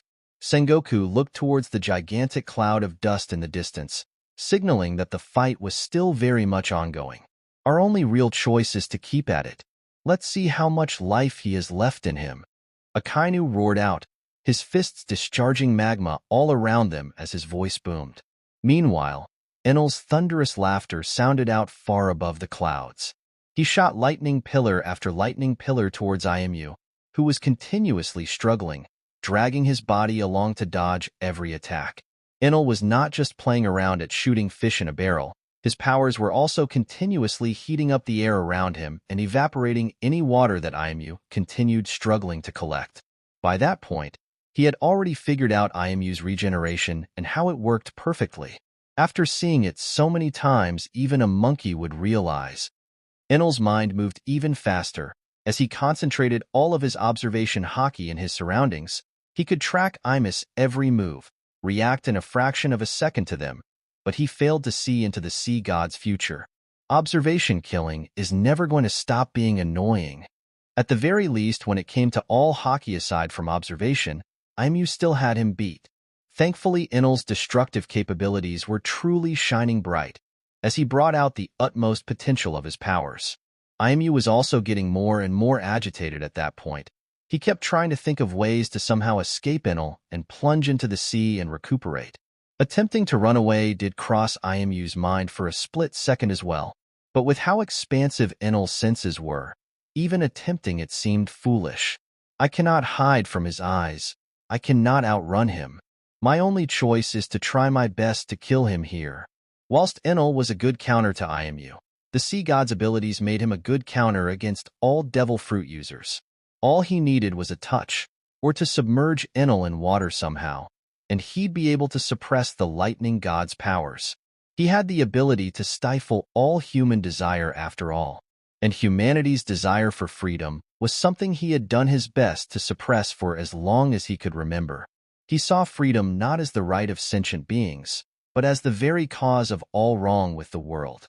From the moment of his birth, the sea god knew that the world needed a proper ruler if it was to prosper. And as the personification of the sea, the very place from which all life originated, who could ever be a better candidate than him?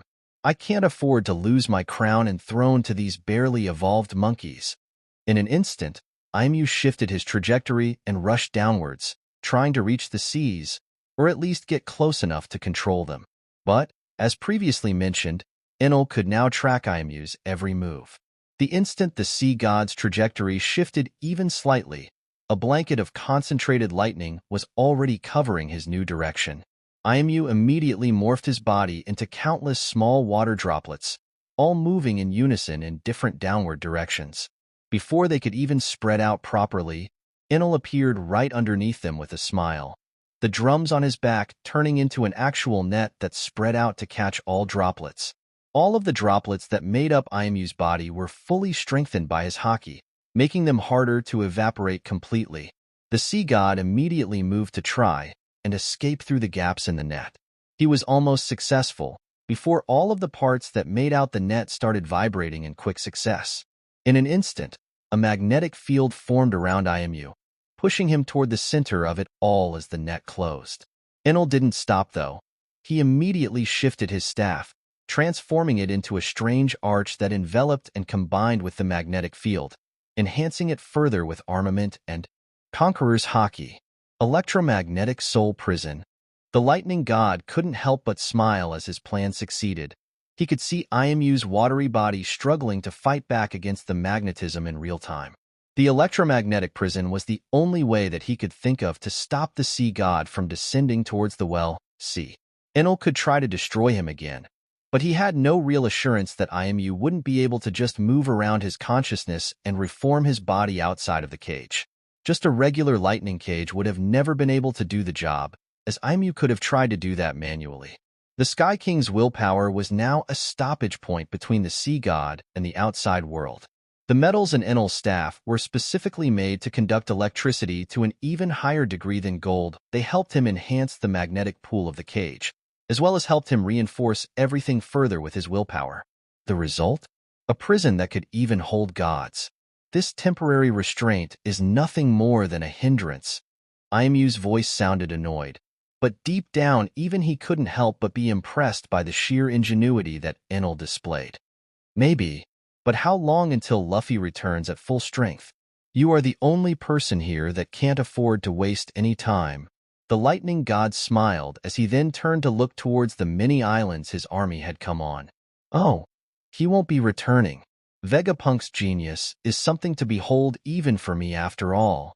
Aimu smiled, most of his body turning into a drill and attempting to use centrifugal force and haki to break out of the prison. As he did that, Enel noticed the seas turning red right underneath all of the islands.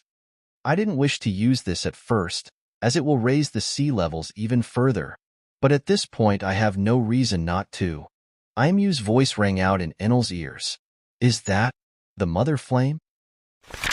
Chapter 296. Weapon, Albatross, and Help. The Mother Flame. An invention intended to be an infinite fuel source. The brilliant mind of Vegapunk had been way too excited when creating it. He thought he would revolutionize the world. But in his excitement, he and his satellites were unable to predict how the Mother Flame would never benefit anyone but those in power. It had been turned into a weapon, one capable of infinite destruction, and Aimu had prepared for it to be stored right at the bottom of the sea, in front of the Holy Land. It was a weapon powerful enough to be called on par with Uranus, capable of wiping out kingdoms. So, when he saw it finally activate, likely done at the hands of any one of the agents that remained alive, he couldn't help but smile, even within Enel's prison. In an instant, the seas were filled with the roaring sound of 1,000 storms as the Mother Flame awoke from its slumber beneath the waves. The sea, once tranquil and half-frozen, was now set ablaze by countless fire pillars, each reaching hungrily towards the islands and the skies above. The pillars intertwined. They clawed at the flying islands, with a ferocity that threatened to engulf them in an inferno of pure, unstoppable energy. On the largest of these floating isles, within a fortress of steel and glass, Vegapunk stood at the helm of one of his inventions. An enormous, intricate contraption that hummed as its gears moved into action. An impossibly complex construct, the main project he had tackled during his time on Rafteral. Still, His usually calm eyes were wide with a mixture of fear and determination as he watched the mother flame's relentless ascent. The fire pillars were closing in, a swirling mass of destruction that would consume everything in its path if not stopped. Coordinates locked, energy levels are soaring.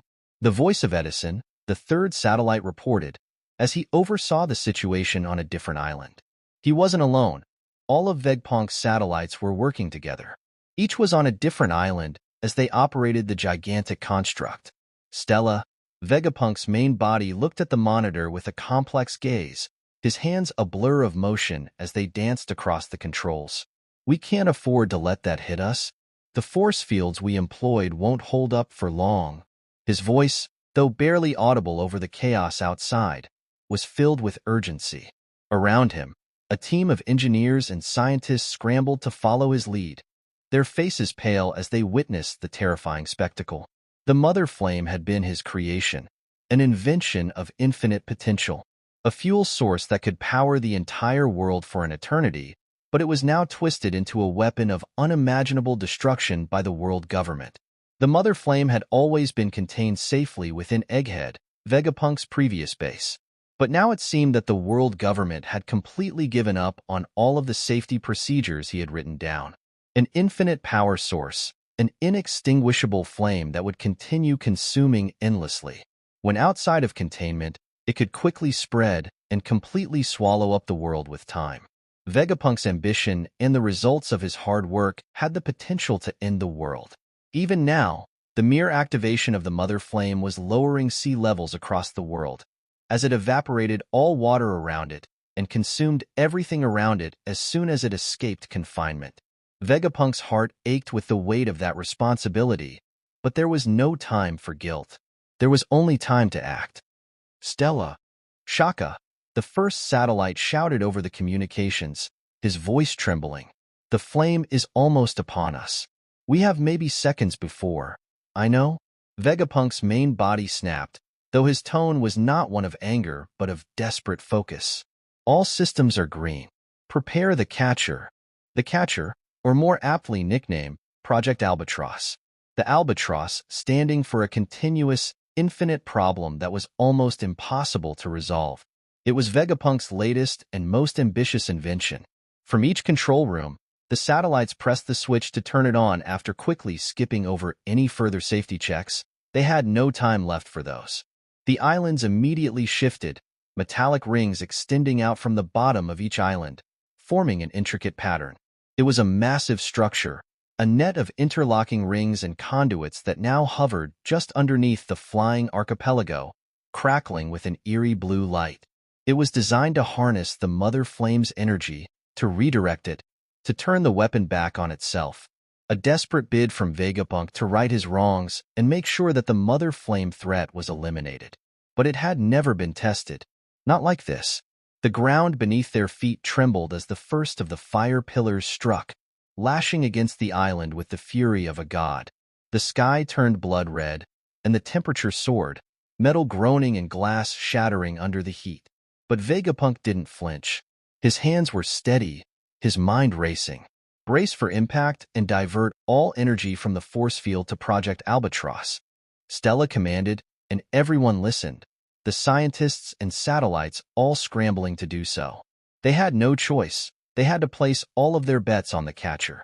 The rings and conduits hummed in unison, filled with more and more power as every battery and energy source in their possession was quickly being depleted. Even the robots Enel had brought from the moon ran out of energy, unable to sustain themselves any longer. They had been instrumental in building Project Albatross. Thankfully, Vegapunk had not required their assistance in using the catcher too, otherwise, things would have gone much worse. In an instant, all cannons and any electric appliance within the Sky Archipelago went dark. The thin force fields died down, and the heat was something that all of the residents on the islands could feel now. Many looked down to see the blazing inferno attempting to swallow them. Many died, essentially all of those that had gone below, and many fainted from heat stroke. Akiji's fate was unknown as well, as he had been right in the thick of it as the mother flame went off. The only places still with electricity were the control rooms and the ring net. The net pulsed, and the rings started spinning, faster and faster until they were a blur. The blue light emitted by the rings intensified, becoming a blinding beacon that shot up towards the heavens. And then, with a sound like the tearing of reality itself, the catcher engaged, as the flames finally soared towards it.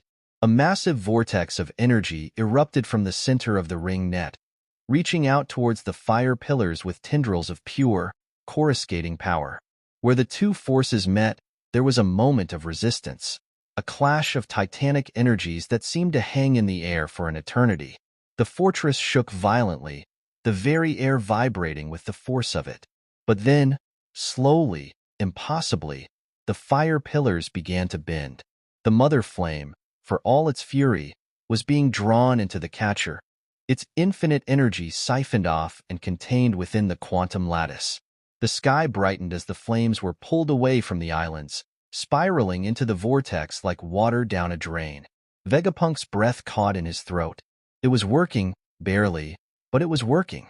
Project Albatros was designed to be a self-sustaining whirlpool of energy. The moment that the mother flame's edges were pulled into the catcher, it already started giving more and more energy to the catcher, making it stronger at the same time. But it was not perfect.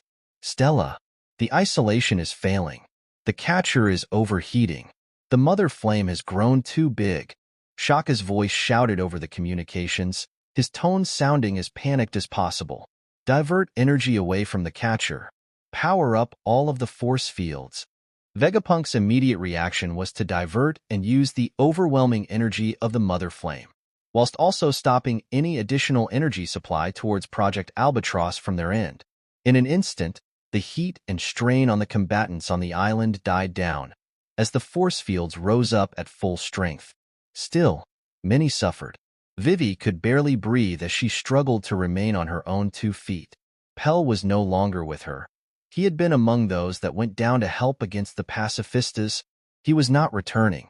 As the Vegapunks struggled to maintain the ring net, they noticed the mother flame trying to twist itself away, its many pillars trying to pull themselves back or go against the flow of the whirlpool. Such a move meant only one thing. The mother flame has developed too much. We are doomed. Sure. It was only then that they all heard a burst of laughter, as Luffy jumped off of the island as soon as he was healed by Bonnie. He jumped directly towards the center of the whirlpool, his heart singing the rhythm of the drums of liberation as he immediately grew in size, becoming a giant as soon as he passed through the highly energized link. Some slight burns covered his body, but the wide smile on his face was unfaltering. His gigantic hands immediately stretched out, becoming larger and larger as they grasped at all of the pillars of flames, forcing them to bend unnaturally in his hands. Huff. Immediately, Luffy started blowing at the flames, trying to extinguish them, but he was unsuccessful. Stupid fire noodles aren't going out. Luffy groaned, before realizing what he said, and his smile widened.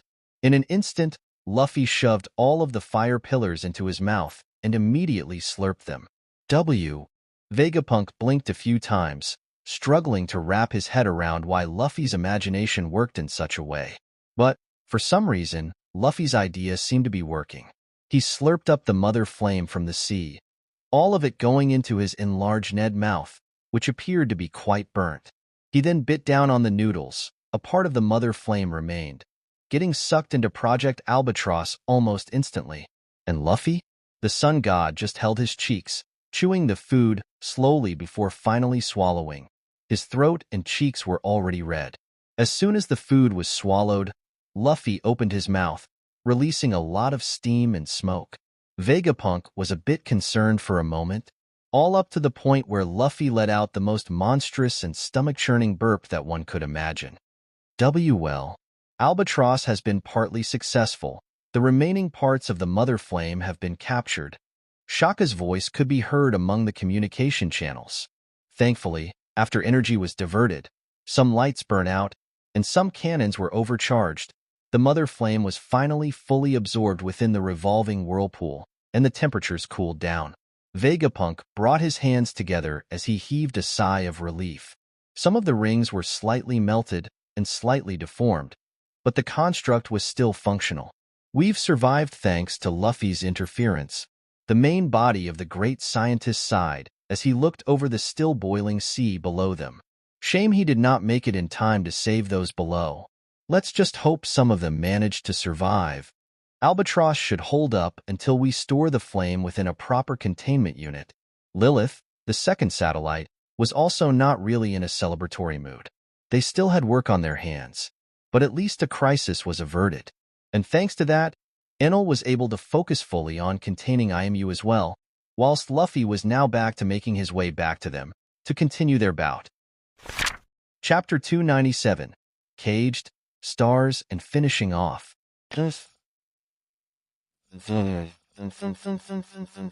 He could only scowl in disappointment when feeling how big of a failure the Mother Flame was. Sure, a weapon capable of destroying the world, but in front of the reality-bending powers of Nika, it was nothing more than a toy, one to play with and break. I had hoped everything would be destroyed before Nika got himself healed. That damned Vegapunk. I should have killed him a long time ago. The catcher that Vegapunk had created may not have fully functioned to contain the Mother Flame in its full unleashed glory, but it still managed to greatly delay the Mother Flame's advances. At the very least, it gave Luffy enough time to get healed by Bonnie and jump down to intercept it. Such powerful technology was not something that could be seen in their world too often. After all, Vegapunk was responsible for the creation of both great mechanisms, though the Mother Flame was less of a mechanism and more of a living organism. Allowing technology to advance to such an extent was a mistake in IMU's eyes now. A weapon like the Mother Flame could be a great asset, but it still paled in comparison to the ancient weapons. It only added an extra risk, the danger that such weapons could be used to destroy the balance that IMU had created. Alas, technology was the least of IMU's concerns right now. Still trapped within that prison, he struggled to even touch the walls around him, his entire being compressed into a ball. Still, he drilled away against the magnetic pulse as best as he could. The problem was that Enel wasn't even sweating. His entire body was glistening with lighting, evaporating any water nearby that IMU may have used to escape normally. Still, Enel knew that it was nothing more than a half measure. IMU was going to break out of there eventually, and after struggling for a minute, with his willpower resisting as much as possible, he realized that IMU breaking out was going to happen much sooner than expected. Enel's face twisted into a scowl as he watched the metallic parts of the prison slowly start to crack. In an instant, he grabbed the prison and rushed upwards, his face showing a serious expression as the temperature around them got colder and colder. Passing through the atmosphere was not that difficult thanks to the hole that Enel had poked into it, and reaching space was also easy for the Lightning Emperor. As soon as he reached space, he threw the prison further out, his lungs somewhat burning for air, before he turned his body into lighting completely. IMU, as well as the prison he was still momentarily trapped in, immediately got turned to ice in the infinite vacuum of space. Enel couldn't help but smile when seeing that. But in the end, the ice cracked, and IMU's figure formed right in front of the destroyed prison, this time made of ice instead of water. After all, there couldn't be water in the vacuum of space, at least not under normal circumstances. There was also zero water around for IMU to use. That's to be expected at this point. The Sky King was the furthest from surprised when seeing that. After all, it was clear to them that IMU could control water in any form by that point. The powers of a god were never that simple, but that durability and endurance that IMU boasted, it wasn't like it didn't have any conditions.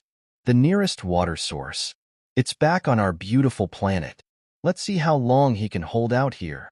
Enel showed a feral smile as he pointed his hand forward, immediately shooting a pillar of lightning towards the sea god. After all, lightning could easily move through space without any resistance. It was in fact much faster than normal.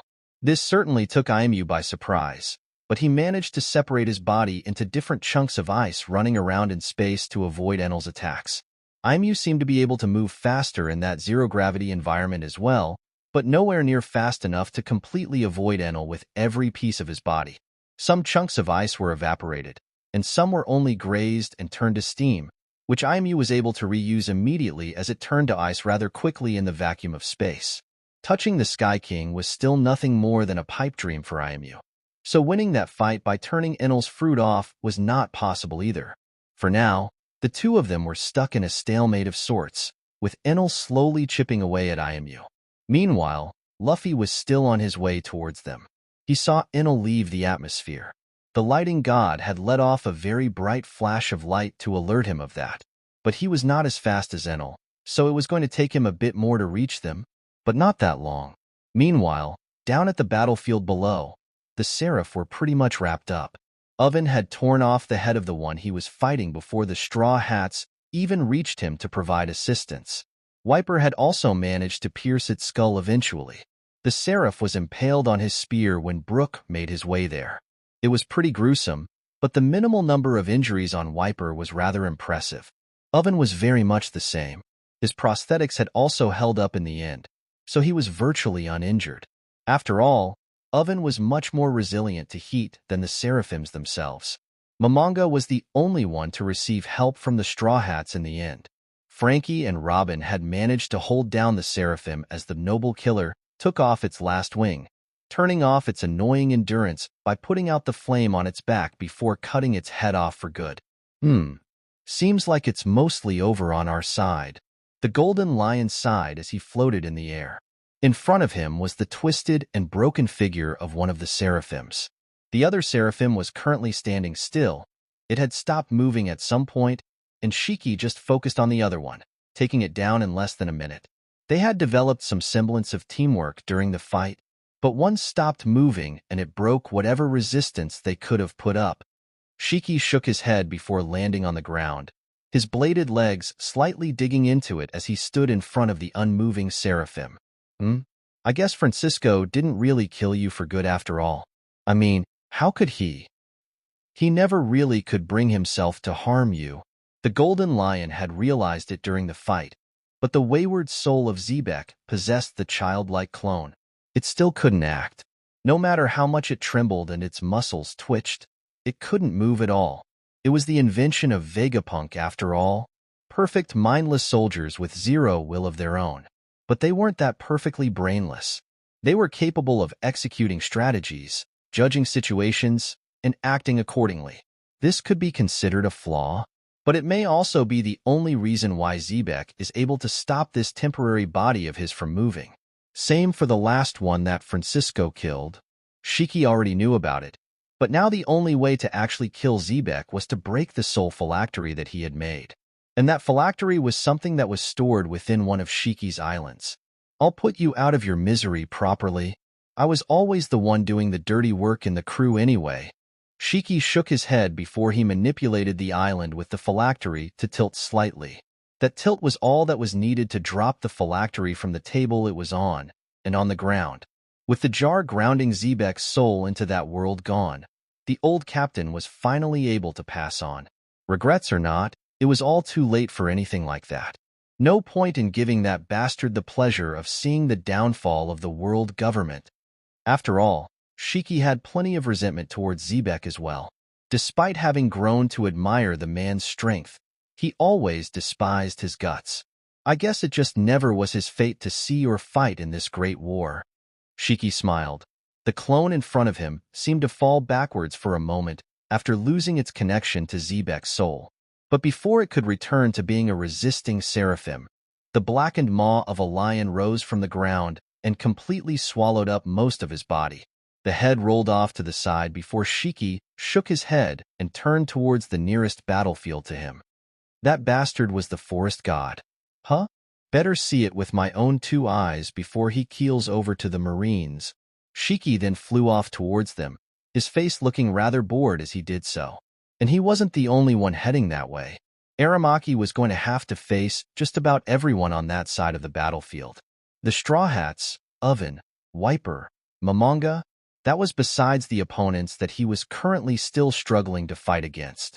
Needless to say, he was less likely to survive the encounter with just Shiki added to the mix, let alone the others. But as many more were focusing on that side of the battlefield, Francisco and the others had finally been pushed back a bit. What the hell is that? Sabo asked as he sweated a bit, looking at the amalgamation of flesh in front of him. He was immediately tackled to the side by Francisco, as a fleshy tentacle came crashing down in his previous position as the thing in front of them let out a beastly roar. The elders have fused. Chapter 298. Desperation, Magic, and Miserable End. The monstrous amalgamation of elders was really the last thing that the leaders of Enel's army expected. But after all of them suffered enough damage, they realized they could not win under any circumstances. Warcury had lost his tusks and all of his limbs. Nustero had been disarmed, then dehooved rather forcefully as well. And Peter, well, the Worm Elder didn't even get the chance to do anything against Dragon, only taking further damage, like being skinned alive by wind blades a few times, and having his bones crushed with sheer strength. There was a literal lake of blood underneath him, one that Dragon had extracted out of him brutally, and it was obvious that his regeneration was slowing down exponentially. The three of them were all that was left of the 5 elders. Mercury and Saturn had already been crushed, and they knew that they would be soon to follow them into the afterlife. So they did something drastic. Warcury and Nustero both regrew their limbs and rushed towards pinned down St. Peter. They knew that they were making a mistake, turning their backs on their enemies like that, but they were already near their wits' end.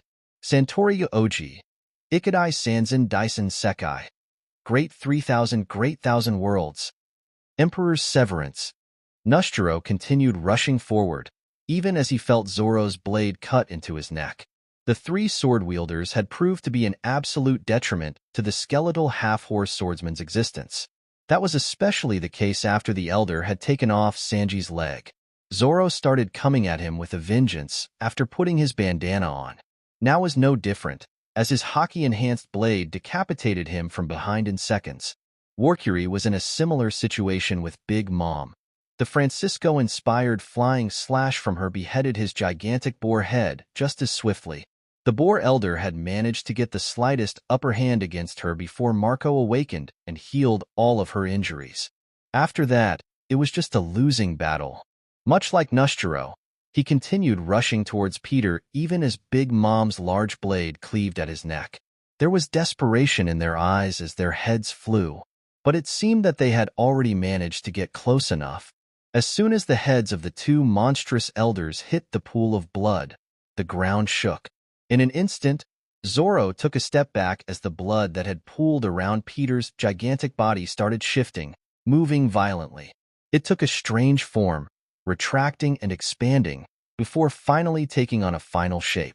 It turned into a gigantic magical circle, reminiscent of the one they had used earlier. Seeing that, Dragon couldn't help but snarl and dog his claws deeper into Peter's back. You aren't getting away that easily. But the purpose of that circle was not to teleport them away. Instead, all of the blood rushed into the middle. Dragon's eyes widened as he felt his claws sink into liquid. He immediately lost his grip on the Worm Elder as his gigantic body also seemed to submerge into the pool of blood almost lifelessly. For a second, they thought they had somehow won the fight, especially when the bodies of Nustero and Warcury lay there lifelessly. But what formed within that pool of blood quickly brought them back to reality. Dragon's gigantic body barely managed to lean out of the way, as a gigantic blood hoof hammered away one of his wings, evaporating it in an instant. The revolutionary leader immediately lost his balance in the air and swayed to the side. He was bound to hit the ground at that point. The blood pool shifted as well, forming solid blackened spikes that started extending towards the revolutionary dragon, aiming to skewer him in one fell swoop. And maybe they would have succeeded. Ursa's shock. Divine departure. In an instant, a gigantic flying paw print embedded itself into Dragon's midsection, sending him flying out of range of the pool of blood. At the same time, a red flying slash aimed to sever all of the spikes and cut into the gigantic red blob that had now started building in the center of it all. But the spikes, imbued with the combined hockey of 3 elders, were able to block the flying slash, redirecting it into the sky. By the time Mihawk's green flying slash reached the blob in the middle, the strange fusion of the elders was already done. The creature that emerged from that blood pool was an utterly unnatural amalgamation of the remaining elders. The bulky torso of a boar, filled with tusk-like tentacles on all sides, perched on large horse-like hooves and muscled legs. The tail extended upwards, into a gigantic worm almost fully covered in teeth without any eyes. And for a head, the neck diverged into the head of a boar, and the head of a skeletal horse with a flowing mane. The head of Peter was the tail, it seemed, but the creature's skin was mostly blood red, and it gave off an aura so overbearing that it made everyone surrounding the beast uncomfortable. Steam came out of all of the beast's mouths, as their eyes glowed with pure hatred and hostility. This thing still seems stronger than it has any right to be, Sabo muttered as his grip on his metal pipe tightened even further. The three elders from earlier were struggling to keep up and were clearly headed to their respective deaths. Hell, things had looked back for them for a while now, but they had not tried to merge before. Either the requirements were too specific to pull this stunt off, or the price paid is too great for them to consider it a viable move before two of them died. And the price was almost apparent. As all of the fighters on the battlefield stared into the eyes of that beast, they all noticed something. They all seemed almost empty, soulless. Seems like they gave up on their individuality in a bid to take us all down with them. Francisco walked forward fearlessly, his eyes narrowed as his now dirty blonde hair flowed in the wind. Makes sense why they'd be unwilling to do this. Still, I find it hard to understand how this magic of theirs even works. Mihawk cracked his neck, his great Yoru dragging on the ground slightly as he walked forward as well. There are plenty of things hard to explain in this world. That magic of theirs feels like an application of willpower of sorts, just coming from an external source. Big Mom was a lot more sensitive than them when it came to souls and willpower. She could feel that the circle was made of willpower, or at least energy similar enough to willpower. Maybe we'll get more answers after we beat the shit out of this thing. Dragon, now in human form and with a bloody gash on his back, seemed to be quite eager to jump back into the fray. Especially so after Marco stepped up behind him, enveloping his wound in blue flame and closing it almost immediately. I may not be able to go all out as I am now, but I can at least provide you all with some support. I've sat on the sidelines enough. The Blue Phoenix was still mourning Whitebeard's passing, but he was in no mood to sit still and wait for things to end. Kuma and Sabo both still appear to be in top shape, and Zoro seemed just frustrated that he had failed to outright kill Nushiro by himself. In an instant, the tentacles on the boar's body shifted, all rushing forward trying to pierce the fighters that now surrounded its gigantic body. Despite its great speed, the people around were still able to react in time, dodging either to the side or jumping upwards and running up the tentacles towards the chimera. Big Mom was the only one to block the tentacle head-on, using her blade to try and cut it in two. Sparks flew as her blackened blade clashed against the tentacle. Surprisingly, she was unable to cut into it, but she did manage to redirect it before jumping on her cloud and rushing to the sky. Just as she did so, the gigantic worm tail moved to intercept her, aiming to slap her away and puncture her with its spikes. But Big Mom wouldn't ever be caught off guard by such a simple attack. She gripped her blade with both hands and grunted, sending a gigantic flying slash towards the trial. The slash cracked and broke the spikes and left a bloody gash into the skin of the beast. Not deep, but still noticeable. The tentacles seemed tougher than the rest of the body. Big Mom then shouted, letting the others know as she then stepped onto the cloud underneath her and forced it to spit out some more lightning. God of Lightning, Raijin. Hope you like dying to an attack named after him, Mamame. Big Mom laughed as she renamed her rather famous lighting attack on the spot. Of course, Zeus was making sure to not let his lightning hit any of their allies. Below, Francisco, Zoro, Mihawk, and Shanks all danced around the beast's body, dodging any kick from its hooves and swerving around any tentacles while madly slashing away at the beast. Sabo and Kuma seemed to be building up an attack, gathering more and more impact shockwaves into the Tyrant King's arms, to the point where they were glowing white. That much would normally injure Kuma's arms just from gathering them, but Marco was constantly healing him, covering both of his arms completely in a bluish flame as he sweated a bit.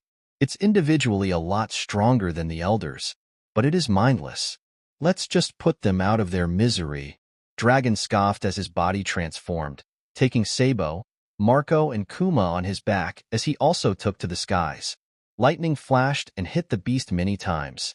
Each bolt flashed past Dragon's body, avoiding it almost unnaturally. As they reached the skies, Kuma heaved a bit of steam, as he felt the rest of his body and his palms heating up. He then turned towards the Elder Chimera, before slowly stepping off of Dragon's back and pointing both of his palms towards the ground. "Get away from the beast." Kuma's voice sounded out as he reached the halfway point and aimed his plans towards the enemy. Tyrant King's shock.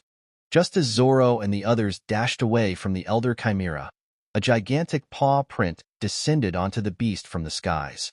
The ground shook and quaked, the swordsman being forced further away by the shockwave as the beast's body was pressed into the ground with great force, many of the bones in its body cracking and breaking under the pure pressure and the hard ground underneath it. Kuma was not spared.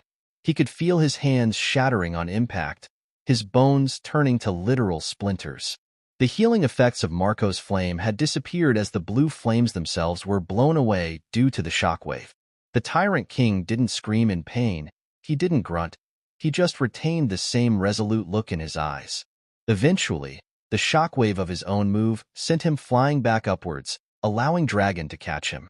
"Keep up this intensity. Don't let this thing regenerate." The revolutionary dragon bellowed as he quickly placed the gravely injured Kuma on his back for Marco to stabilize his injuries at least. "Don't need you to tell me that," Big Mom shouted right back, Prometheus and Haki covering her blade. That blackened flame-covered edge was immediately swiped at the collapsed body of the beast. The tentacles moved to block it, but that was far from the only attack it had to deal with. Divine Departure, Sever, Nine Sword Style, Azura Sword Drawing, Jest of the Dead, Knight's Fall. Shanks, Francisco, Zoro, and Mihawk all attacked in quick succession with their strongest attacks. Throughout the battle their coordination had increased by a lot. They were all monstrously talented fighters at the end of the day. Shanks' red flying slash split the creature in two. Francisco's dark red flying slash cut the body as well as all of the tentacles, allowing Big Mom's attack to also land cleanly. Zoro's attack was more personal, jumping into the fray and portraying a swift dance as he slashed at the creature's innards. Before jumping away to dodge Mihawk's attack, the Hawkheed swordsman's attack came last, but its power was undeniable. His dark green flying slash covered a much wider range than the others, swiping widely at the creature and enveloping its entire already directed body. That slash seemed to almost erase what remained of the creature, leaving behind a broken-down skeleton stripped of any flesh and organs. But before any meat or nerves started growing back out, Dragon roared and pointed his large mouth to the ground. Storm Dragon's Breath. A gigantic, invisible stream of wind and lighting flowed out of the Western Dragon's mouth, completely covering what remained of the Chimera Elder's body. Meanwhile, Big Mom laughed and continued raining down lightning onto it as well. Explosions rang out everywhere on the battlefield, and all of the swordsmen had already pulled backwards.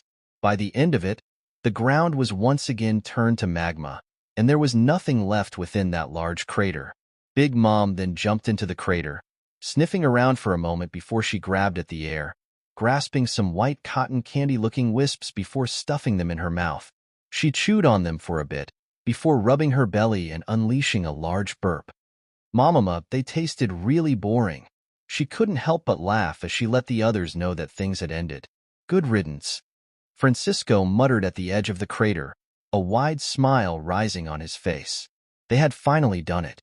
The elders were dead, their souls eaten by Big Mom. A fitting end for a bunch of superior, celestial dragons.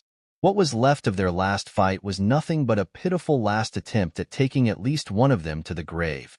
It was a massive gamble, one that had failed miserably. The elders individually had posed a greater threat than that mindless beast.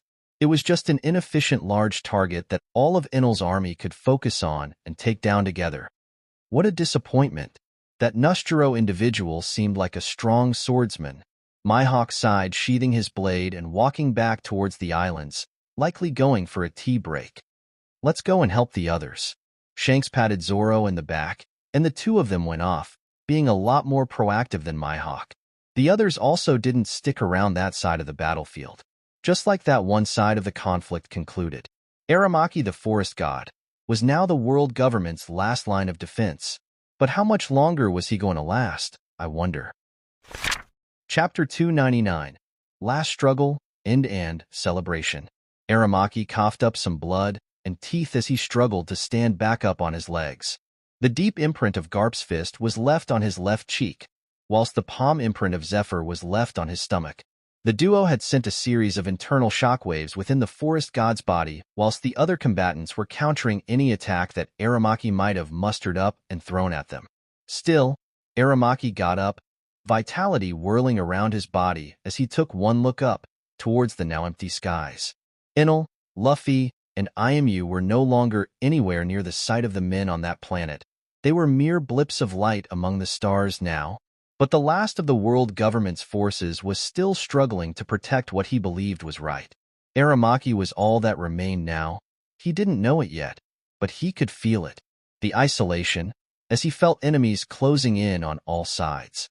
The powerlessness, as the ground underneath him suddenly started shifting and he even lost his footing. As soon as Shiki arrived on their side of the battlefield, the ground itself moved to uproot any roots that Aramaki might have plunged into the ground. No longer could he take any of his opponents by surprise by skewering them with his roots from beneath the earth. Not only that, but his attacks and roots got a lot slower as soon as Fujitora figured out how to suppress them accordingly. This made it all the easier for Law to help others dodge attacks. That was how Garp and Zephyr had gotten close enough to Aramaki to strike him. Law's abilities were impossible to overcome. It allowed for instantaneous movement for all of the people on Enel's side of the battlefield. Kizaru and Sengoku had taken it upon themselves to protect Law with their lives as well, which made him virtually untouchable. The Straw Hats joining into the fray was really the last straw, though. Brook's movements were fast, but coupled with Law, it made him a sharpened blade that Aramaki constantly had to be on guard due to him. Frankie's body had also already tanked quite a few hits, and Robin's many sprouting limbs made movement difficult at times, at least for now. In essence, even with his superior strength, the forest god was simply stunned, unable to do anything. He's been on his last legs for a while now. What annoying endurance. Kizaru sighed as he randomly sent forward a beam of light, which was blocked by a branch that came out of the forest god's hand. Indeed, he's much worse than Kaido even. At least that bastard couldn't damn near revive himself constantly. Akainu scoffed, smoke coming out of his body as he pondered on a strategy to better use his powers.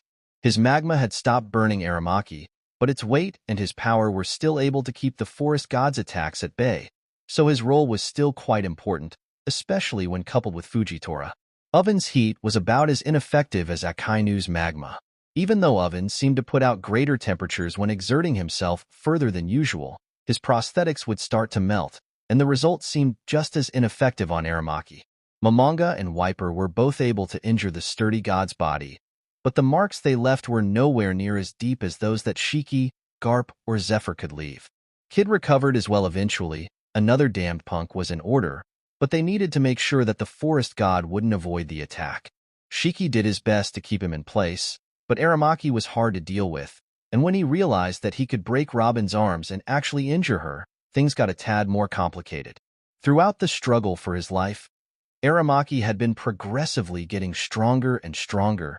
As a freshly awakened god, his potential was boundless after all. And now, the god was on his last legs. That was when he decided to finally leave it up to his instincts. A full-on offensive from the forest god was what ensued. A last-ditch attempt, as some would say. It certainly looked like that to Sengoku. Roots and branches sprouted from all over Aramaki's body as it grew bigger and bigger, eventually turning into a taller tree. Roots were sent out all across the battlefield, trying to kill and or maim as many people as possible. It was far too much for Law to be able to help them dodge alone. There were too many of them on the battlefield now, too many people for the Death Surgeon to focus on constantly. Zephyr lashed out in an instant, punching one of the roots apart and turning into splinters before he looked around to help the others. That slight fraction of a second was his mistake. Those splinters of wood turned into bullets and pierced his body in a fraction of a second. Dozens of small holes opened up in the former admiral's body. Master Zephyr, Fujitora shouted, gravity around them all increasing, attempting to slow down the roots even further. But there was only so much that he could do without also affecting his allies. Law acted just as quickly, sensing him getting injured. He pulled Zephyr away from the fight, and right by his side to administer some kind of treatment. Chopper was also there to help now, so they could better stabilize the fighters present. The former admiral was in pretty bad condition, but even worse was when his body started sprouting roots. Law's eyes widened at that moment, and he immediately transported Zephyr away, just before his body turned into a live shrapnel bomb of wood. Whatever you do, don't get hit, Law shouted as he now focused more and more on helping others dodge. But he was a tad too late, as in the meantime some others had been grazed by or hit by the wooden splinters. People like Usopp and Yasopp were left in a bloody mess. Usopp was the luckier one out of the two, as his father had realized something was wrong and cut off his arm before kicking him away. Yasopp was too far gone, though. Ben Beckman had also fallen, being hit at around the same time as Zephyr whilst doing his best to shield some of his comrades. Among the victims, there was also Frankie, who was simply not fast enough to dodge two roots that pierced straight through his cyborg body. The large roots retracted, leaving behind only some splinters, and those splinters expanded to blow up Frankie's cybernetic body to bits. Thankfully, death was not as final for the cyborg as it was for Zephyr, but things were still looking grim. Some of Dragon's lieutenants who had quite literally just arrived to help were also slain. Ivankov was almost dead at the very least. Karasu, the soot devil fruit user, and Morley, the woman giant, were too far gone. Flowers had grown out of their eyes, and roots were sticking out of their guts. Robin had tried to use her arms to block some attacks to help the others, but she could only do so much. The roots coupled with Aramaki's wild hockey were too much for her. The injuries accumulated in her arms, to the point of making them unusable after a while. She was about to die as well, just as her arms fell limply to her sides. Thankfully, she was not yet alone on that battlefield. Brook blocked those attacks with his body and blade.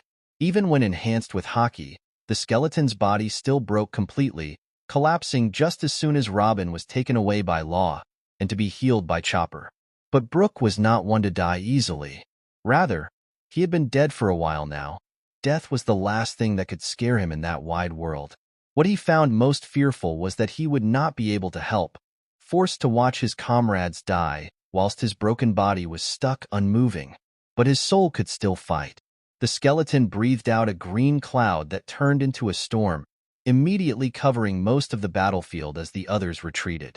No matter how much he tried, Aramaki could not see through that cloud. His gaze squinted and his mouth twisted into a frown. The next thing he saw was the green aura that washed over him. In an instant, the forest god felt nothing. He could no longer feel the blistering heat of Akainu's magma, nor could he feel the heat exuding off of oven. He could no longer feel gravity itself pressing down on him, nor could he feel the wind around him whirling. It was all void. Then it crept in, a biting chill that almost froze his heart in an instant. The cold of the underworld was what Aramaki was feeling. Despite not ever dying before for good, he still understood what it was. In an instant, his roots frosted over and fell apart. His entire body was frozen as Brook gave all of his soul into freezing him in place, immortalizing him there forever. But, despite his panic, Aramaki knew he could break out of there. He just needed time. Damned punk. The forest god only had the time to widen his eyes when he heard the spiteful voice of Eustace Kid, the wrath of Vegapunk's given name. Just as quickly, Aramaki's body was enveloped by that gigantic laser for one last time. In a moment, the forest god felt the ice covering him vanish. He felt as if he could still crawl away with his life as long as he dodged from the middle of the damned punk's laser. But he didn't even have the time to form another thought as the other people present on the battlefield moved to overwhelm him in an instant. Divine departure. Sever. Galaxy impact. Shanks's blade sent a flying slash that cleaved through the space in front of it, bisecting Aramaki's body with fury. Francisco's blade did much the same, but his severing blade aimed to separate the god's torso from his legs. And Garp came in from above to finish him off with a great impact, pressing him into the ground whilst Kid's damned punk continued to disintegrate the god's body. By the time the beam ended, and Kid's body was once again overheated and smoking, there was no longer anything left of Aramaki. Nothing resembling a person, nothing resembling a tree, nothing even resembling ash. "We've done it." Garp's gaze was cold, as he clutched at his chest before falling on his ass, his hands both shaking slightly as he gritted his teeth. Shanks and Francisco both sheathed their blades. They had been the fastest to arrive there among the people facing the elders, and their arrival was certainly at a good time. But seeing the state of their allies, as well as counting the dead, made them unable to celebrate their victory. The Marine forces were in shambles. The leaders were still standing at least, but plenty had fallen. The revolutionaries had suffered more losses among regular soldiers, and the pirates had likely taken on even more losses, both to heavy hitters and soldiers. But it was done. The fight was over. At least their fight was. Francisco couldn't help but sigh internally, his gaze turning to the sly as he wiped the sweat off his brow. "The rest is up to you, Captain." Chapter 300. Frustration, Fate, and Fallen God's End. Iamu's frozen body trembled in the infinite vacuum of space, its many pieces still doing their best to dodge the constant barrage of unrestrained lightning. The personification of the sea had tried getting away numerous times, dozens each second, but Enel was not letting even the smallest speck of ice escape his lightning or head for their beautiful blue planet. That stalemate had gone on for what felt like hours to Iamu, but mere minutes had passed. The Sky King was showing no signs of fatigue either, so the sea god realized that he'd have to do something and do it soon if he wanted to turn the tables around.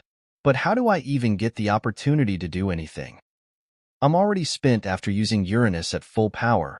All I have are some lingering sparks. It was a frustrating endeavor, but the right word for it was certainly hopeless. Has fate truly forsaken me? And just like that, Iamu's will faltered. All it took was just a moment, but it was exactly what the lightning god had been waiting for.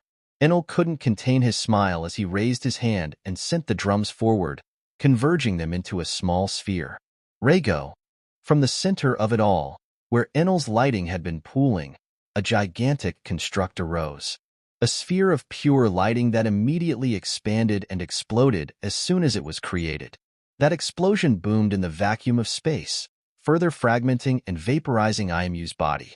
Before the sea god even realized, most of his body was gone, and he only remained with a few kilograms of ice at best. A few kilograms of ice were floating away from his planet, away from his source of power, a damn near unkillable god, reduced to the size of a toddler. A god that was previously dominating the battlefield was rendered into a powerless ice nugget, unable to even do anything against his opponent. Many frustrations were going through Iamu's head. Frustration at not having researched the effects that exiting the atmosphere would have on his powers, the fact that he had allowed himself to get into such a situation in the first place, that he had dared to look down on his opponent. It was all because of one thing: fate. He was always confident that no matter what happened, at the end of the day, fate still stood behind him. He was the hero who had brought order to the world. He had taught those savages the proper way to live, and he kept them safe from themselves for the most part. Even now, a small part of his mind was still holding on to hope.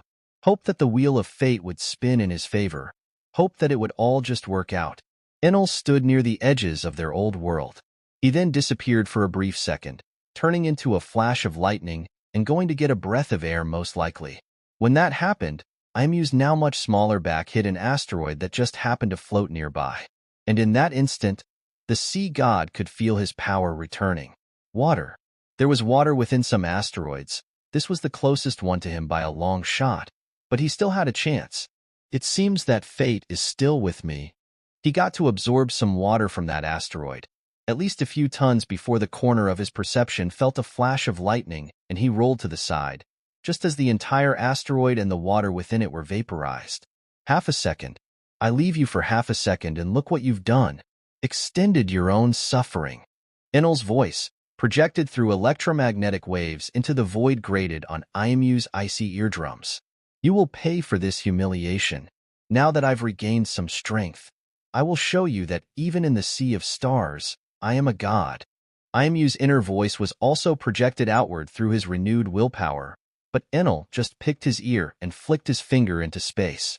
Say, haven't you been focusing on me for too long at this point? Enel smiled as he projected that message, just as a sound unnaturally rang out in the space around them. The sound of beating drums, and a burst of laughter defying all logic and common sense. Sure. Even Enel couldn't help but sweat a bit at the absurdity of it.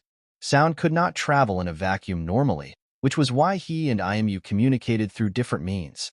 But it seemed that for the sun god Nika, the laws of physics were just there to point and laugh at. Despite his voice being projected there, Luffy was not yet in space. Instead, his gigantic head was still clashing against and trying to poke through the atmosphere of their planet. Enel looked at him with a weird gaze, as his face mushed against the atmosphere almost as if he was trying to go through a glass wall.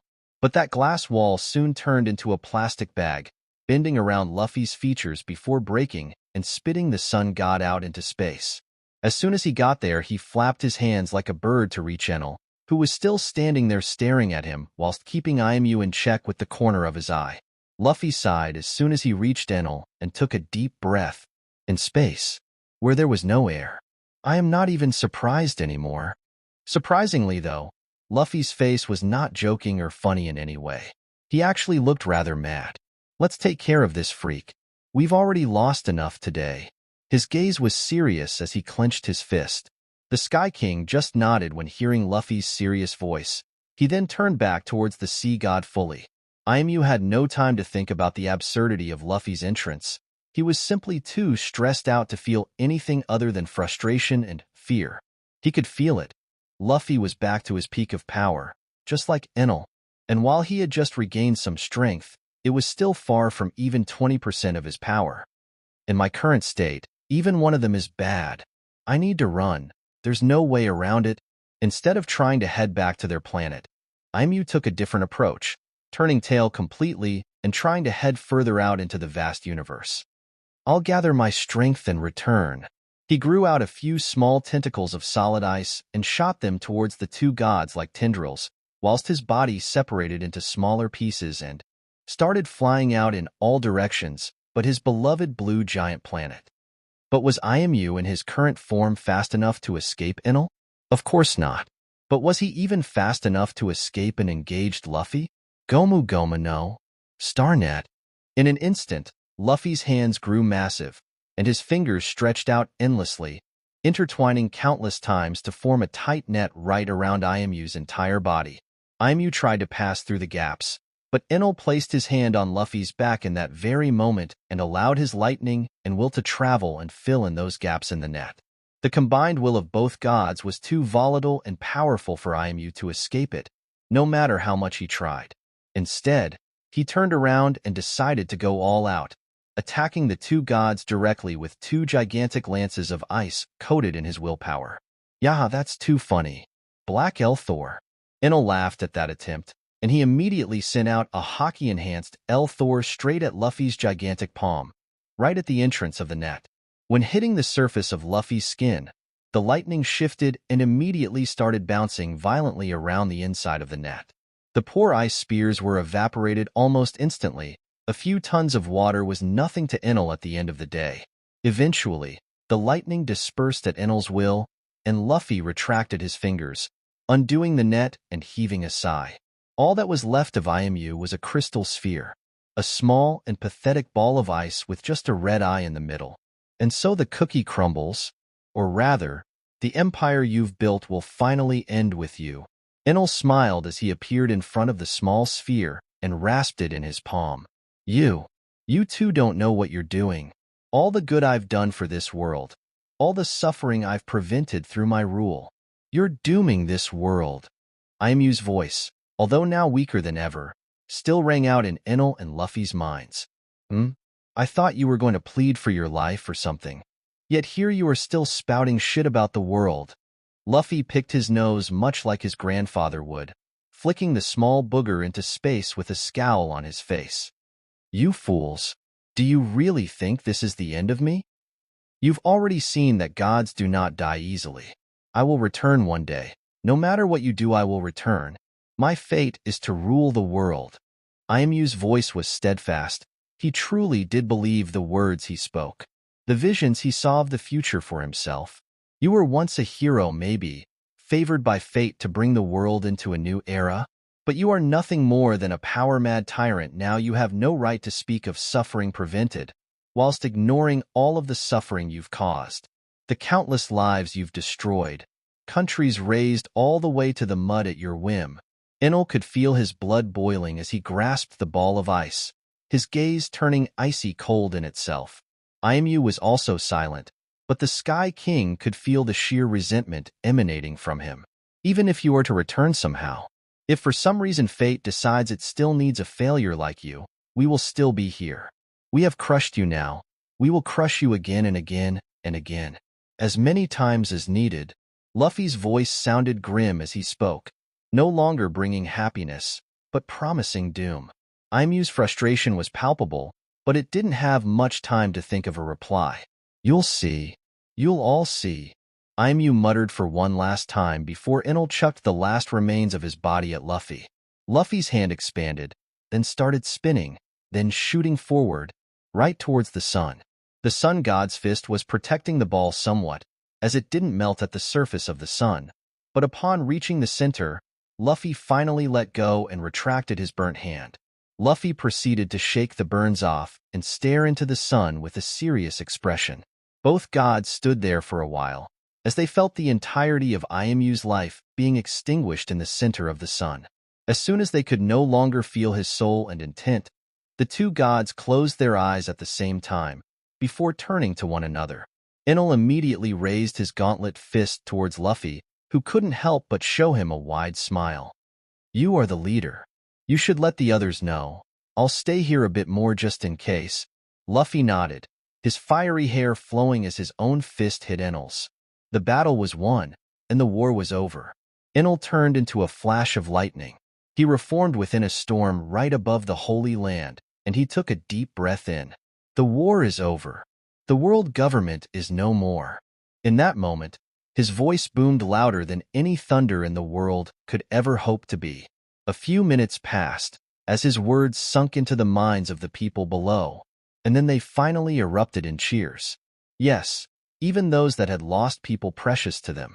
After all, there was going to be time for mourning after they celebrated their hard-fought victory. Chapter 301. Ending, Damage and Work. The cheers of the war's end rang out throughout the remains of the Holy Land. The entire place was a mess. The world government's forces were wiped out, and Enel's own were tired, dead, or heavily injured. For the injured, they had the best doctors in the world, including Bonnie, their very own time machine. But even time could not heal the dead. The loud cheers following Enel's announcement, there was only deafening silence, at least from the top brass of Enel's army. The foot soldiers and regular people conscripted in Enel's army continued to celebrate, burning up their weapons and dancing around the fires. Cooks immediately started making their most extravagant dishes, prepared to feed an army of winners. The atmosphere spread out across all the islands, as a grand celebration was exactly what they needed after such a stressful situation. Vegapunk was rather quick in rebuilding Frankie's body, and he also helped repair Brook's skeletal body. Vegapunk himself was celebrating despite having lost one satellite in the process, and that was York, the one that had betrayed them.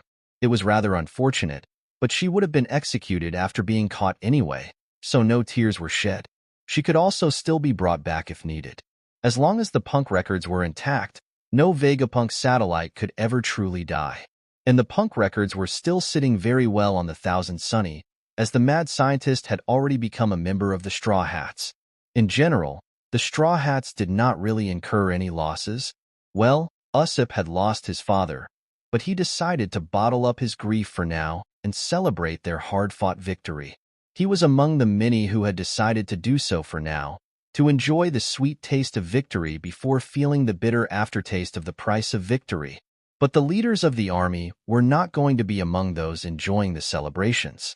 Instead, their job was a lot more grim, counting the deceased and planning for the future. Their table and war room had now moved into the one building within the Holy Land that was still barely standing. The building was previously occupied by the Elders and IMU. They had slapped their table right in front of the broken-down staircase leading up to the empty throne. Occupying enemy territory and taking advantage of the chilling silence of the battlefield, they had decided to have their meeting there. The losses they had incurred were great, but what could they have done differently? If only Enel and Luffy had gone headfirst into the battle, they would have been overwhelmed by the world government's forces alongside IMU. Enel's army was conscripted and built for a reason, and the losses they had incurred felt like they had all been necessary, yet they also felt avoidable. We were too unprepared. We may have all squabbled at the same table, but not one of us was prepared to work alongside the other.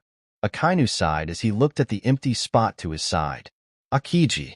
He was a man of few words, a man who always lived his life trying to live up to the expectations of others. Few times did he do things as he truly wanted. His powers were monumental in keeping the world government's forces at bay. It was monumental at keeping casualties low against the pacifists, against the recording of Poseidon that the world government employed. Hell, he was the only reason why Enel's hydrogen bomb didn't kill off half their army. But, in his tiredness, he had not been able to protect himself against the mother flame. He was not the only one to fall there. Tokikake, Gion, and even Tsuru had lost their lives. Around 1,000 regular Marines had fallen as well. Those were just the losses among the Marines. The revolutionaries had lost thousands more, same for the pirates. Many of Whitebeard's children and commanders were slain in the same place. The only survivors of the mother flame from the sea level were Ace and Haruta, the youngest of Whitebeard's commanders, who only survived because Jozu shielded him with his diamond body. Jozu was burned to a crisp, unfortunately. Same for any other unfortunate soul to have been in front of the mother flame that fateful moment. This is why I tried to avoid this war my entire career. Such massive loss of life is simply unavoidable during a war. Sengoku sighed as he rubbed his white goat's back. He looked at the two empty seats near him at the table. Zephyr and Tsuru. They had been Sengoku's friends and comrades for as long as he could remember. Now, they both passed away. Both of their bodies were too desecrated for even a proper burial to be held. Garp was the same as him. He grieved everyone who had passed away, especially Akiji, who had been his pupil at one point. On the other side of the table, Dragon now stood alone. Kuma and Sabo were off celebrating while they could. However, the revolutionary leader could not follow their lead. The Revolutionary Army was not just an organization to him. They were a group of friends that founded an insurgency to win back the world from oppressors. Losing a single person was painful for him, but losing so many? It was just downright depressing.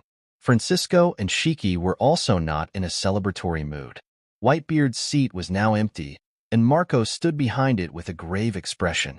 Ace was too depressed to even attend the meeting, let alone celebrate, and Luffy had gone off to comfort him and help break him back out of his depressive state.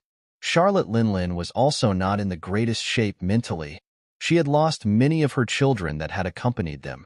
She was in the process of mourning them. She was still present, but she was just silently staring into the void. After all, she had come to genuinely care for her children, and now so many of them were ripped away from her. None of us were used to working together, and that would not have changed with just a few months of preparation. Francisco sighed as he looked around the table. They were all strong fighters, prideful and weary of other factions in the army. Maybe if they could have fully cast aside their wariness of each other, they could have worked together better. But that was not possible simply because of how different their lives were before joining the army. But it was too late to think about that. Still, many more would have been lost on our side were it not for you. Akainu turned his head towards the main star of their battlefield, Trafalgar D. Law. No one needed to mention exactly how much Law had helped them. It went to the point where even the pirate-hating Akainu looked at him with a lot of respect. I only did what I was tasked with. I deserve no praise, for I was not able to save everyone regardless. Law sighed. He had really burnt himself out during the war, and he was too mellow now to celebrate. Akainu sighed when hearing that, but he didn't dwell on it for too long. Instead, his gaze turned to Enel.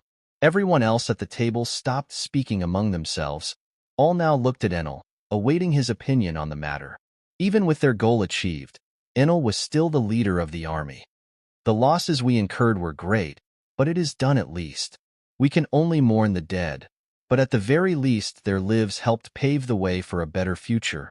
The lightning god was in a somber mood. He had inadvertently done a lot of damage to his people, nay to all of the people of the world, all for an attack that was ultimately unable to kill Imu. Everyone was prepared whilst going into this war.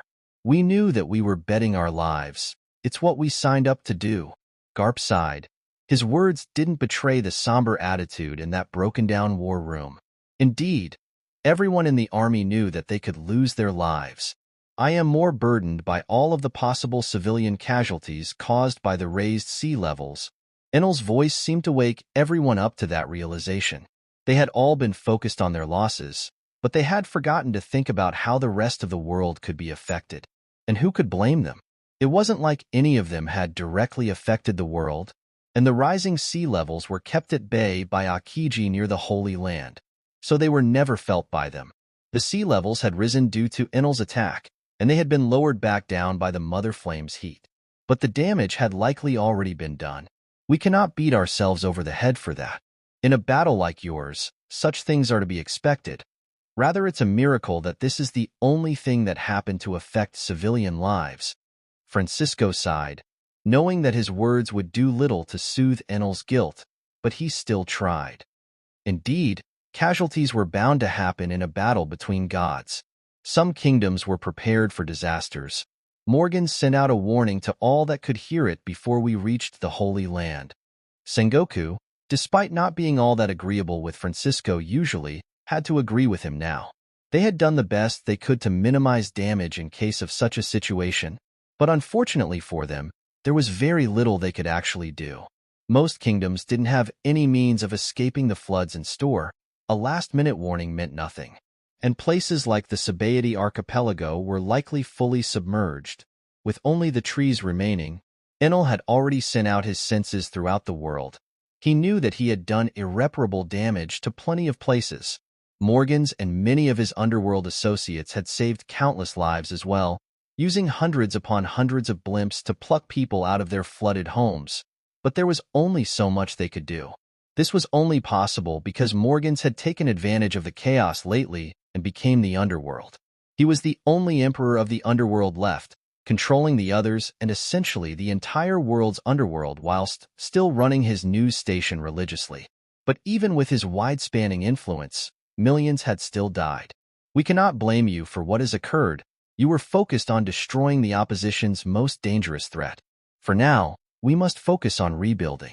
We need to start as quickly as possible. Dragon sighed. He looked at the map in front of them with a thoughtful gaze. All of the other people present couldn't help but nod. There was no use in focusing on what they had lost anymore. They needed to look into the future, to plan out how they would manage the ensuing chaos. The world government's fall was bound to leave a gigantic hole in the world's power structure, and they had no doubt that some would try to take advantage of that. The Marines are ready to start their operations again, this time more closely monitoring each and every official in all of the 4 seas and the Grand Line included. Akainu was already onto business. He no longer had Akiji to help him by his side, but he was prepared to carry the burden of Fleet Admiral once more. And he wasn't alone. Our numbers have dwindled, so we have a lot of recruitment and vetting ahead of us as well. Sengoku, his predecessor, was still by his side, fully respecting and assisting him through it all. But the Marines themselves no longer needed to be alone. The Revolutionary Army will merge with the Marines. Dragon's words made everyone's head snap towards him. No one really expected that to come out of his mouth. They had expected the revolutionaries to either disband or become some third party that oversaw things from a distance. Currently, we need to hurry up and restore a balance to the world. I will speak with my people, and we will give a hand to the Marines to help everyone. Though surprising, no one could really argue with the revolutionary leader's logic. That might be for the best. The Marines have a low reputation right now, whilst the revolutionaries are the opposite. It may be for the best if Dragon is the public head of the Marines for now. Enel also rubbed his chin as he spoke out. The merger between the revolutionaries and the remainder of the Marines would create a significant enough force to deter most greedy contenders for the throne of the world. Justice and order could prevail if they worked together. Akainu looked at Dragon for a second. His eyes narrowed, but he ended up just sighing and nodding along. He may have distrusted the revolutionaries at some point, but they were comrades in arms now. There was no point in doing so. In the first place, the revolutionaries were only ever against the world government, not the Marines themselves, so Akainu could forgive any past transgressions easily. Now that's settled, what about the emperors in this room? Francisco nodded and looked at everyone around them. I will continue to look over my territory, take care of my people, and make sure nothing bad happens there. Big Mom was the first to speak out. The others only nodded when hearing her. I shall pick up Pop's mantle and lead my remaining brothers to secure his territories. We'll try to keep the peace. Marco also spoke up, still standing by his father's chair, not sitting down. He had big shoes to fill, but he was willing to put in the work. The strength of his awakened devil fruit would certainly come in handy. I will also ensure that nothing happens in my territories. Shanks sighed as he crossed his arms and looked to the side, where Mihawk just nodded, silently agreeing to help his friend. I'll take over Kaido's territories in the New World and keep the peace there, I guess. Not much else for me to do, unless Captain has any other suggestions. Shiki the Golden Lion also seemed to have his future planned out for the most part, despite looking to Enel for agreement. Francisco was not even brought into question. He was always going to stand by Enel's side, no matter what happened or what the Sky King decided to do. Good. So the balance in the New World will remain mostly unchanged. Sengoku nodded, rubbing his beard. Well, it's bound to be much calmer. There won't be any clashes or territorial wars. We're all brothers and sisters in arms now. Shiki smiled as he spoke out. He looked at his comrades with a smile, which was returned in kind from his fellow emperors. No one was against the Golden Lion becoming an emperor. It was just a natural step forward.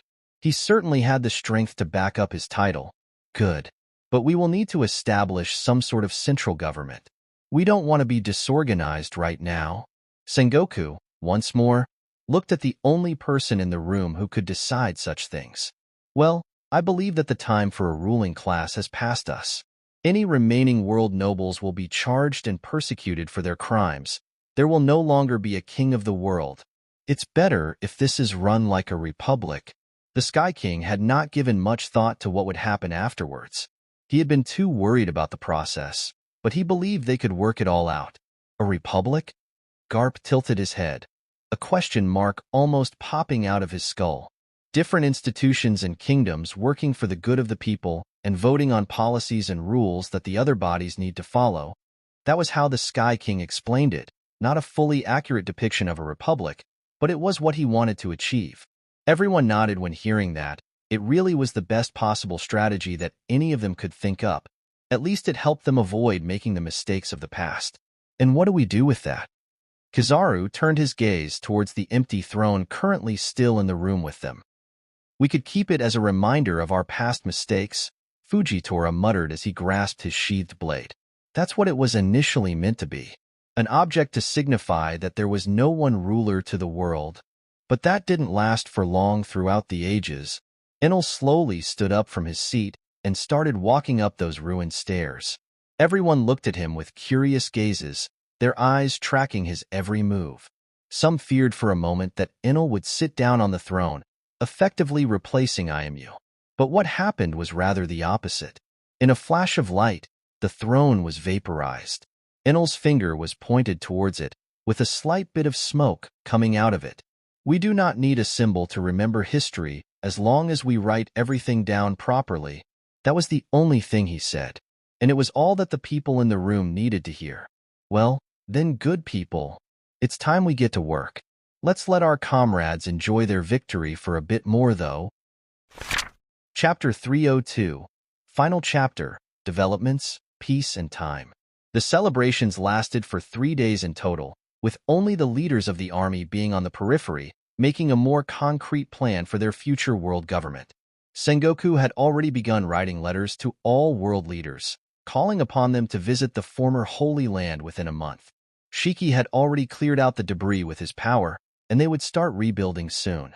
The celestial dragons were found in their little hiding spot deep under the earth, on the other side of the red line. The one to find them was none other than Enel. How could they hide after all? Imu had tried putting them in a room fully encased in seawater and sea stone, but Enel's senses were trained to the point where he noticed it regardless, the small void near the bottom of the sea. A warrior squad from the Fishman Kingdom led by Jinbei were the ones to dig them up, not even bothering to take them out of the room they were in as they quite literally dragged them whole to the top of the sea. Then it came.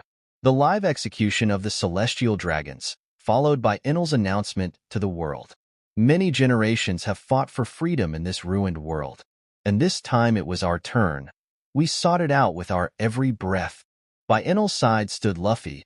Behind them were Garp and the Marines, Francisco and the pirates. And in a platform right in front of them were the kneeling nobles, all gagged and weeping, their heads sticking out and waiting to be cut clean as gravity itself didn't allow them to move. Their executioners? Former slaves who had been trapped with the nobles. All of their marks are now erased with the help of Vegapunk, but their memories of torment are still there. Today we stand at the precipice of a new dawn, a time without the shackles of old, where even those who were once called slaves may rise and live freely. The blood of the nobles shall quench our thirst for vengeance, and our vision of the future may remain pure. No longer will there be a throne. No longer will there be celestial nobles that you will be forced to look up to and respect. Enel waved his hand as he spoke with great vigor, like the true leader he had become. For a moment, the awakened lightning god could feel it. The entire world was shouting, screaming, off with their heads. His voice resonated with their wishes as the former slaves who had suffered restrained themselves no longer. Blades fell, necks were cut, and heads were rolling. Some were gutted. Some simply received a cut to the jugular, left to bleed out. Only one former world noble was not on the pedestal, getting killed.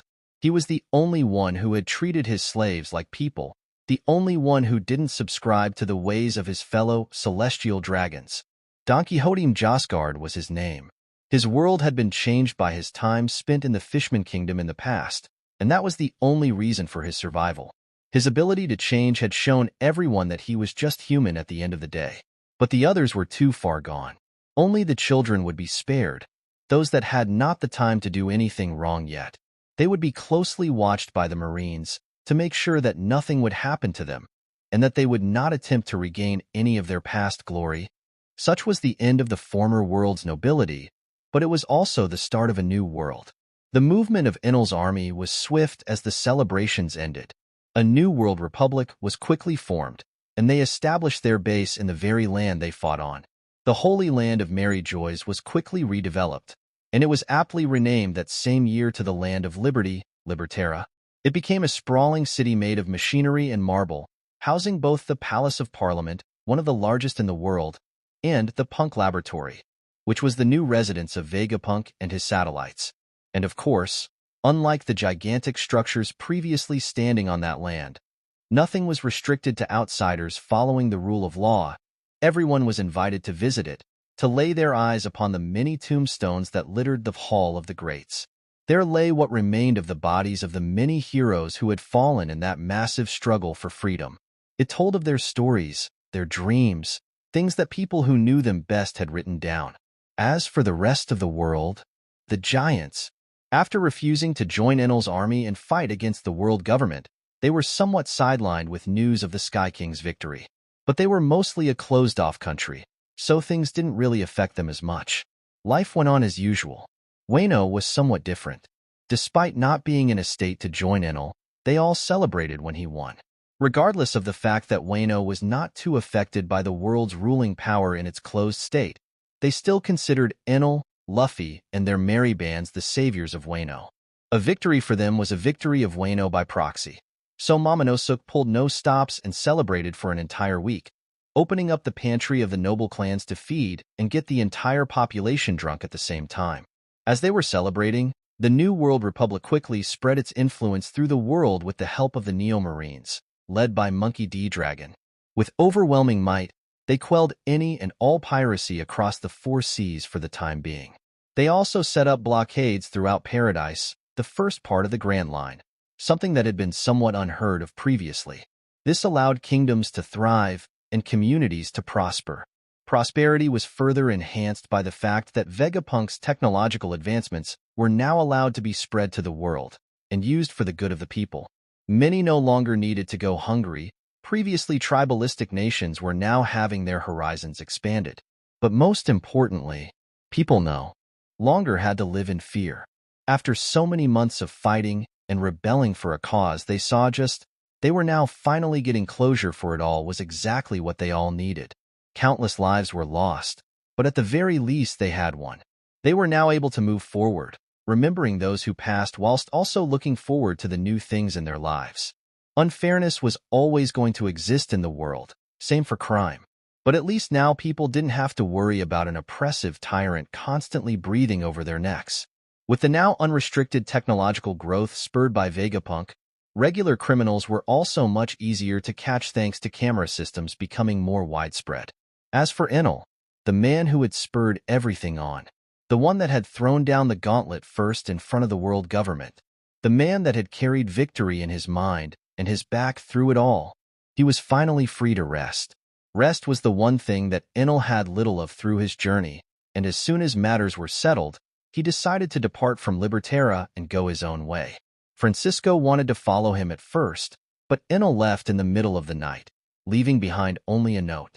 In the end, Francisco would go off to join the Golden Lion Shiki, slightly disappointed but not quite, as he still got to spend time with his friends in the new world.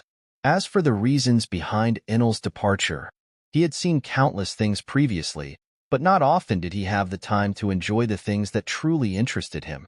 The many wonders of the world, stunning views and ancient architecture that few eyes in the world had the pleasure of witnessing. Enel wanted his eyes to gaze on them all personally, not from a distance through his godly senses.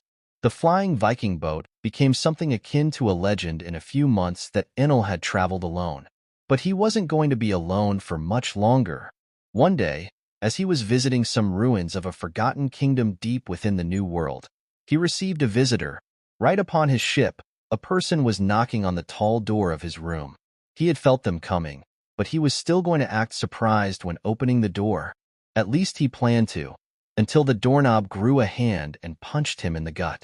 With Haki, the Emperor sighed as he felt the vibrations of that hit reverberate through his abdomen.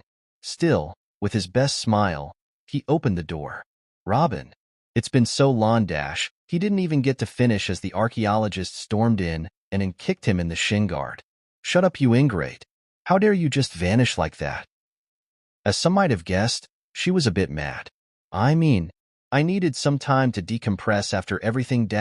Another kick interrupted the former emperor. This time he was starting to sweat a bit, his calm facade breaking. Okay, maybe she was more than a bit mad. Decompress? We all needed time to process everything. But you just up and vanished as soon as Liberterra was built. Robin's annoyed voice seemed to bounce off of Enel's fake smile. Okay, maybe I was having a bit of a midlife crisis, the Emperor finally admitted as he took a deep breath and analyzed his surroundings. Obviously you were. Robin pulled on his earlobe, dragging him on the deck and pointing at the ruins he had been examining closely for a week. Nothing more than a broken-down stone archway with some scribbles on it. That's what you've been doing instead of spending time with me? Enel blinked a few times, looking in between the stone structure and Robin. Yeah, it's kind of stupid when you put it like that. Enel scratched his blonde stubble as his royal blue eyes now focused more on Robin. The straw hat archaeologist was about to complain a bit more, but Enel's next words stopped her in her tracks. Say, how's about we look at stupid stones together from now on? Kill two birds with one interesting stone monument, or whatever the saying was. The lightning god immediately leaned down, his arms wrapped around her as he spoke. Robin's eyes widened slightly before a smile rose to her lips. Should have said that from the beginning, you brute. Robin's own arms ended up wrapping around Enel's muscular torso. It was the start of their own adventure now. Off to the side, Morgans's blimp was still hovering in the vicinity. The Underworld Emperor had finally done his job reuniting the two lovers. This is going to be big, wholesome news. The Birdman cackled as his team of editors looked at him with concern. The news teapot floated away after Morgans snapped a few shots of Enel and Robin hugging. Enel couldn't help himself but flex slightly when he felt the photos were being taken, doing his best to look as handsome as possible, an attempt that was definitely felt by Robin, who immediately raised her arms and pulled on his cheeks with annoyance in her gaze. "You damned show-off. Who are you trying to look good for?" Robin's faux rage was only really betrayed by the happy smile stretching across her lips. Enel himself couldn't help but smile widely as well. He then lowered his body even further and kissed Robin. It was a long and passionate one, surprising even Robin. But as the former emperor stood straight and looked into the horizon, confidence brimmed within him. Finally, time to no longer worry about time. Enel sighed, before clucking Robin's hand tighter within his own. Now with the best company possible as well. As the sunset had reached its peak of beauty, the only thought in Enel's mind was, life couldn't be any better. Chapter 303. Epilogue 1. Natural Progression, Grand Event, and Memories. The years rolled by quickly, with so much work or leisure all over the world. It was hard to keep track of it. Enel and Robin had spent all of the years since their reunion together, hand in hand, exploring the world as they finally rejoiced in the peace after the storm which had almost destroyed the world. They only really stopped their exploration momentarily when Enel noticed Robin's belly bulge outwards visibly one day. Yep, it seemed that the pull-out method was not a perfect contraceptive in the end. Regardless, the two merry archaeologists saw that as a sign that they needed to settle down slowly and also get married. They were neither panicked nor saddened by it. In fact, they were both quite excited to become parents. Enel already had experience wrangling old man children, so he felt even more ready for the role.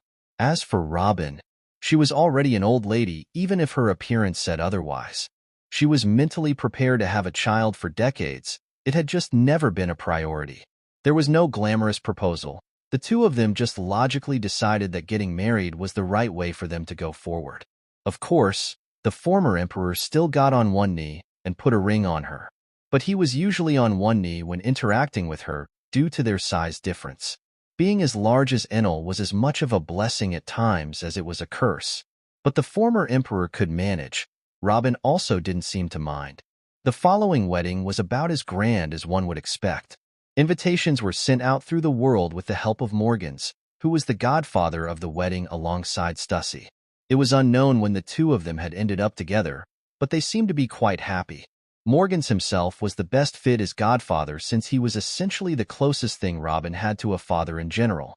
He had protected her from many threats, including the former world government when she was young and had been there for her for the longest of times, mostly from the shadows.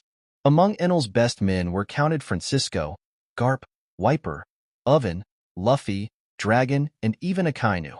There were plenty, and Robin herself had a pretty big list of people to invite. So really they ended up with a rather packed venue. Francisco and Bonnie essentially came as a package. The two of them were living together, freeloading in Shiki's grand estate, without even the slightest hint of shame. Garp came with Dayton. The two of them acted more like bickering old men than a couple, but Enel wasn't one to judge. Wiper came along with Riki, one of the Shandian warriors of the past and a member of the God Guards.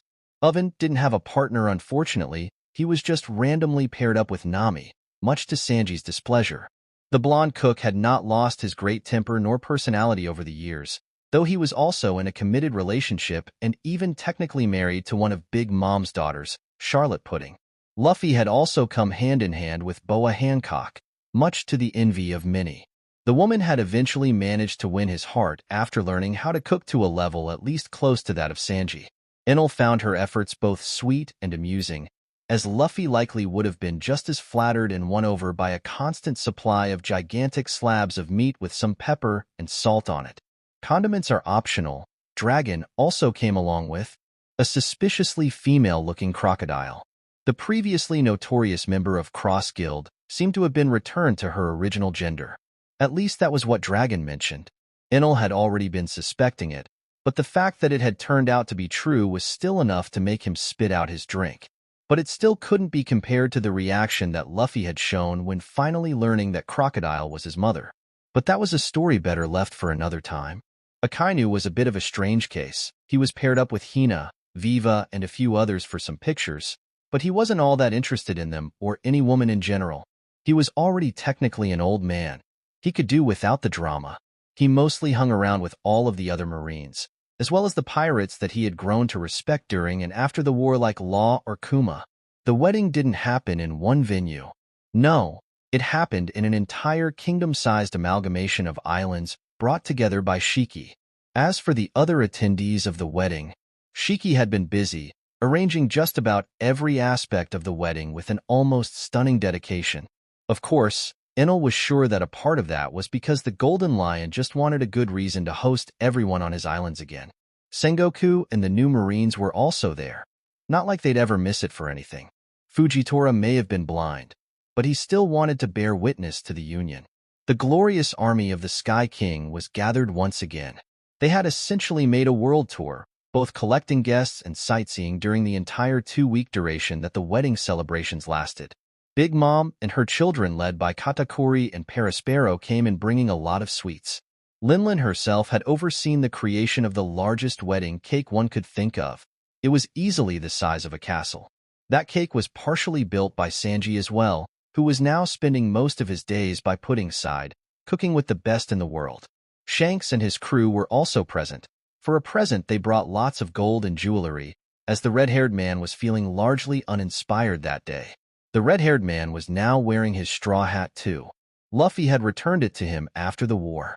At the end of the day, only after accomplishing his goal fully could the sun god proclaim to be a great pirate. Mihawk had also arrived, bringing in some personally brewed wine. He was looking much the same as before, except for the 3 massive, cross-shaped scars now marking his chest. Though he was no longer the strongest swordsman, he remained a dependable ally. The title had never mattered to him. All he cared about was facing worthy opponents. Roronoa Zoro, the man who defeated him and claimed his title, was the very swordsman Mihawk had cultivated for that purpose, to have a worthy fight. And the moss-haired sword master had delivered. Alas, if only he had managed to make his way to the wedding properly. He had only arrived after a week and proclaimed that everyone else had gotten lost. Thankfully, the other Straw Hats were a lot more punctual, especially Brook, who was also the wedding's musician. It had been difficult for him to recover after the war, but his devil fruit had allowed him to revive eventually after Vegapunk had put his body back together. Now, he had a traveling band, with one of the main musicians being, oddly enough, a gigantic whale that made rhythmic sounds out of its blowhole. Shiki had, of course, prepared accommodations for it as well, bringing in sea clouds so it would be comfortable during the performance. Frankie had arrived alongside Vegapunk and his satellites. Stella, the old scientist's main body, was already fully robotic, so it was only really looking old as a design choice. Over the years, Frankie had not lost any of his unusual style, but he did at the very least wear the upper half of a tuxedo to the wedding. For a present, he brought the bride and groom a marital bed that could also act as a flying, laser-shooting battleship. It was a cool gift, difficult to refuse, and certainly stylish.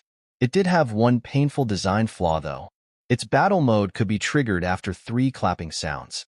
But that was something Robin and Enel were going to find out the hard way. Jinbei and a large delegation from the Fishman Kingdom also attended. They brought many gifts, including some trinkets made out of special shells that could only be found at the bottom of the ocean. Nami had come along with Vivi and King Cobra all the way from Alabasta. After finishing her map of the world, she mostly spent her days traveling and tending to her tangerine garden within her hometown. Chopper was also now a traveling doctor, mostly sticking with Nami and protecting her whilst also checking out and researching different diseases. Usopp had returned to his hometown after a while, now with some actual stories to tell his childhood sweetheart, who he also ended up married to eventually. The Straw Hat Pirates remained a crew, even though they were scattered across different parts of the world. Each member held on to a piece of Luffy's Viver card, and every few months, they would reunite to spend time together. The bond they had built would never truly fade away.